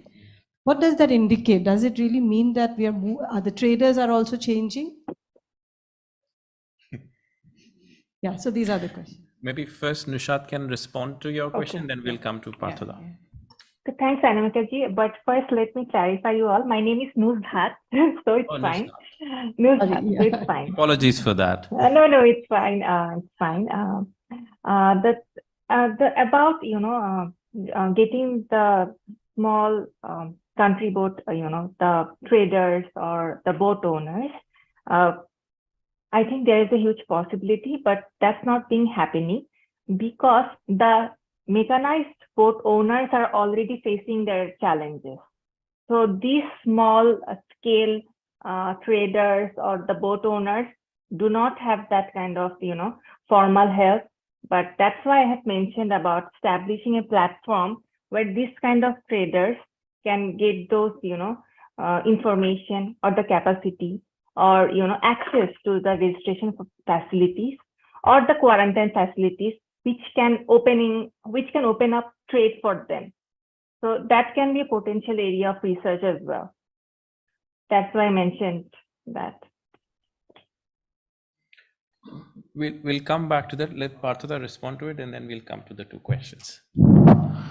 Well, a very pinpointed answer to this question is difficult, but what I will tell you that when I was, just as a anecdote, when one of those times when I was walking some char areas in Bangladesh, and we're inquiring with this type of a questionnaire, and they said, do you know what we export most to your country? Which is it, all products of a company called Pran Litchi, Pran cake, Pran cracker, Pran biscuits, and a lot. Then we came to Gulukganj on the bank of the river, which is also just across the border. Which is the river is Gadadhar, right? Right? Yeah. And we did the same thing, and they took me to a small grocery shop to show that all items were Pran, no Indian items. So this shows, what is in demand. That will happen actually. So when I remember, I was walking with both Vinay and Arunda and in Dhubri when Mazid used to take us to all these chores and all these areas. Well, there was a discussion with the Boat Owners Association of Dhubri, where probably you were also there in your small office space. I made a list of about 2021 items which were probably, it was in 2017, which were either being exported or has the potential to be exported, something like that. That note is still with me. Now, when I learned, that included almost everything from vegetables to cement to stones to coals to pineapples, Meghalaya pineapples, to gingers, to onions, everything, right? In between, I don't know. I mean, I think we can be helped by Veena. Now, when I hear that all these small commodities have been replaced by all big commodities like coal and cement and on stone chips and other big, I don't know actually. I don't know actually what happened to all the potential of all these utilitarian products that people have a demand on both sides, right? So I think this is the opportunity to bring in probably Atwar Bhai's comments and also Veena. আপুনি অকমান যদি কৈ দিয়ে হা আপুনি হিন্দীতে কৈ দিয়ক হা যে সৰু সৰু আইটেমবোৰ আমাৰতো আগতে যোৱাৰ কথা আছিল গৈছিলোঁ লিগেলি নহ'লে ইলিগেলি এতিয়াতো চব সৰু সৰু আইটেমবোৰ বন্ধ হৈ গ'ল স্মল যিবোৰ আমাৰ সৰু সৰু মানুহে খাই বৈ আছিল সেইবোৰ বন্ধ হৈ গ'ল এতিয়া চব ডাঙৰ ডাঙৰ আপোনাৰ নিচিনা আমাৰতো একচুৱেলি সৰু আইটেমৰ প্ৰজেক্টটো বিনা মেম আপুনি হিন্দীতে কওক হিন্দীতে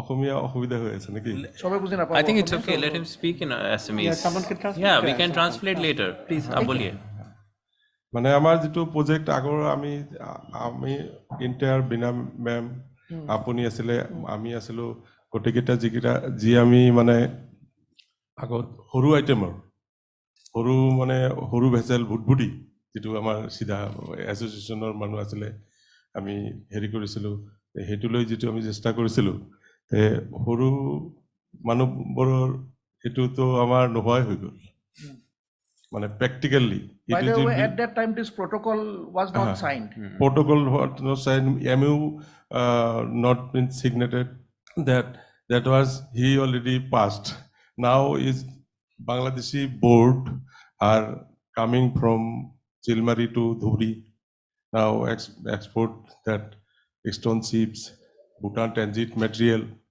Indian also exported this now big volume. That's why I call to our Cards International. But what additional information I can give you, Anamika, situation is different across the Barak. There are still small commodities, including fruits, a lot of medicines being legally imported and exported across the border. But I think our experience is more with the Dhubri border than with the Barak border. Let me just respond to what Atwar Bhai said. Actually, initially our main purpose of doing that study was to promote the movement of locally produced agriculture commodities and see the prospects of what commodities can be traded. So some of them goes through formal route and even much more go to informal trade, which is already there. And the discussion we had at that Boat Owners Association office, they also said that jeera is of great demand in Bangladesh. Spice, and those spices. It's not produced locally in Assam, but it comes through other market sources and it is going, onion is there, then onion seeds are also in demand. There are a lot of other commodities. But when we talked about this locally produced agriculture products, scale was an issue, like it was that much of volume. So how can we transport this in a boat? So the boat we were considering at that time were 20-25 ton, say up to 50 tons boats are also available. So we were pushing that at that time. Protocol was already there. Protocol was signed in 1972, but the movement of shallow draft vessels, which was allowed later only in December 2020 or so. And after that, this Bangladeshi barges of 300 tons, they start coming in, and then the immediate interest, even when we visited Chilmari at that time, the immediate interest of the traders in Bangladesh side was coal, because there are a lot of bricklanes out there and they need coal. So coal, boulders, and then first it started with boulder and then it is coal. So Bangladesh said. Yeah. So demand is from Bangladesh side. It and, goes from India. Goes from but India. It So goes the from vessels India. are Bangladeshi vessels. They come to India empty, and then they take these goods and then leave. So then we also had interaction later when this movement started. There are a lot of traders who import cotton waste from Bangladesh. Cotton waste is used as an input for preparing mattress, pillows, and all this. Lot of demand there in Assam. So earlier they used to bring that through Mahendraganj, that route, and this was quite easy for them if it was allowed through this waterways route. I think one consignment or so, two consignments, but they faced some issues because it was for the first time and some regulatory issues were there. But if that happens, if the trade is two-way, on the two-way side, definitely the cost will again come down. Now, the problem with agriculture commodities, not many are aware that this can be traded through these boats. Again, the inclusion of that small mechanized boats, which we advocated, has not happened yet.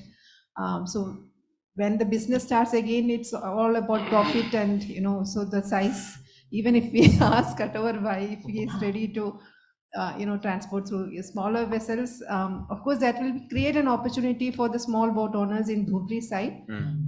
But then there are regulations that has to be addressed, regulatory issues to ply in the protocol route. So scale is one issue. People are not aware there is already existing land route.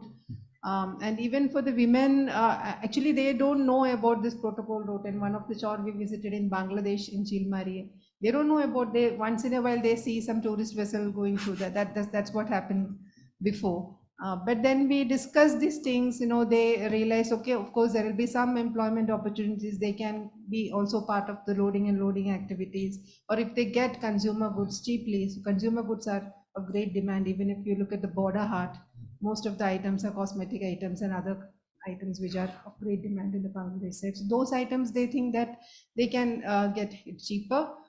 So for them, that awareness component comes in. They don't know. So those issues were there. Yeah. Madam वो जो small boat का बात कर रहे थे, small boat अगर हम लोग प्रोवाइड करके बॉर्डर हट का इम्प्रूव करें तो एक थिंग्स आ सकता है। बॉर्डर हट में स्मॉल बोट बोथ साइड का वो हो सकता है। इंटरनेशनली ट्रेडिंग के लिए तो आपको लीगली रजिस्ट्रेशन तो हम लोग का बुटबुटी में मिलने वाला नहीं है। इसी रीजन के लिए तो हम लोग पूरा रुका हुआ है। I said now he is a prosperous businessman now. वो तो मिलने वाला है नहीं। हम सार मिनिस्ट्री में भी बात किया, वो वाटरवेज का हम लोग इंडियन IWI का चेयरमैन से भी बात किया, तो वो स्मॉल बोट का तो हम लोग एक शिपिंग इसका अंदर नहीं आता है, जो इंटरनेशनली ट्रेड का। हम लोग तो एकदम एक वार करके माने एक मूवी हो जाएगा। हम लोग का जो ट्रेड हम लोग शुरू किया है वो टिल 18 से आज तक एक मूवी हो सकता है। इतना फेस करके हम लोग वो चिलमरी धुबरी वाला मोर देन 1000 इशू क्रूज करके हम लोग ये ट्रेड किया है। तो फिलहाल बांग्लादेशी बोट से हम लोग अभी जो भी कर रहा है, तो आप छोटा बोट के लिए तो वो मेन इशू है, वो रजिस्ट्रेशन नहीं है इंटरनेशनली हम लोग एटलीस्ट हम है ना, हम ये सोच रहे थे कि इवेंट रोसा के आगे वाले फेज में कि ये एक एडवोकेसी पॉइंट हमारे लिए हो सकता है कि ये जो स्ट्रेच जो हम कह रहे हैं कि धुबरी से चिलमारी तक, वो टाइडल इन्फ्लुएंस में नहीं है। ऐसा कुछ टाइड वाइड का इन्फ्लुएंस तो नहीं है, तो उस तरह से खतरा नहीं है। तो हम क्या है कि मतलब this is just an exception which we are asking for. एक छोटा सा एक स्ट्रेच है, तो वहाँ पर इतना प्रॉफिट है, तो वहाँ पर कुछ समय अगर मिल सकता है, स्पेशली गवर्नमेंट अगर संशोधन में वो प्रोवाइड कर लेगा तो उसके लिए आप ही की तो हम तो मिनिस्टर में बात किया है। ये हमारा बोर्ड चल रहा है, more than 2000 vessel already sail it from और इससे ये बेनिफिट हो सकता है। तो अभी इससे तो more benefit Indian vessels can also take part in that, more benefit हो सकता है। तो इसके शुरू करने से हम लोग एक ये करेगा जी बॉर्डर हट, उसका इशू देके हम लोग छोटा बोट क्लोज कर सकता है, बाद में हो सकता है। हाँ जी, वो बिल्कुल मनोहरदा के सजेशन में भी था, फ्लोटिंग हाट करके, बॉर्डर हट करके हम लोग दोनों तरफ से छोटा बोट करके आदमी को थोड़ा मिलजुल करके एक इशू हो सकता है, नहीं तो अदरवाइज मुश्किल है। I have a request, just 1 minute. Huh? Sure. I have a request because Anamika has asked a very important question and which has led to this very important discussion. And we have seen a very interesting phenomenon. I think, creamy layers are being created even among boat owners and boat-based businessmen community, which is part of a natural process. It will keep on happening. But let us remember that from 2014-15 onwards, many of our advocacy has been mainly focused favoring the small boat owners, small boat communities, and for export and import of locally based produces. Now, somehow this cause has been marginalized for some time, but this project is an opportunity for you to reconcentrate on, as he rightly said, it is only a matter of an amendment in the protocol agreement. And in the morning we were discussing if there is a consensus between the two governments on a particular design for security and safety of boats, which will be used by both sides, it should not be a difficult proposition. So I hope this, in this project, please do not forget about the importance of, advocating for the cause of this local small boat communities. Absolutely, because that's the reason this session was organized. I think we have a lot of inputs. We have 2 more questions, I think 3 questions, but we have only 5 minutes. So let's take those questions. And we have question at the back first, Anamika. First there, and then Zakir Bhai, and then we have last question here. If we don't respond them in 5 minutes, we can take the discussion outside during the tea break, but let's take the questions first. My question is to Medha. You spoke about science and I work with in a TOSHA project, which is also on water governance. We have seen that women are, great knowledge holder, especially about river and natural resources. The challenge is that when it comes to, women's knowledge about water resources or natural resources, often those knowledge are, sidelined by saying that these are unscientific knowledge. And when it comes to, decision-making platforms, we see that these decision-making platforms are often dominated by men. And since women are either less in number or representation is very less, their voices are not heard, or, it is difficult for them to put forward their views. So how do you look at, addressing such structural inequalities? Second thing that I wanted to ask you is about, a lot of discussion is happening about regional and transboundary level cooperation, but our experience of working on the ground has been that we've been able to see, community to community learning. We have been able to see informal networks, but when it comes to, that level where, you are talking about 3 countries talking about similar issues, women's voices are again not heard.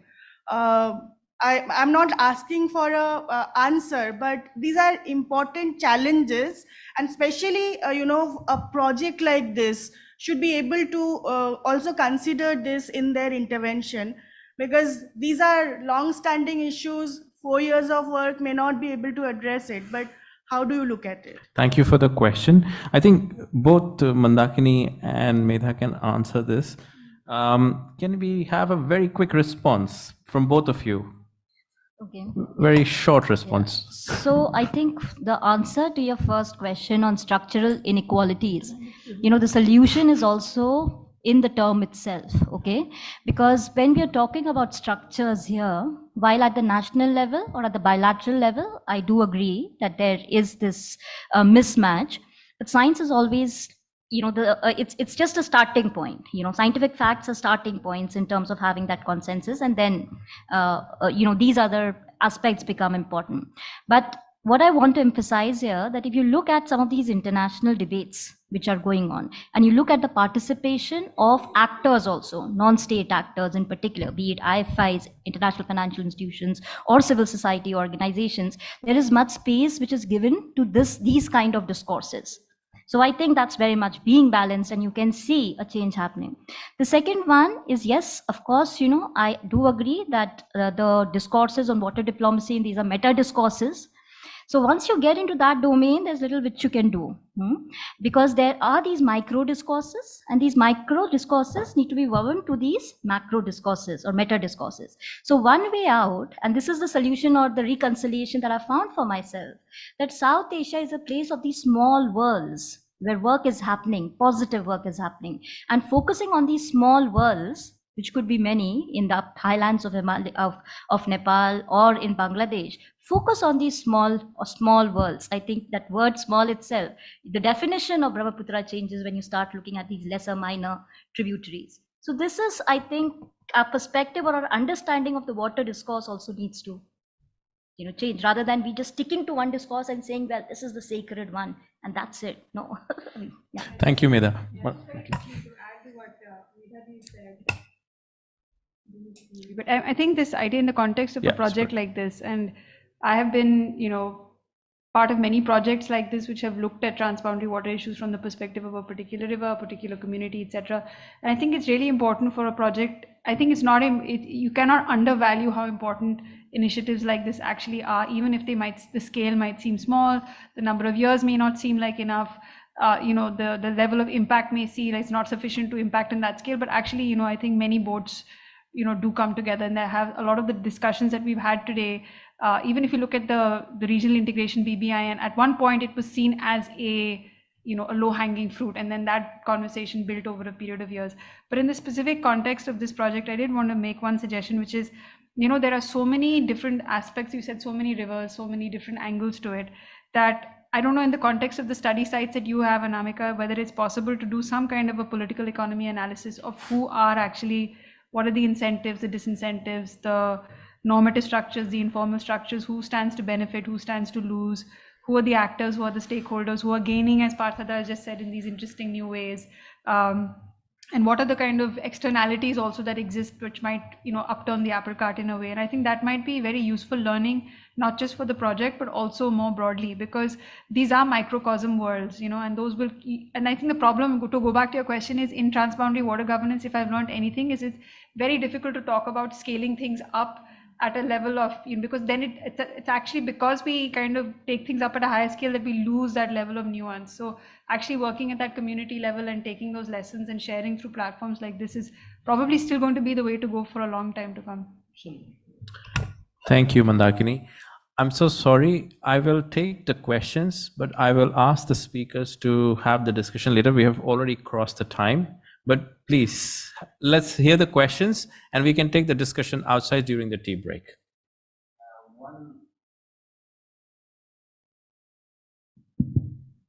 Thanks.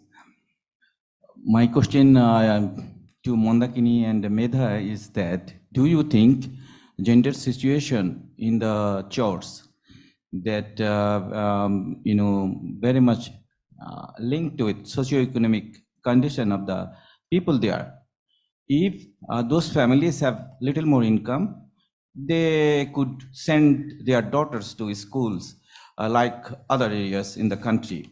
And and then the situation, gender situation in the society could be better like other areas.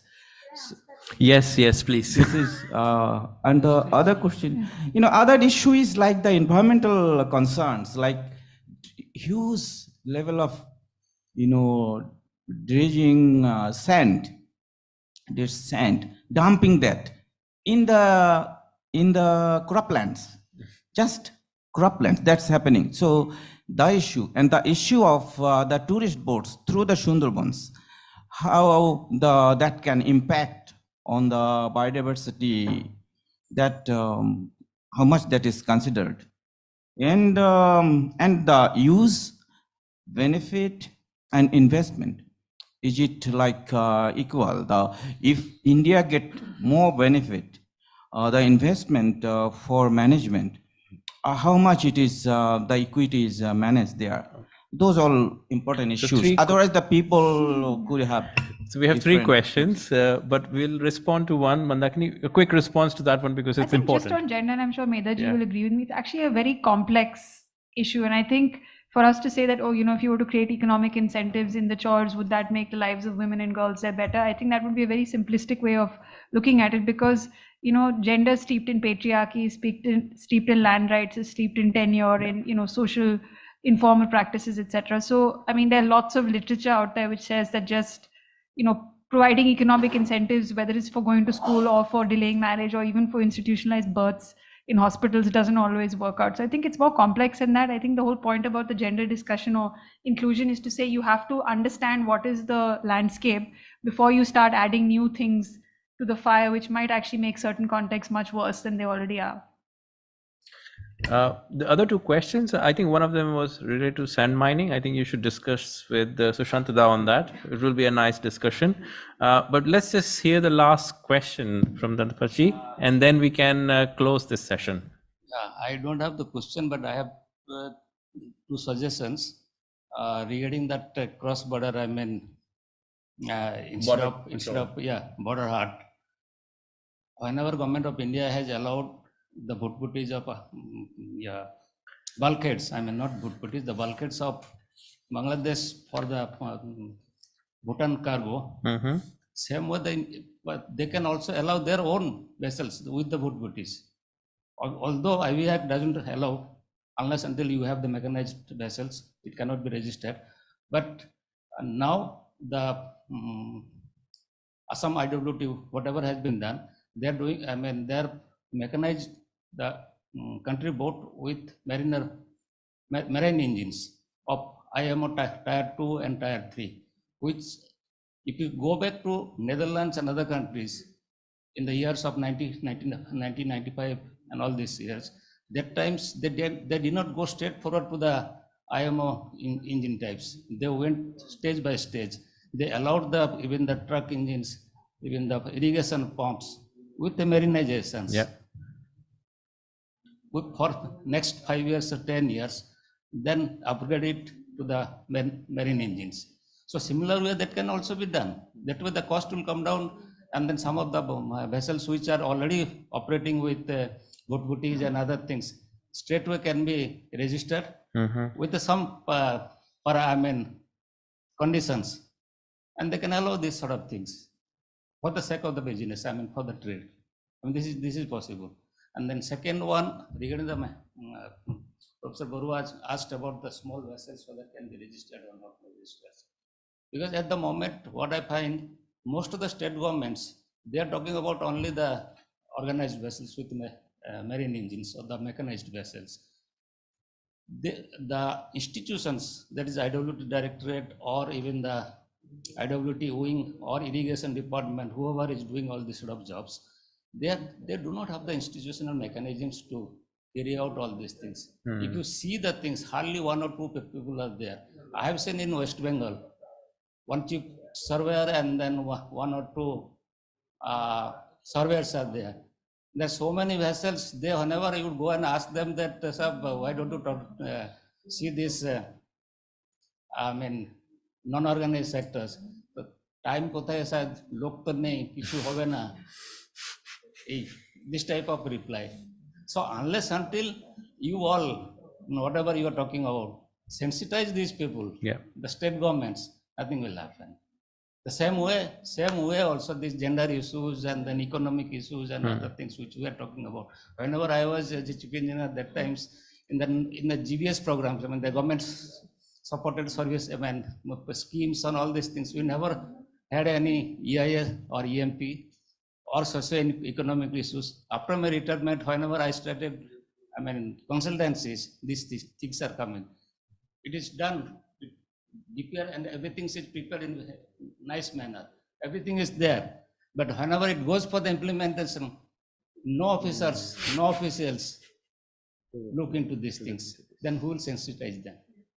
I think very valid points, Anamika. Both of us, I think we should see how we can, I don't know how much we can incorporate, but at least we should think and deliberate about this. All right. I think I'm not going to take much time because I think we've already taken 10 minutes over the the stipulated time. So I'm going to close this session, but I would really like a round of applause for all the very great speakers we had. I think they made some very valid points. It's a nice deliberation in the sense for us to start the project on these note.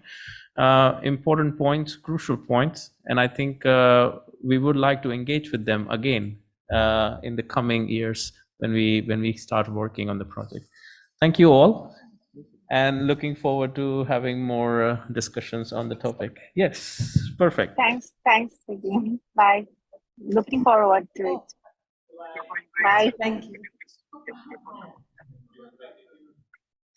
So we'll go for a quick tea break and come back at what time actually? 4 o'clock?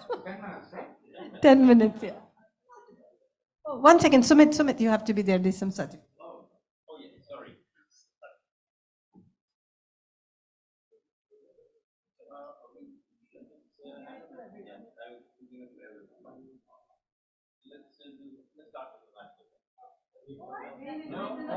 Oh, this is the wrong one. Oh, it's also the one.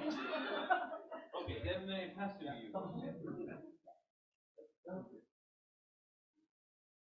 Yeah, I thought of starting with the women. That's what my thinking was, but it failed, you know.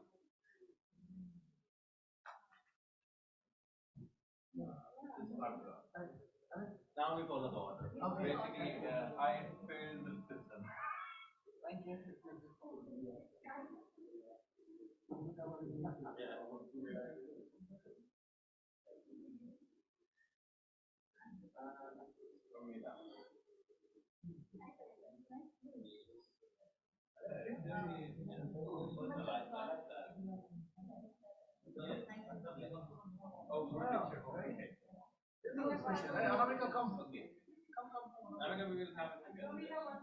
Okay.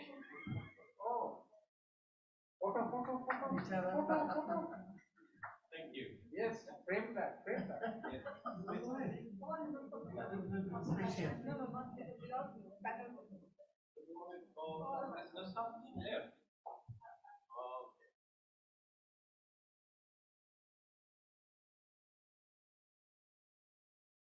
So the next session is titled Reflections from Partners, for which I would like to invite Mr. Sumanta Biswas, Senior Program Officer at CUTS International,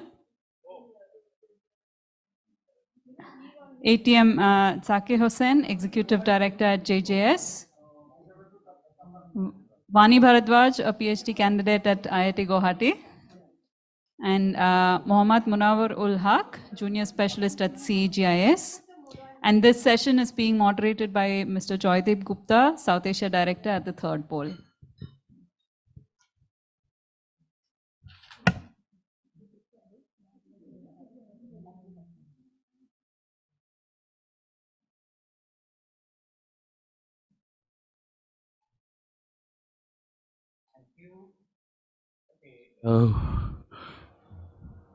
Now we have on the dais and in the room everybody you need to run this project. Okay? So you better find out what they are doing. And they were all going to tell you, won't you, very, very quickly, so that we have some time for discussion as to what they think of the project, what they expect to get out of it, and what the project should be doing over the next few years in order to reach its goals. Okay? I'm starting with Shumanto. Shumanto, over to you. Thank you, Joydeep. I have very limited knowledge about river and all, but I will try to bring some of my experience, particularly for my last experience visiting the river areas in Brahmaputra.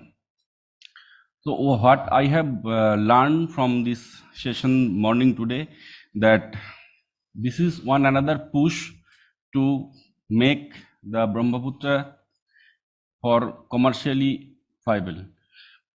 But what we all know that Indian inland navigations can bring about transformative change on the ground by reshaping the economy, environmental and social relaxation. But like the other intervention, inland waterways navigations had socio-economic, political related and many other challenges, and it seems that a regulator top-down approach may be sufficient, but at the same time ground bottom-up approach is also need to take in. CUTS is a 40 years old organization, so we always prioritize community engagement in all our projects. Here also I would suggest to engage community people in the project to make it success. But to engage community, we need to think some profit making initiative, otherwise engaging community will not be possible. I have one idea that I want to share with all of you, that one problem in that inland navigation is depth. Managing the sediment is not adequate, I would say. Some intervention by government, some agencies are happening, but in case we think to engage community here to manage the sediment throughout the year, and here IIT Guwahati can bring some innovations and technology to reuse of all those sediment for multiple purpose, maybe base materials for road constructions, maybe brick factories, brick manufacturing, some other purposes. Then we can engage community and they can get some profit out of it.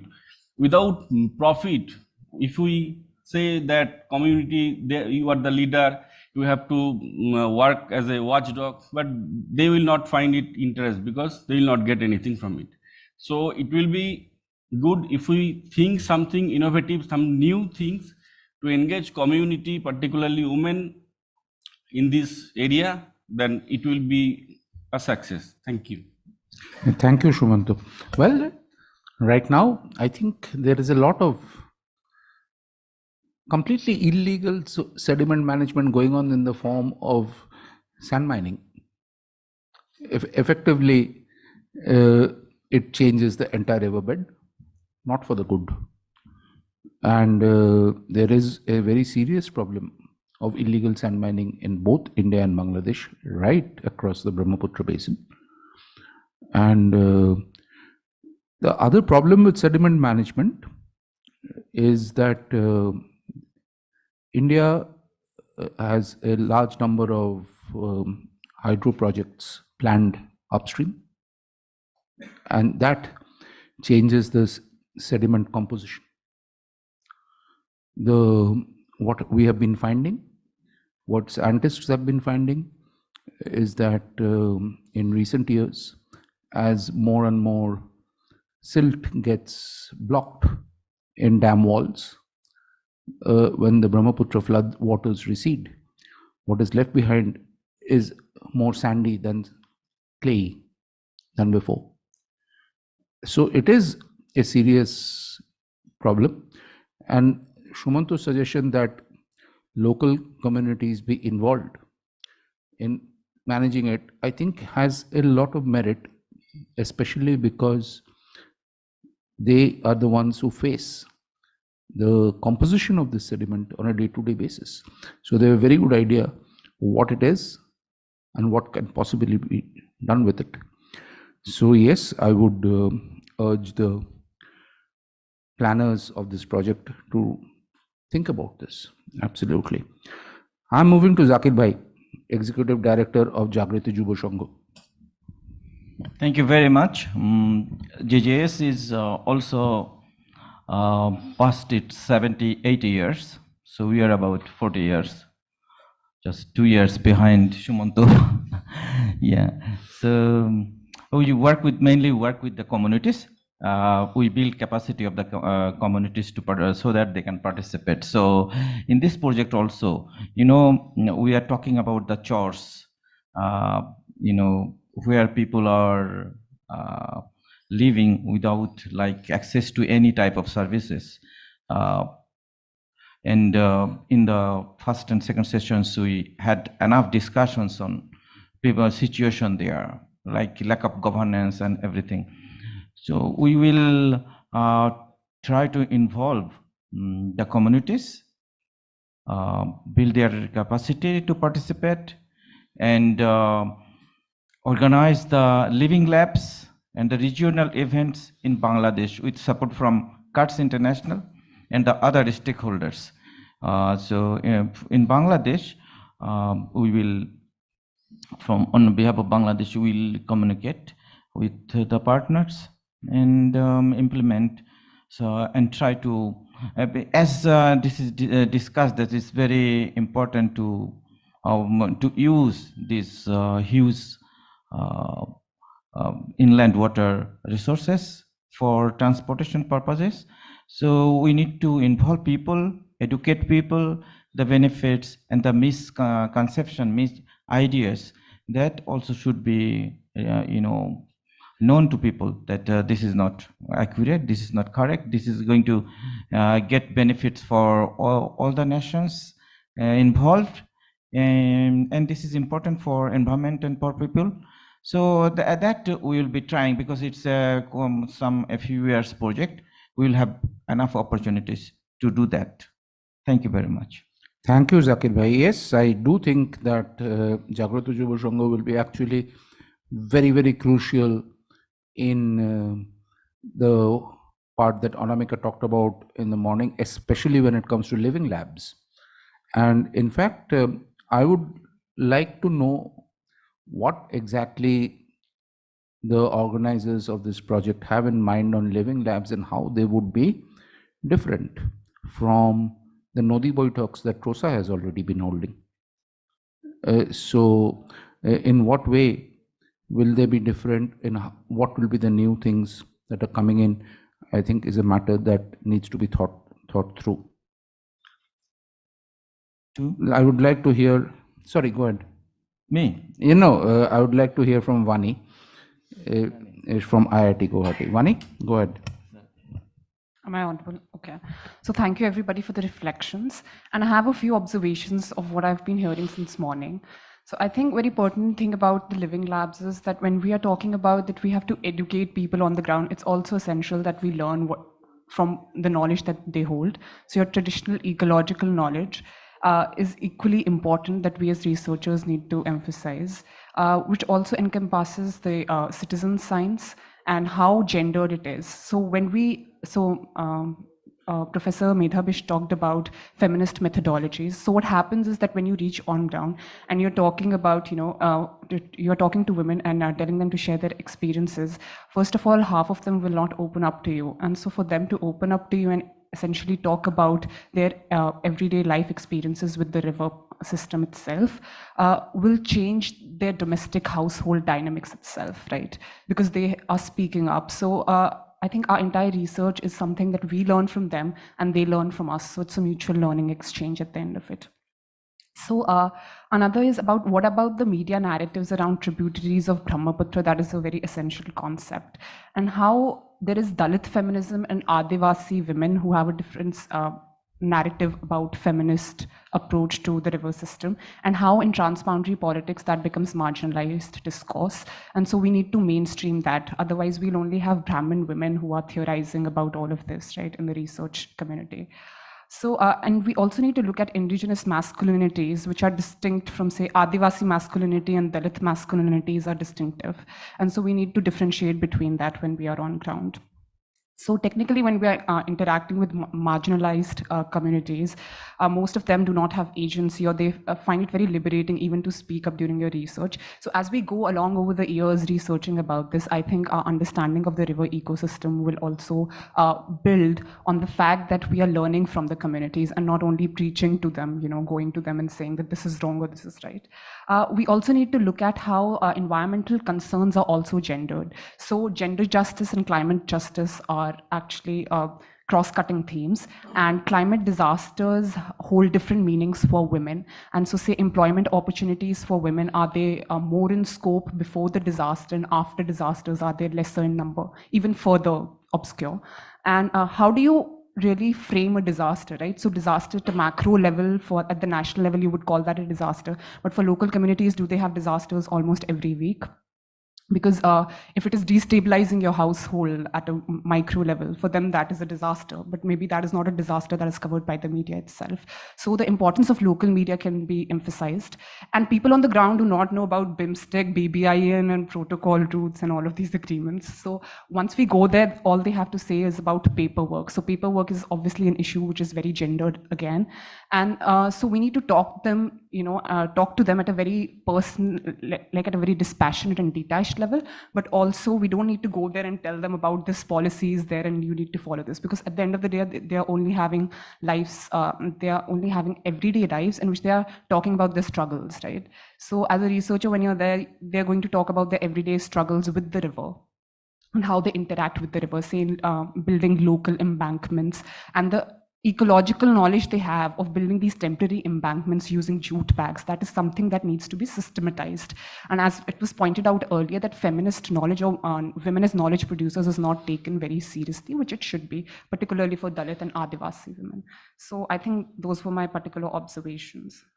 Thank you, Vani. Actually, extremely important, and something that you said reminds me of something that I've been trying to do in a completely futile attempt for many years now, and that is to get local members of indigenous communities to be part of the coverage, to be part of the research, to write, to do podcasts, to do vlogs or blogs. I have so far, after many years of effort, have a big zero to show for it.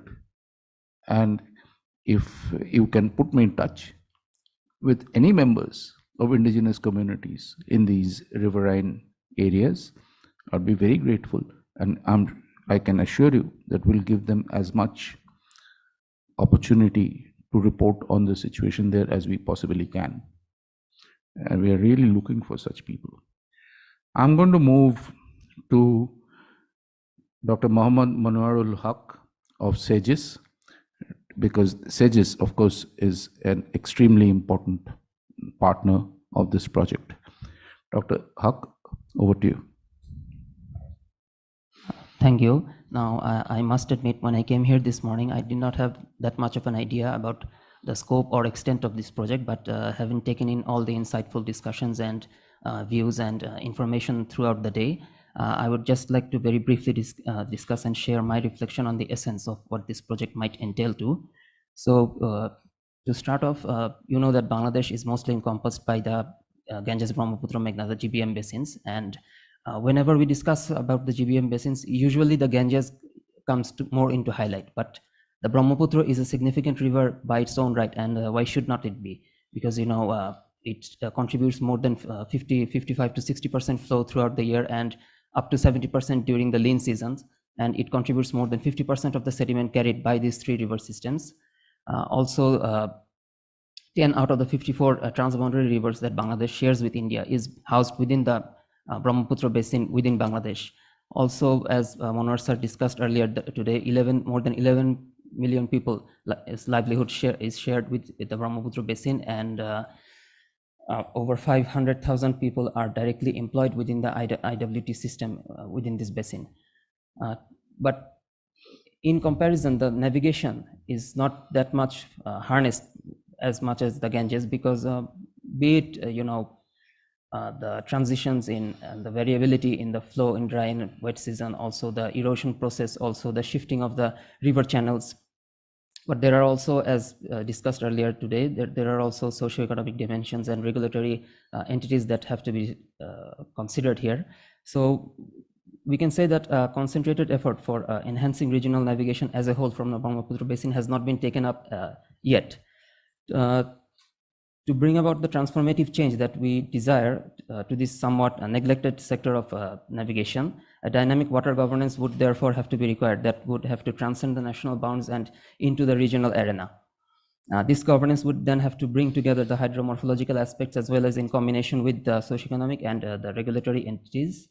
That is where I believe the Transpath project or study can contribute a great deal, as it will bring together the voices from all the echelons, from the very root level boat operator through to the technical experts, to the private entities and the local regulatory authorities, up to the national entities that control or govern the navigation process within the river, all under one umbrella. In order to synthesize the transitions in current national and international policies and regulatory statutes that are in place to better facilitate the development of the inland navigation water sector. Thereby, if I am to look at it systematically, this particular study would fit very well at the very top level or the conceptual level, if I must say, as it at the starting point to bring about the transformative change we seek. But by doing so, it can also directly impact the lower stages. For instance, the planning stage, in laying the foundations for effective and timely interventions covering both infrastructural and socioeconomic dimensions, assessing their feasibility, and finally influence their direct or successful adoption into the very field itself. So looking at the broader picture, all of this would of course cater to enhancing the regional cooperation within the Brahmaputra Basin, and as for the river channel itself, elevate it to the pathway of prosperity that we so desire. Thank you. Thank you very much, Dr. Huck. And now I'm addressing the planners of this project. What Dr. Huck tells me reminds me of two things that I've been hearing since morning and have been meaning to say. One is that we are repeatedly hearing, we heard from Munawar Saab and now we heard from Dr. Huck also, that upstream of Shirajganj, the river traffic falls down massively in terms of volume. Between Shirajganj and Chilmari, the river traffic is far less than downstream of Shirajganj. So I don't know, you may want to consider whether you want to have Shirajganj as one of your points in Bangladesh, or if you go further downstream, you will get a contrast between upstream of Shirajganj and downstream of Shirajganj, which may enable you to show some differences in the volume of traffic. Otherwise, you may run the risk of getting only the small volume of traffic and ignoring the larger volume. So that is one thing that keeps coming to my mind today. The other point that definitely does come to my mind is what Fida talked about, in that the need for multi-country environmental impact assessment. Frankly speaking, having been a journalist in this country for many years, I do not expect the governments to do this. That is absolutely no reason why independent researchers cannot do it. There is absolutely no reason why researchers of India and Bangladesh cannot get together and jointly do a multi-country environmental impact assessment themselves. You have 4 years in this project. You have more than enough time to do this. And I think this is something you may want to consider in great detail. What I'm going to do now, before I throw this open to more ideas, more partners, I'm going to specifically invite 2 partners who are extremely important, but who haven't really spoken in detail so far, because I do want to hear what they think of this new push to inland waterways. So my first request is to Mr. Atwar Rahman, who's a trader from Dhubri, to tell us what he thinks of this new push for water transport between India and Bangladesh, and whatever we are thinking of. What ideas does he have? What recommendations do you have, Mr. Rahman, for this project?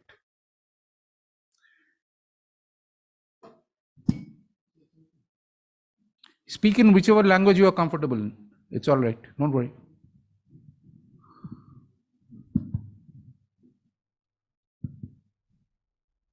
আমি আতোয়ার রহমান, ধুবড়ি থেকে আসছি আমি। আজকে এখানে সবাইকে আন্তরিক ধন্যবাদ জানাচ্ছি। আমার কার্স ইন্টারন্যাশনাল এবং great partner IIT Guwahati.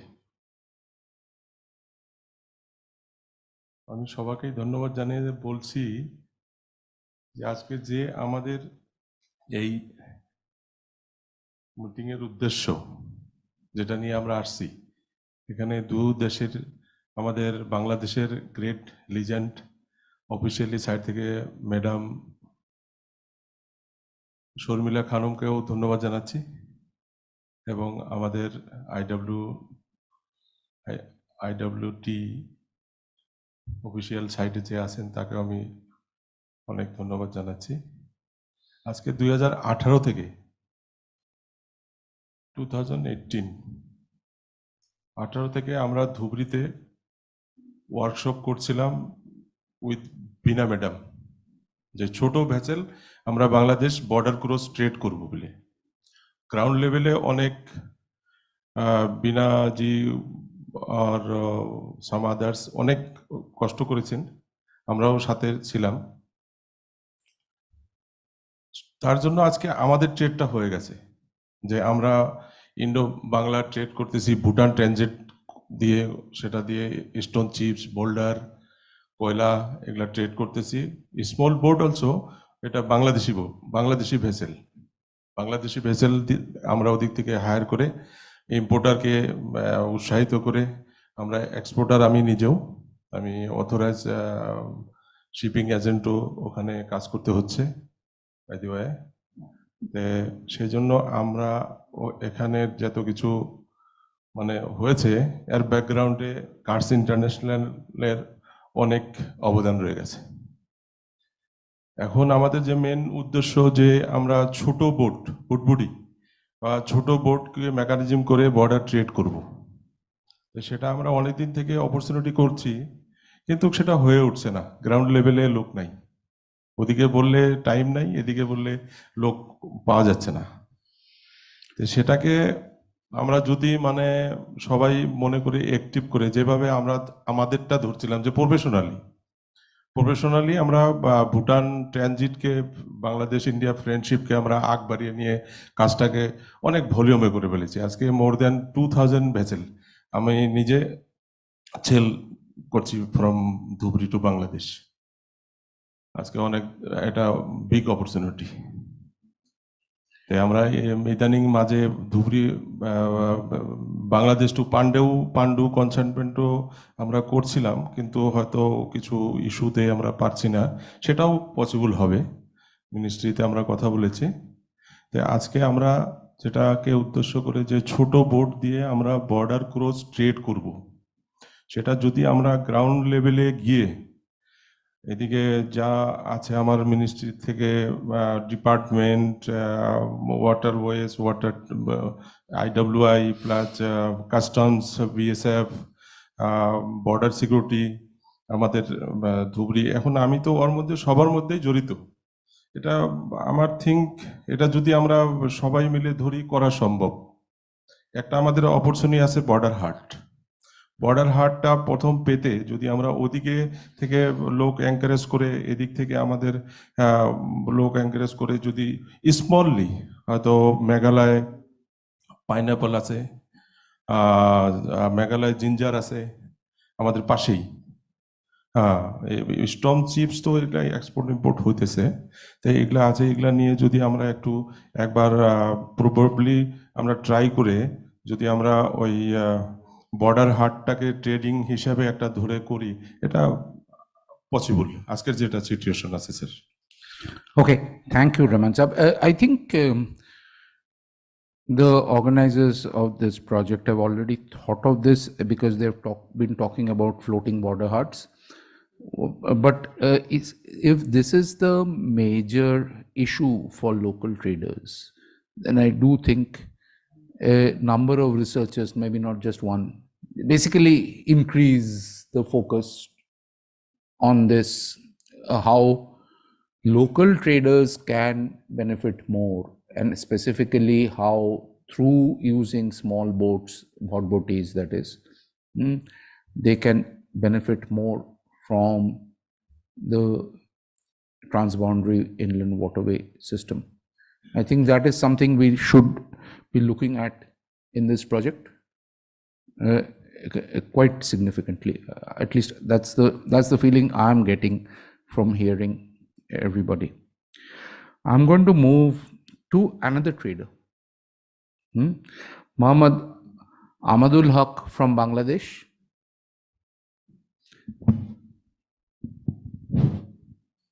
Assalamu alaikum. আমি মোহাম্মদ এমদাদুল হক, proprietor Shumona Corporation and Rahman Navigation. আমাদের ধুবড়ি টু চিলমারি রুটটা সম্ভাবনাময় হতে পারত যদি এখানে প্রপার মেইনটেনেন্স করতাম। আমাদের এখানে আমি গত অক্টোবরে দুটো জাহাজ পাঠিয়েছিলাম ওয়েস্টেজ কর্ডন নিয়ে ধুবড়িতে দেন খালি করে জাহাজটাকে আমি পান্ডু পোর্টে পাঠাই, আতর ভাইয়ের মাধ্যমে পাঠাইছিলাম। তো ওখানে প্রায় 5 মাস আমার জাহাজ দুটোকে, কিন্তু বটবডি না, ভেসেল, এমভি ভেসেল, তো ইয়ারাজ্জাকু অ্যান্ড নিহার মুসলিমা। ইয়ারাজ্জাকুতে কয়লা লোড করে প্রায় 3 মাস ওখানে অবস্থান করতে হয় এবং পরবর্তীতে আমাকে জানুয়ারির শেষ দিকে বলা হলো যে জাহাজ খালি করতে হবে। দেন জাহাজ খালি করে আমাকে এই দুটো জাহাজকে 5 মাস পরে খালি অবস্থায় বাংলাদেশে ফেরত নিতে হয়েছে। তো তাতে করে আমার প্রায় 50 লাখ টাকা, 50-এর উপরে আমার ভাড়া এবং স্টাফ স্যালারি দিয়ে খরচ হয়ে গেছে। তো এতে করে আমাদের বাংলাদেশি কোনো জাহাজ মালিক বটবডি না, বড় জাহাজ পাঠানোর আর আগ্রহ আর কোনোদিনই করবে না। এবং আমরা একটা পর্যায়ে রিস্কের মধ্যে পড়ে গিয়েছিলাম যে জাহাজ বাংলাদেশে আর ফেরত আনতে পারবো কিনা। তো আমি 2-3 বার আসছি, আতর ভাই সহ আমরা অনেক দৌড়দৌড়ি করে পরে জাহাজ দুটোকে বাংলাদেশে ফেরত নিতে পারছি। আর এখানে যে মালের যে সমস্যা, আমরা ভুটানের উপরে নির্ভরশীল, ভুটান থেকে যে স্টোনগুলা আসে সেটা থেকেই শুধু আমরা নিয়ে যাচ্ছি। 2 দিন পর পর দেখি যে কয়লা হচ্ছে, আবার হঠাৎ করে কয়লা বন্ধ করে দিচ্ছে। তো আমরা যদি এখানে কয়লার উপরে নির্ভর করে জাহাজগুলা পাঠাই, তো কদিন পরে দেখা যাচ্ছে এটা বন্ধ করে দিচ্ছে। তো আমরা 8-10টা জাহাজ হায়ার করে পাঠানোর পরে যদি এখানে এসে জাহাজগুলো বসে থাকে, তো আমরা আর্থিকভাবে ক্ষতিগ্রস্ত হই। এই কারণে দিন দিন এই রুটের যারা ব্যবসা করতে আসে তারা সবাই আগ্রহ হারিয়ে ফেলছে। তো এটা যদি আমরা, এবং এখানে যে ড্রাফট আছে, নদীর নাব্যতা আছে, সেটা যদি আমরা 2.5-এর উপরে নিতে পারি, অর্থাৎ আমাদের 300 না, আমাদের যদি 400 থেকে 500 টন নিয়ে যদি আমরা আসা যাওয়া করতে পারি, দেন আমাদের এই রুটটায় ব্যবসা করা সম্ভব। আর বাংলাদেশ থেকে আমার সাথে অনেক কয়টা কোম্পানি যোগাযোগ করছে। 7 সিস্টারে প্লাস্টিকের পাইপ, এটার খুব চাহিদা, সিমেন্ট, ওয়েস্ট কটন, তো এগুলো আমরা যদি পাঠাতে পারি আর এখান থেকে যদি স্টোন চিপস এবং কয়লাটা যদি ইনশিওর করা হয় যে এই মালগুলো পাওয়া যাবে, তাহলে এই রুটটা আমাদের ব্যবসা সফল হবে এবং বাংলাদেশ থেকেও রপ্তানি হবে, ইন্ডিয়া থেকে তো আমরা ইম্পোর্ট করি। তো আমাদের সবার আগে প্রয়োজন নদীর নাব্যতা। এইটার জন্য পরামর্শ হচ্ছে যেটা সবাই আপনারা চাচ্ছেন, ওয়ার্ল্ড ব্যাংকের যে প্রজেক্ট শুনেছি যে নদীর প্রশস্ত কমিয়ে এনে নদীর নাব্যতা বাড়ানো। তো এটা করলে আশা করি আমরা দুদেশী উপকৃত হব। ধন্যবাদ সবাইকে। Thank you. I think Mr. Haq has actually raised a very important policy point, which is the stabilization of policy, the stability of policies. And that will operate at all levels, not just the level of the individual trader that he's talking about, the problems that he had with the goods in his 2 ships. This is a question I've been asking for quite a few years now, on whenever the Indo-Bangladesh what inland waterway route is being talked up by the governments, whether it's the government of India or the government of Assam. My first, and all these numbers are being thrown up as to how many million tons can be moved. And I keep asking, okay, how many million tons are being moved today? On what basis are you making these projections? And I do not get satisfactory answers. I come away with the feeling that governments are making projections based on assumptions that may or may not hold. And I do think that independent researchers need to look at this. The whole premise of why have such a big infrastructure project for is, and I am all for it. Yes, inland waterway is the greenest form of transport. I'm all for it. But unless it makes money, it's not going to work. And unless there is a certain minimum tonnage we are talking about, it's not going to work. And the assumptions being made to project those tonnage figures, I'm not sure of them. I do want independent researchers to look at them, to critically look at them, and B, whether ups and downs in policies, flip-flops in policies, as Mr. Haq just pointed out, will affect that or not. And this is the sort of thing that happens. I mean, Shushanto and I are aware of this. You do 99 good stories and you do one bad story and your reputation is mud. And so once Mr. Haq has had this experience with 2 of his ships, he's perfectly right in saying that no Bangladeshi trader or business person is going to take the risk again, unless reassured repeatedly by governments of both countries. Why would they? So there is a very important point here that is being made. Right. Before going back to the panelists for their second round of thoughts, I do want to throw this open to the room because, as I said in the beginning, we are all partners in this project, which is starting. What we are doing now is to come up with a sort of wish list of sub-projects under this project. What exactly are we going to look at? What are the researchers going to look at? What are the areas? We have come up with some suggestions. Earlier panels have come up with some suggestions. Now, my question to this room is, is there anything important that has not been brought up today? I can see that people are extremely tired mentally after the whole day, which is not a surprise. Yeah, go ahead.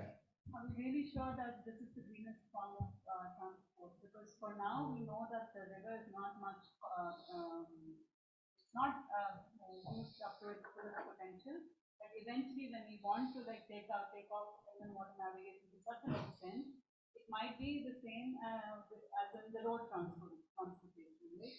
And now we are too late with road transportation. There's a lot of emissions that is being caused because of this mode of transportation. And me, from an automotive industry experience, I know that they're pumping in a lot of money to become green. And we also have to factor in this aspect that in the future, when we scale up this mode of transport, probably we run into a similar situation. Okay, I'll respond in 2 ways.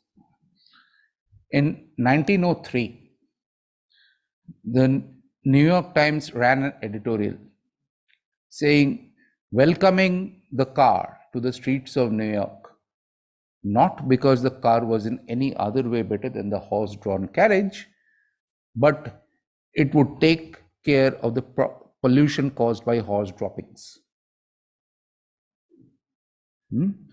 So the car was welcomed as a cleaner alternative. I say this because every age will work to the best of its wisdom, the wisdom of its age. It will not be, no age will be able to predict 2240. It's not that far away, 2240.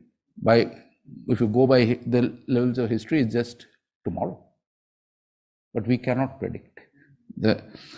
So, to the best of my knowledge, as of today, in today's technology, bulk movement through riverine transport is greener than bulk movement through road and rail. As of today, in today's available technology. Which is not to say that it's all good and free of problems. Not at all. If it was all good and free of problems, you wouldn't need this project. Projects like these, at least the way I look at it, are essentially meant to make sure that good projects are not ruined by bad side effects. So yes, you're absolutely right that we need to keep track of the emissions, the environmental issues that are being caused by riverine transport. And we need to mitigate them as and when it happens, and mitigate them before it happens if we know. But as I said, I do not know a cleaner alternative. And there is a need to move goods from point A to point B. Country. Factories need them, people need them, countries need them. So how do you move things from point A to point B? So we have to have some means to do it. However, the best, I am also getting extremely worried about the possibility that NW2 will not follow the principles of NW1. I hope it will. I'm told it will. I'm just keeping my fingers crossed that that promise will be kept. NW1, the Ganga route, civil society, local communities have done a lot of work to ensure 3 or 4 safeguards. A major safeguard that is on NW1, and I would like to know if it's on NW2 as well, is propeller guards, so that neither dolphins nor other forms of riverine life are affected by the propellers. Another major safeguard on NW1 is a much lower speed limit for ships moving through sanctuaries, whether it's the Varanasi sanctuary or the Vikramshila sanctuary. I would like to know if we have the same safeguards for ships moving through points where we know there are dolphin populations. And these are questions I think this project should be asking. This whole day, except for once, I actually didn't hear much about the impacts on non-human life. I only heard dolphins once. Haven't heard anything on the impacts on fish, other invertebrates. And I really, really hope that you will have researchers looking at this. Ecologists, biologists, especially marine biologists, looking at this and looking at it in great detail. Sir, I saw your hand up. I saw your hand up. Will you use the microphone, please? Yeah, thanks.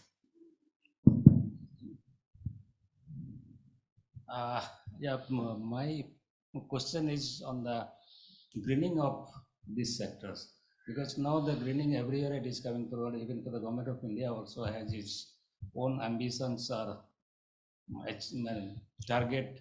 When 2070 it should be carbon neutrality. For road sectors, other sectors, they are talking about so many hydrogen missions, EV missions, so many things are going on. But for the IWT sectors, nothing has been moved except for few vessels here and there. If you go to the south, particularly the Cochin sides, quite a lot of passenger vessels, ferry vessels have been installed with solar panel, electric battery systems. Cochin shipyards has almost constructed 12 vessels, and they are also constructing for IWT 4 or 5 vessels. Recently, they have signed the agreement. And I was associated with USAID for greening of IWT vessels. And for that, of course, the project did not take up. We worked for 6 months, 7 months, 8 months, and then after that, it has been suspended for some reasons. For that, we identified 3 or 4 vessels that it's only for cargo vessels. And similar type of project is also there in the Bangladesh, but it didn't take up. And once it is renewed, then do that. So why not we should come up in these sectors also? Very important point. Very, very important point. And I do wish that this is studied in more detail because prototypes exist, as is being pointed out. Prototypes even exist on the Brahmaputra. I haven't seen that for a few years, but all the floating hospitals being run by Sanjay Hazarika's NGO, I'm told, are now solar powered. They no longer use diesel. At least 2 that I know of the floating hospitals are now solar powered. And solar powered vessels are now becoming more and more common, as you pointed out, sir. They're available in Kerala, they're running in Goa regularly. The Mandovi ferry has turned solar. So there is absolutely no reason why solar panels cannot be installed on top of these ships and they be run mostly on solar. This again is something that I think this project should definitely be looking at as the possibility of further greening. Yes, I completely agree with you. And one more issue I just want to, of course, that times I suggested regarding the country crops. Whenever government of Assam or all the state governments are talking about that, unless until it is a mechanized vessel or mechanically propelled vessels, it cannot be registered under the IB Act. But now, whenever you're talking about the mechanized vessels, means then you have to have a marine engines. Marine engines of what? IMO standard, International Maritime Organization standard 2, tier 2 or tier 3. That way they have converted quite a lot of vessels, boat. But that's not going to be the solution because it's highly costly affairs. So why don't you go stage by stage? Even if you already have some semi-mechanized vessels with butputis or the truck engines or even the industrial engines, you just marinize it. I take your point. Changes, and then allow them for 5 years, and then you then tell them that after 5 years you must have to have a marine engines of that standards. I take your point, sir. I take your point. It's an important point. I'm just a little bit worried about a project like this trying to do too many things and losing focus. So that is something that needs to be considered. Anamika wanted to say something? Yeah, I'm going back to the panelists right now. I'm going to start the other way around now. So, Dr. Huck? Yeah.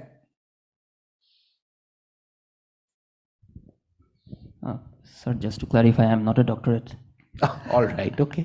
But nevertheless, coming back to the topic on the green nature of river transport, I think it comes down to the fact that the per unit power consumption for carrying a ton of cargo. So if that can be maintained and as long as these vessels are renovated enough to not pollute the river to a certain extent, I believe it can be a viable option for transport moving forward. Thank you. Vani, any thoughts? New thoughts? Yes, I think I had a point to make that when we're talking about solar power, I think the entire narrative is made as such that they're very environmentally friendly. But when we look at solar power, it is, there's an entire value chain of semiconductors which is based on exploitation of human resources. So it's not exactly that eco-friendly, but there's an entire governmental narrative around all of these renewable energies that they're very environment friendly. But at the end of the day, we also need to look at another narratives that talk about how this is not really green. I will push back on this because we have to have power from some source to move anything from point A to point B. And basically we have to think as to what is least environmentally destructive. That is the only thing we can do.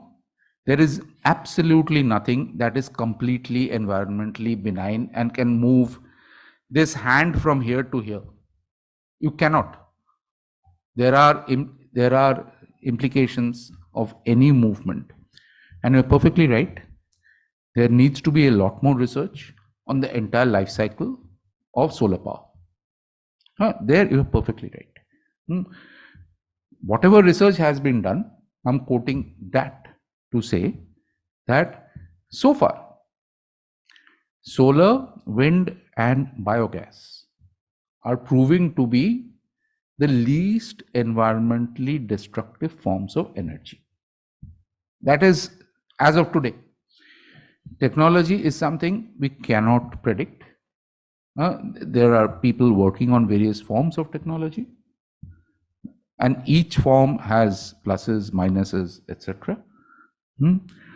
Again, one can only go by the wisdom of the age, and that is as we have it today. It may very well be that tomorrow we may find tidal power to be better and cleaner. That may very well be, and we would use that. I personally have serious problems with the way solar is being rolled out in this country. I think it's being centralized far too much. It should be decentralized. An enormous amount of energy is being wasted in transmission and distribution. And it shouldn't happen that way. But as far as solar power is concerned, yes, I would like the larger farms to have concentrated solar power rather than solar panels, which are extremely inefficient. But for a boat, it would be, as of today, the cleanest solution. You want to have a fight with me? Go ahead. I have a question. Yes, yes, go ahead. So, so in case of road transport, yeah, can we do these types of brainstorming before road constructions or upgrade from 2-lane to 4-lane? That what would be the impact on environment? What would be the impact on ecology and so on and so forth? In case of waterways, we keep talking about what would be the environmental impact, what would be the impact on communities, and so I think let all the players come in first, then it will be good to judge who will be more benefited and who will be loser and all that. Till today, so there are very few players are acting here. So this is the questions. Okay, I take your point. Yes, everything ought to happen after. I would like to supplement. Yes, Manohar Sahab, and then Partho. Yeah. In Bangladesh and India, we used to transport 4 million tons of goods, intercountry trade goods, annually on average. Now, what is the amount of pollution that produces for the carriage of these goods? 4 million tons of goods between Kolkata and Dhaka Narayanganj. Now, if we had not any agreement to use the waterways, then we could transport it through road. then what amount of pollution could be produced by the, so what is the savings by transporting this amount of goods by waterway? That should be studied, I think. I completely agree with you. My feeling is that it has been done, but if it hasn't been done, it definitely should be done. Partho? Not been done. Oh. Well, enjoying this debate among the panelists, and nice. I know there's no harm in debating. There's no harm in arguing, because all your points are valid. When Bani asked, actually, it's a very crucial question, actually. That entire life cycle is not neither eco-friendly and nor human-friendly, right? So I'll draw a comparison with the revolution called EV, electric vehicle. So we know that in front of our eyes, in next 1 decade, we will see almost every vehicle, four-wheeler that we are driving will be getting converted to EVs, including our own vehicles. That is coming, because during some of my recent foreign trips, I have seen that all my friends are owning electric vehicles. There's no escape. It's become national policies. Now it's become imperative because of our national policies towards net zero and all that. But then there are criticisms, because in case of electric vehicles, where the use of lithium-ion battery is drawing a lot of flack, because the lithium owns in Australia, New Zealand, and Malawi, and some of the African countries, they are using child labor. That's a very important argument against that. But then measures have been taken. ILO has taken a very strong position, International Labor Organization. So things are progressing in all directions. So soon we will see a day when the human exploitation will become very less. On the other hand, there will be much more efficient lithium-ion batteries, which will run not only for days, but also for probably months. So it's a very dynamic situation. It's very difficult to say what's going to happen next year and all that. I agree that given all the situation, definitely waterways have waterway is the, if you want to do all types of calculation, is the probably least affecting, least environmentally harmful way. And I wish we had, if it is possible through this project, to do a cost-benefit analysis for the National Highway 2 from Sodia to Dhubri. Surface transport vis-a-vis water transport. Several case studies can be constructed, right? And then we will have a definite answer for how much less carbon emission will be there, or from carbon footprint point of view, how beneficial, from economic cost point of view, how beneficial, and from environmental cost, etc. Next, Subhash has asked a very interesting question, why it is Sulavalu about waterways, then who is asking question about where highways are made? Well, a very important question. It is eliciting me an important point for sharing. Highways have been evaluated actually.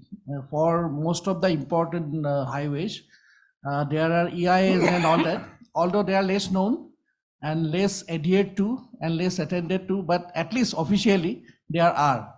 Unfortunately, under the Indian law, at least the EIA notification 2006, which is still running because the draft EIA notification 2020 is still to be finalized, most of these waterways projects do not need EIA. That's a big problem for us. We don't even know whether they will have impact or not, because they are exempted.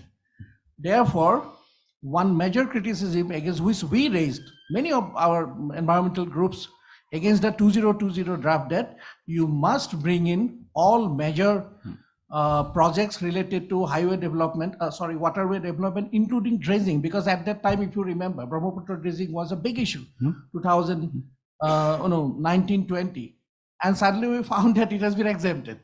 So it was all part of a grand plan actually, but from environmental point of view, it was not acceptable. So we don't know what lies because it has not yet been finalized. Therefore, we are very worried about many of these waterways because the law of the land doesn't make it compulsory for you to, you don't have to do anything actually, you just get the clearance. But in case of a big highway project, you still have to do an EIA, even if it is a eyewash.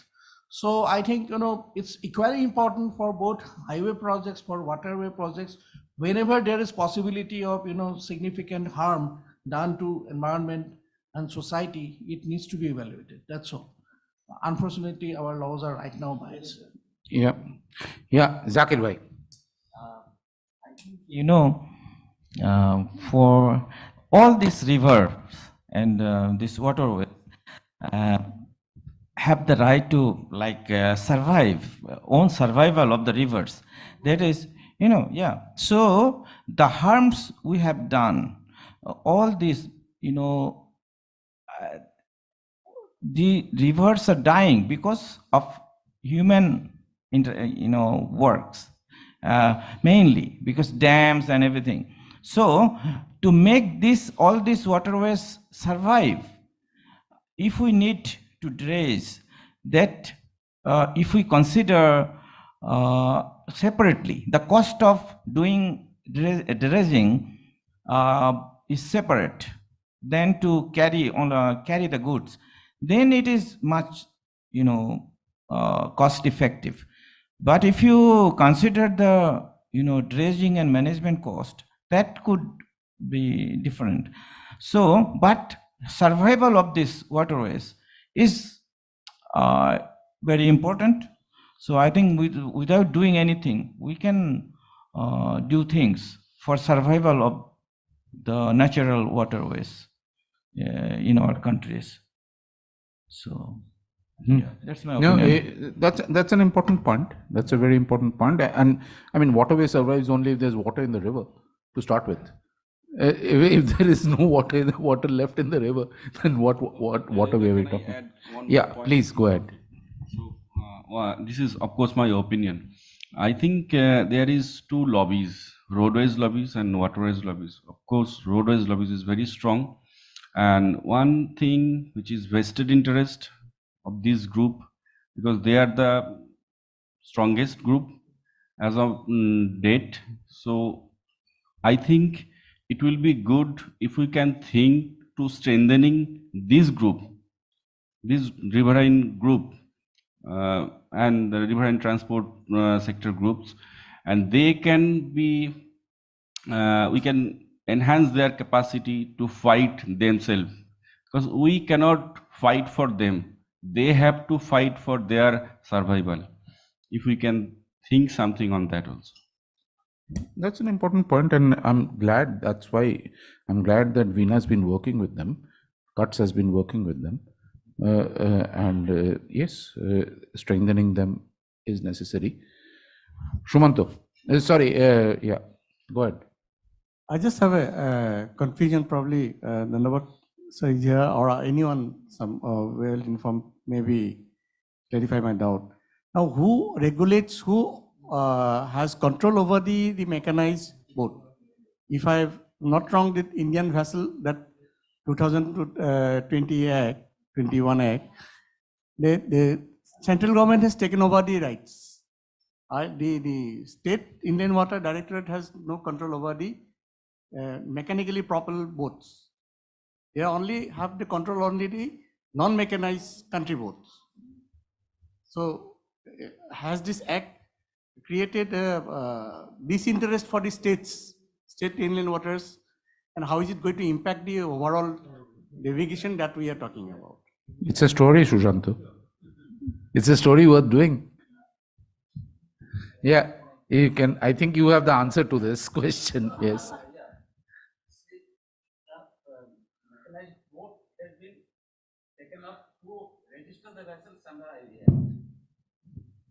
Yeah, the control is still with state governments. Control is still, okay. Yeah, because the registrations part, survey part, everything is still with the central government is not doing anything.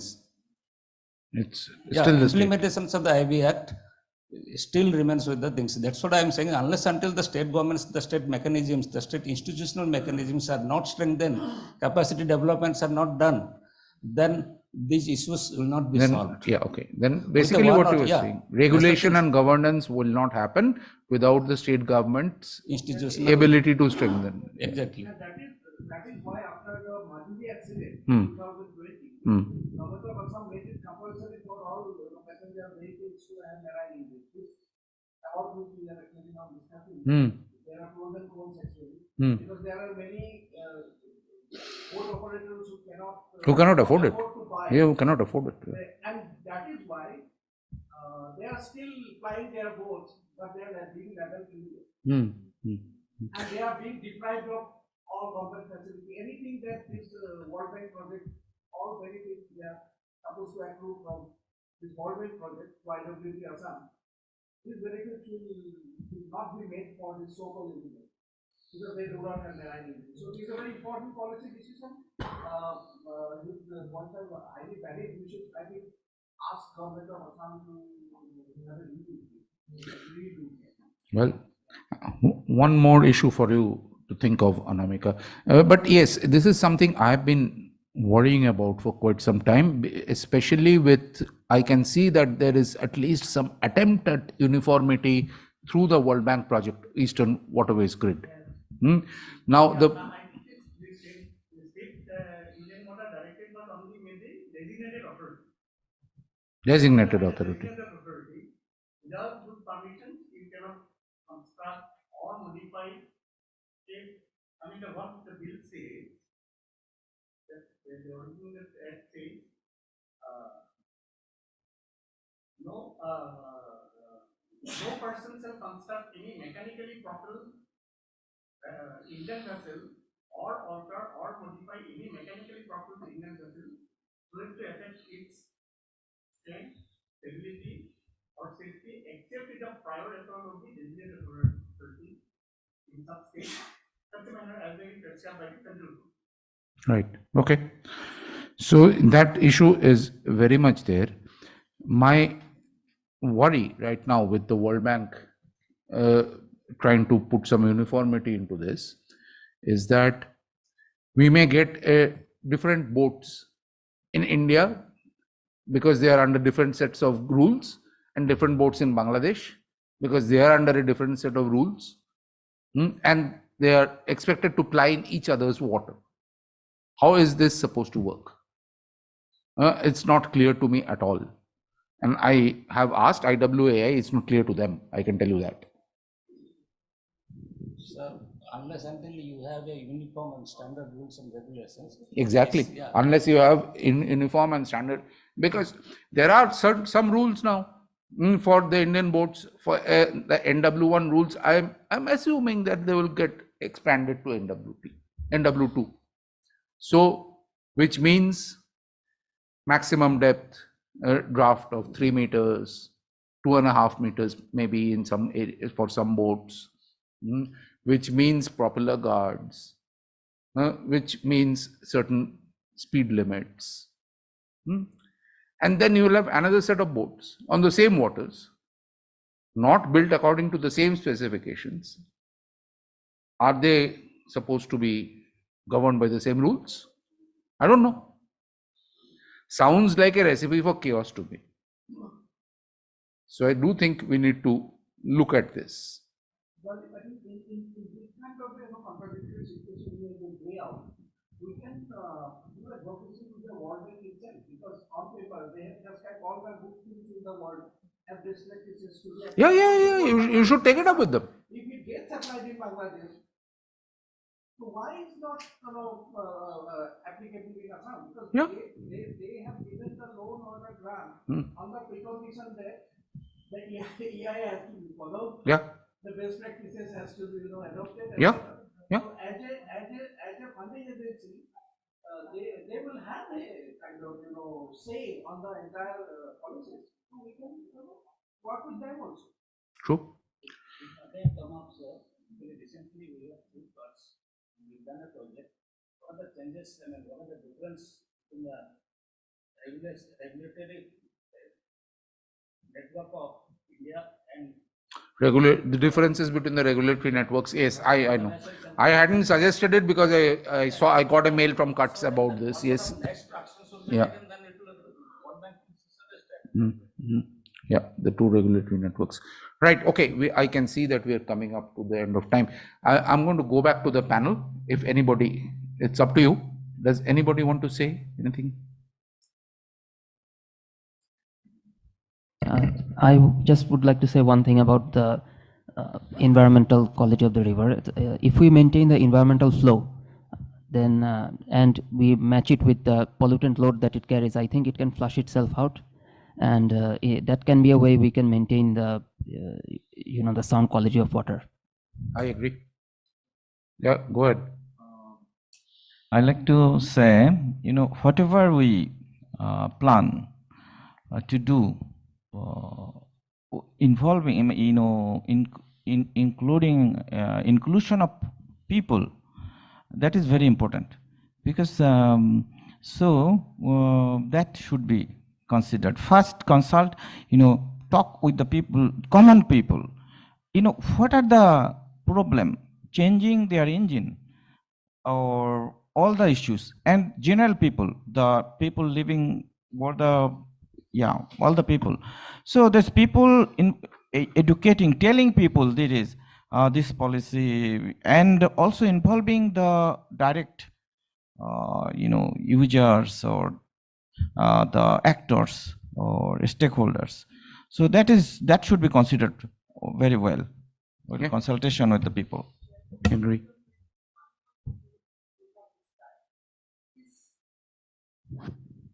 Will there be any land acquisition when they go for construction of terminals and different centers, like the way they were describing today, the bank? This seems to be large terminals because they have all the facilities. So will there be land acquisition? And if there is, the answer is yes, because I've seen that in Banaras. I've seen that in whichever, what's the name of that place? Yeah, Sahibganj. Haldia. There has been land acquisition. It's there. Do we have a compensation mechanism for such? They have. I don't know. You'll have to check this on the ground. I have been told by the bank that the compensation package has been better than in other cases, so people are okay.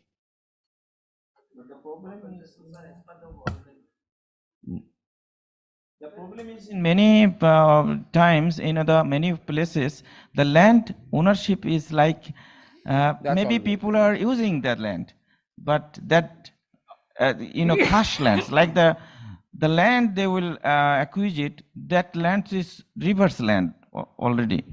So maybe the people living there, they will not get any benefit because they don't have any documents like that. Yeah, people dependent on a plot without the documents. What happens to them? In the regulatory provision of Bangladesh, even one person is living in unlawful area, he will be compensated from the regulatory. To the same extent as the owner? He will get some compensation. Is According to acquisition rules of Bangladesh. Yeah, that's only for transferring. The owners of the land will get price 3 times more than the present market price. right. Okay. It's definitely worth looking at. Definitely, because I can see in Dibrugarh, for example, there's going to be a large container port. Yeah. I asked a question about the shifting ghats and all that. Answer. You say that they will construct Floating jetties. And with this floating jetty in mind, any permanent kind of infrastructure on very fragile river bed is not encouraged. Yeah. Number one. Number one, they are highly erosion prone. So whatever investment you are making because of taking care of it will go down with the water. Third, if you keep in mind the uncertainty of the flows, the sediment, the way that river migration is happening, rivers are changing courses from Sodia to Dhubri. I think the concept of small but well-equipped mobile ports boats that can move from one place to another. Right? Okay. You can shift. Okay. Okay. That's Okay. a much better idea than a permanent kind of cart that Okay. you are imagining, because that is the nature of the river. It will keep on happening. Just because you constructed a very romantic. No, you tomorrow you can On find. the bank of a particular port doesn't mean the river will respect it or remain there. The very next day it will go 1 kilometer downstream. Yes, or exactly. 1 kilometer upstream. Then what will you do? Yeah. Because this is a life problem. All of us, because we are people also all of us something. Yeah. That was the kind of challenge for which I asked this question. But if you see now, the local lessees or who owns to whom the leaseholding is given, they are shifting from here and there, and people are also shifting from here and there without much complaining about it, because they understand this is the river, this is the nature of the river. They don't blame anybody else. They don't even blame the rivers. As a honaye, this has been like this for ages. So I understand. somehow, if we can learn from this entirely localized dynamics of interaction between river and the people who are using the river for transportation. Okay. Strengthen this, learning something from there. I still think that the entire concept of shifting much more eco-friendly will be much more eco-friendly, much more feasible than a permanent, an idea of a permanent act, which may or may not be permanent. Definitely worth looking at. Anamika, I can see that you need to involve your civil engineering department as well. Brahmaputra is now where I have to pay. And in childhood, I could walk the river Brahmaputra and enter the river. And now I have to pay. Right. You have to pay to the server. Hmm. You have to pay to the GMC. Hmm. Now we are building entire river bank in Guwahati with some good structure. So you have to first pay, then you go near the river. Yeah, I'm aware of this. So I don't know how sustainable this will be, which actually brings us almost to the end and to the elephant in the room that we haven't talked about. So you know that due to the nature of this river, you'll have to keep dredging all the time. What do you do with it? What do you do with all that mud and sand? I think that's what has been done so far, is to pick it up and put it on, throw it to the side. Is that the desirable outcome? Would the study want to look at this? Thank you very much.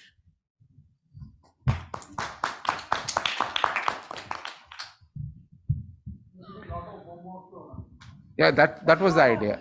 That was the idea, to give homework to Anamika. Right, okay, so Thank we you are very through. Back to the organizers. Thank you very much. Thank you very much for the last session, and it was also a very insightful session like the earlier sessions. And we have certificates to give you quickly, and also a picture, if possible.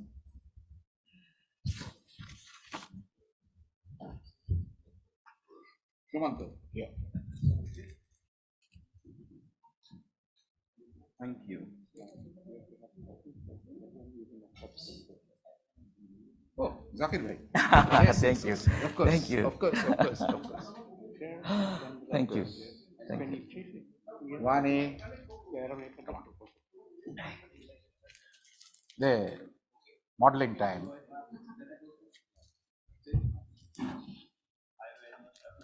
Ah, yes. There you are.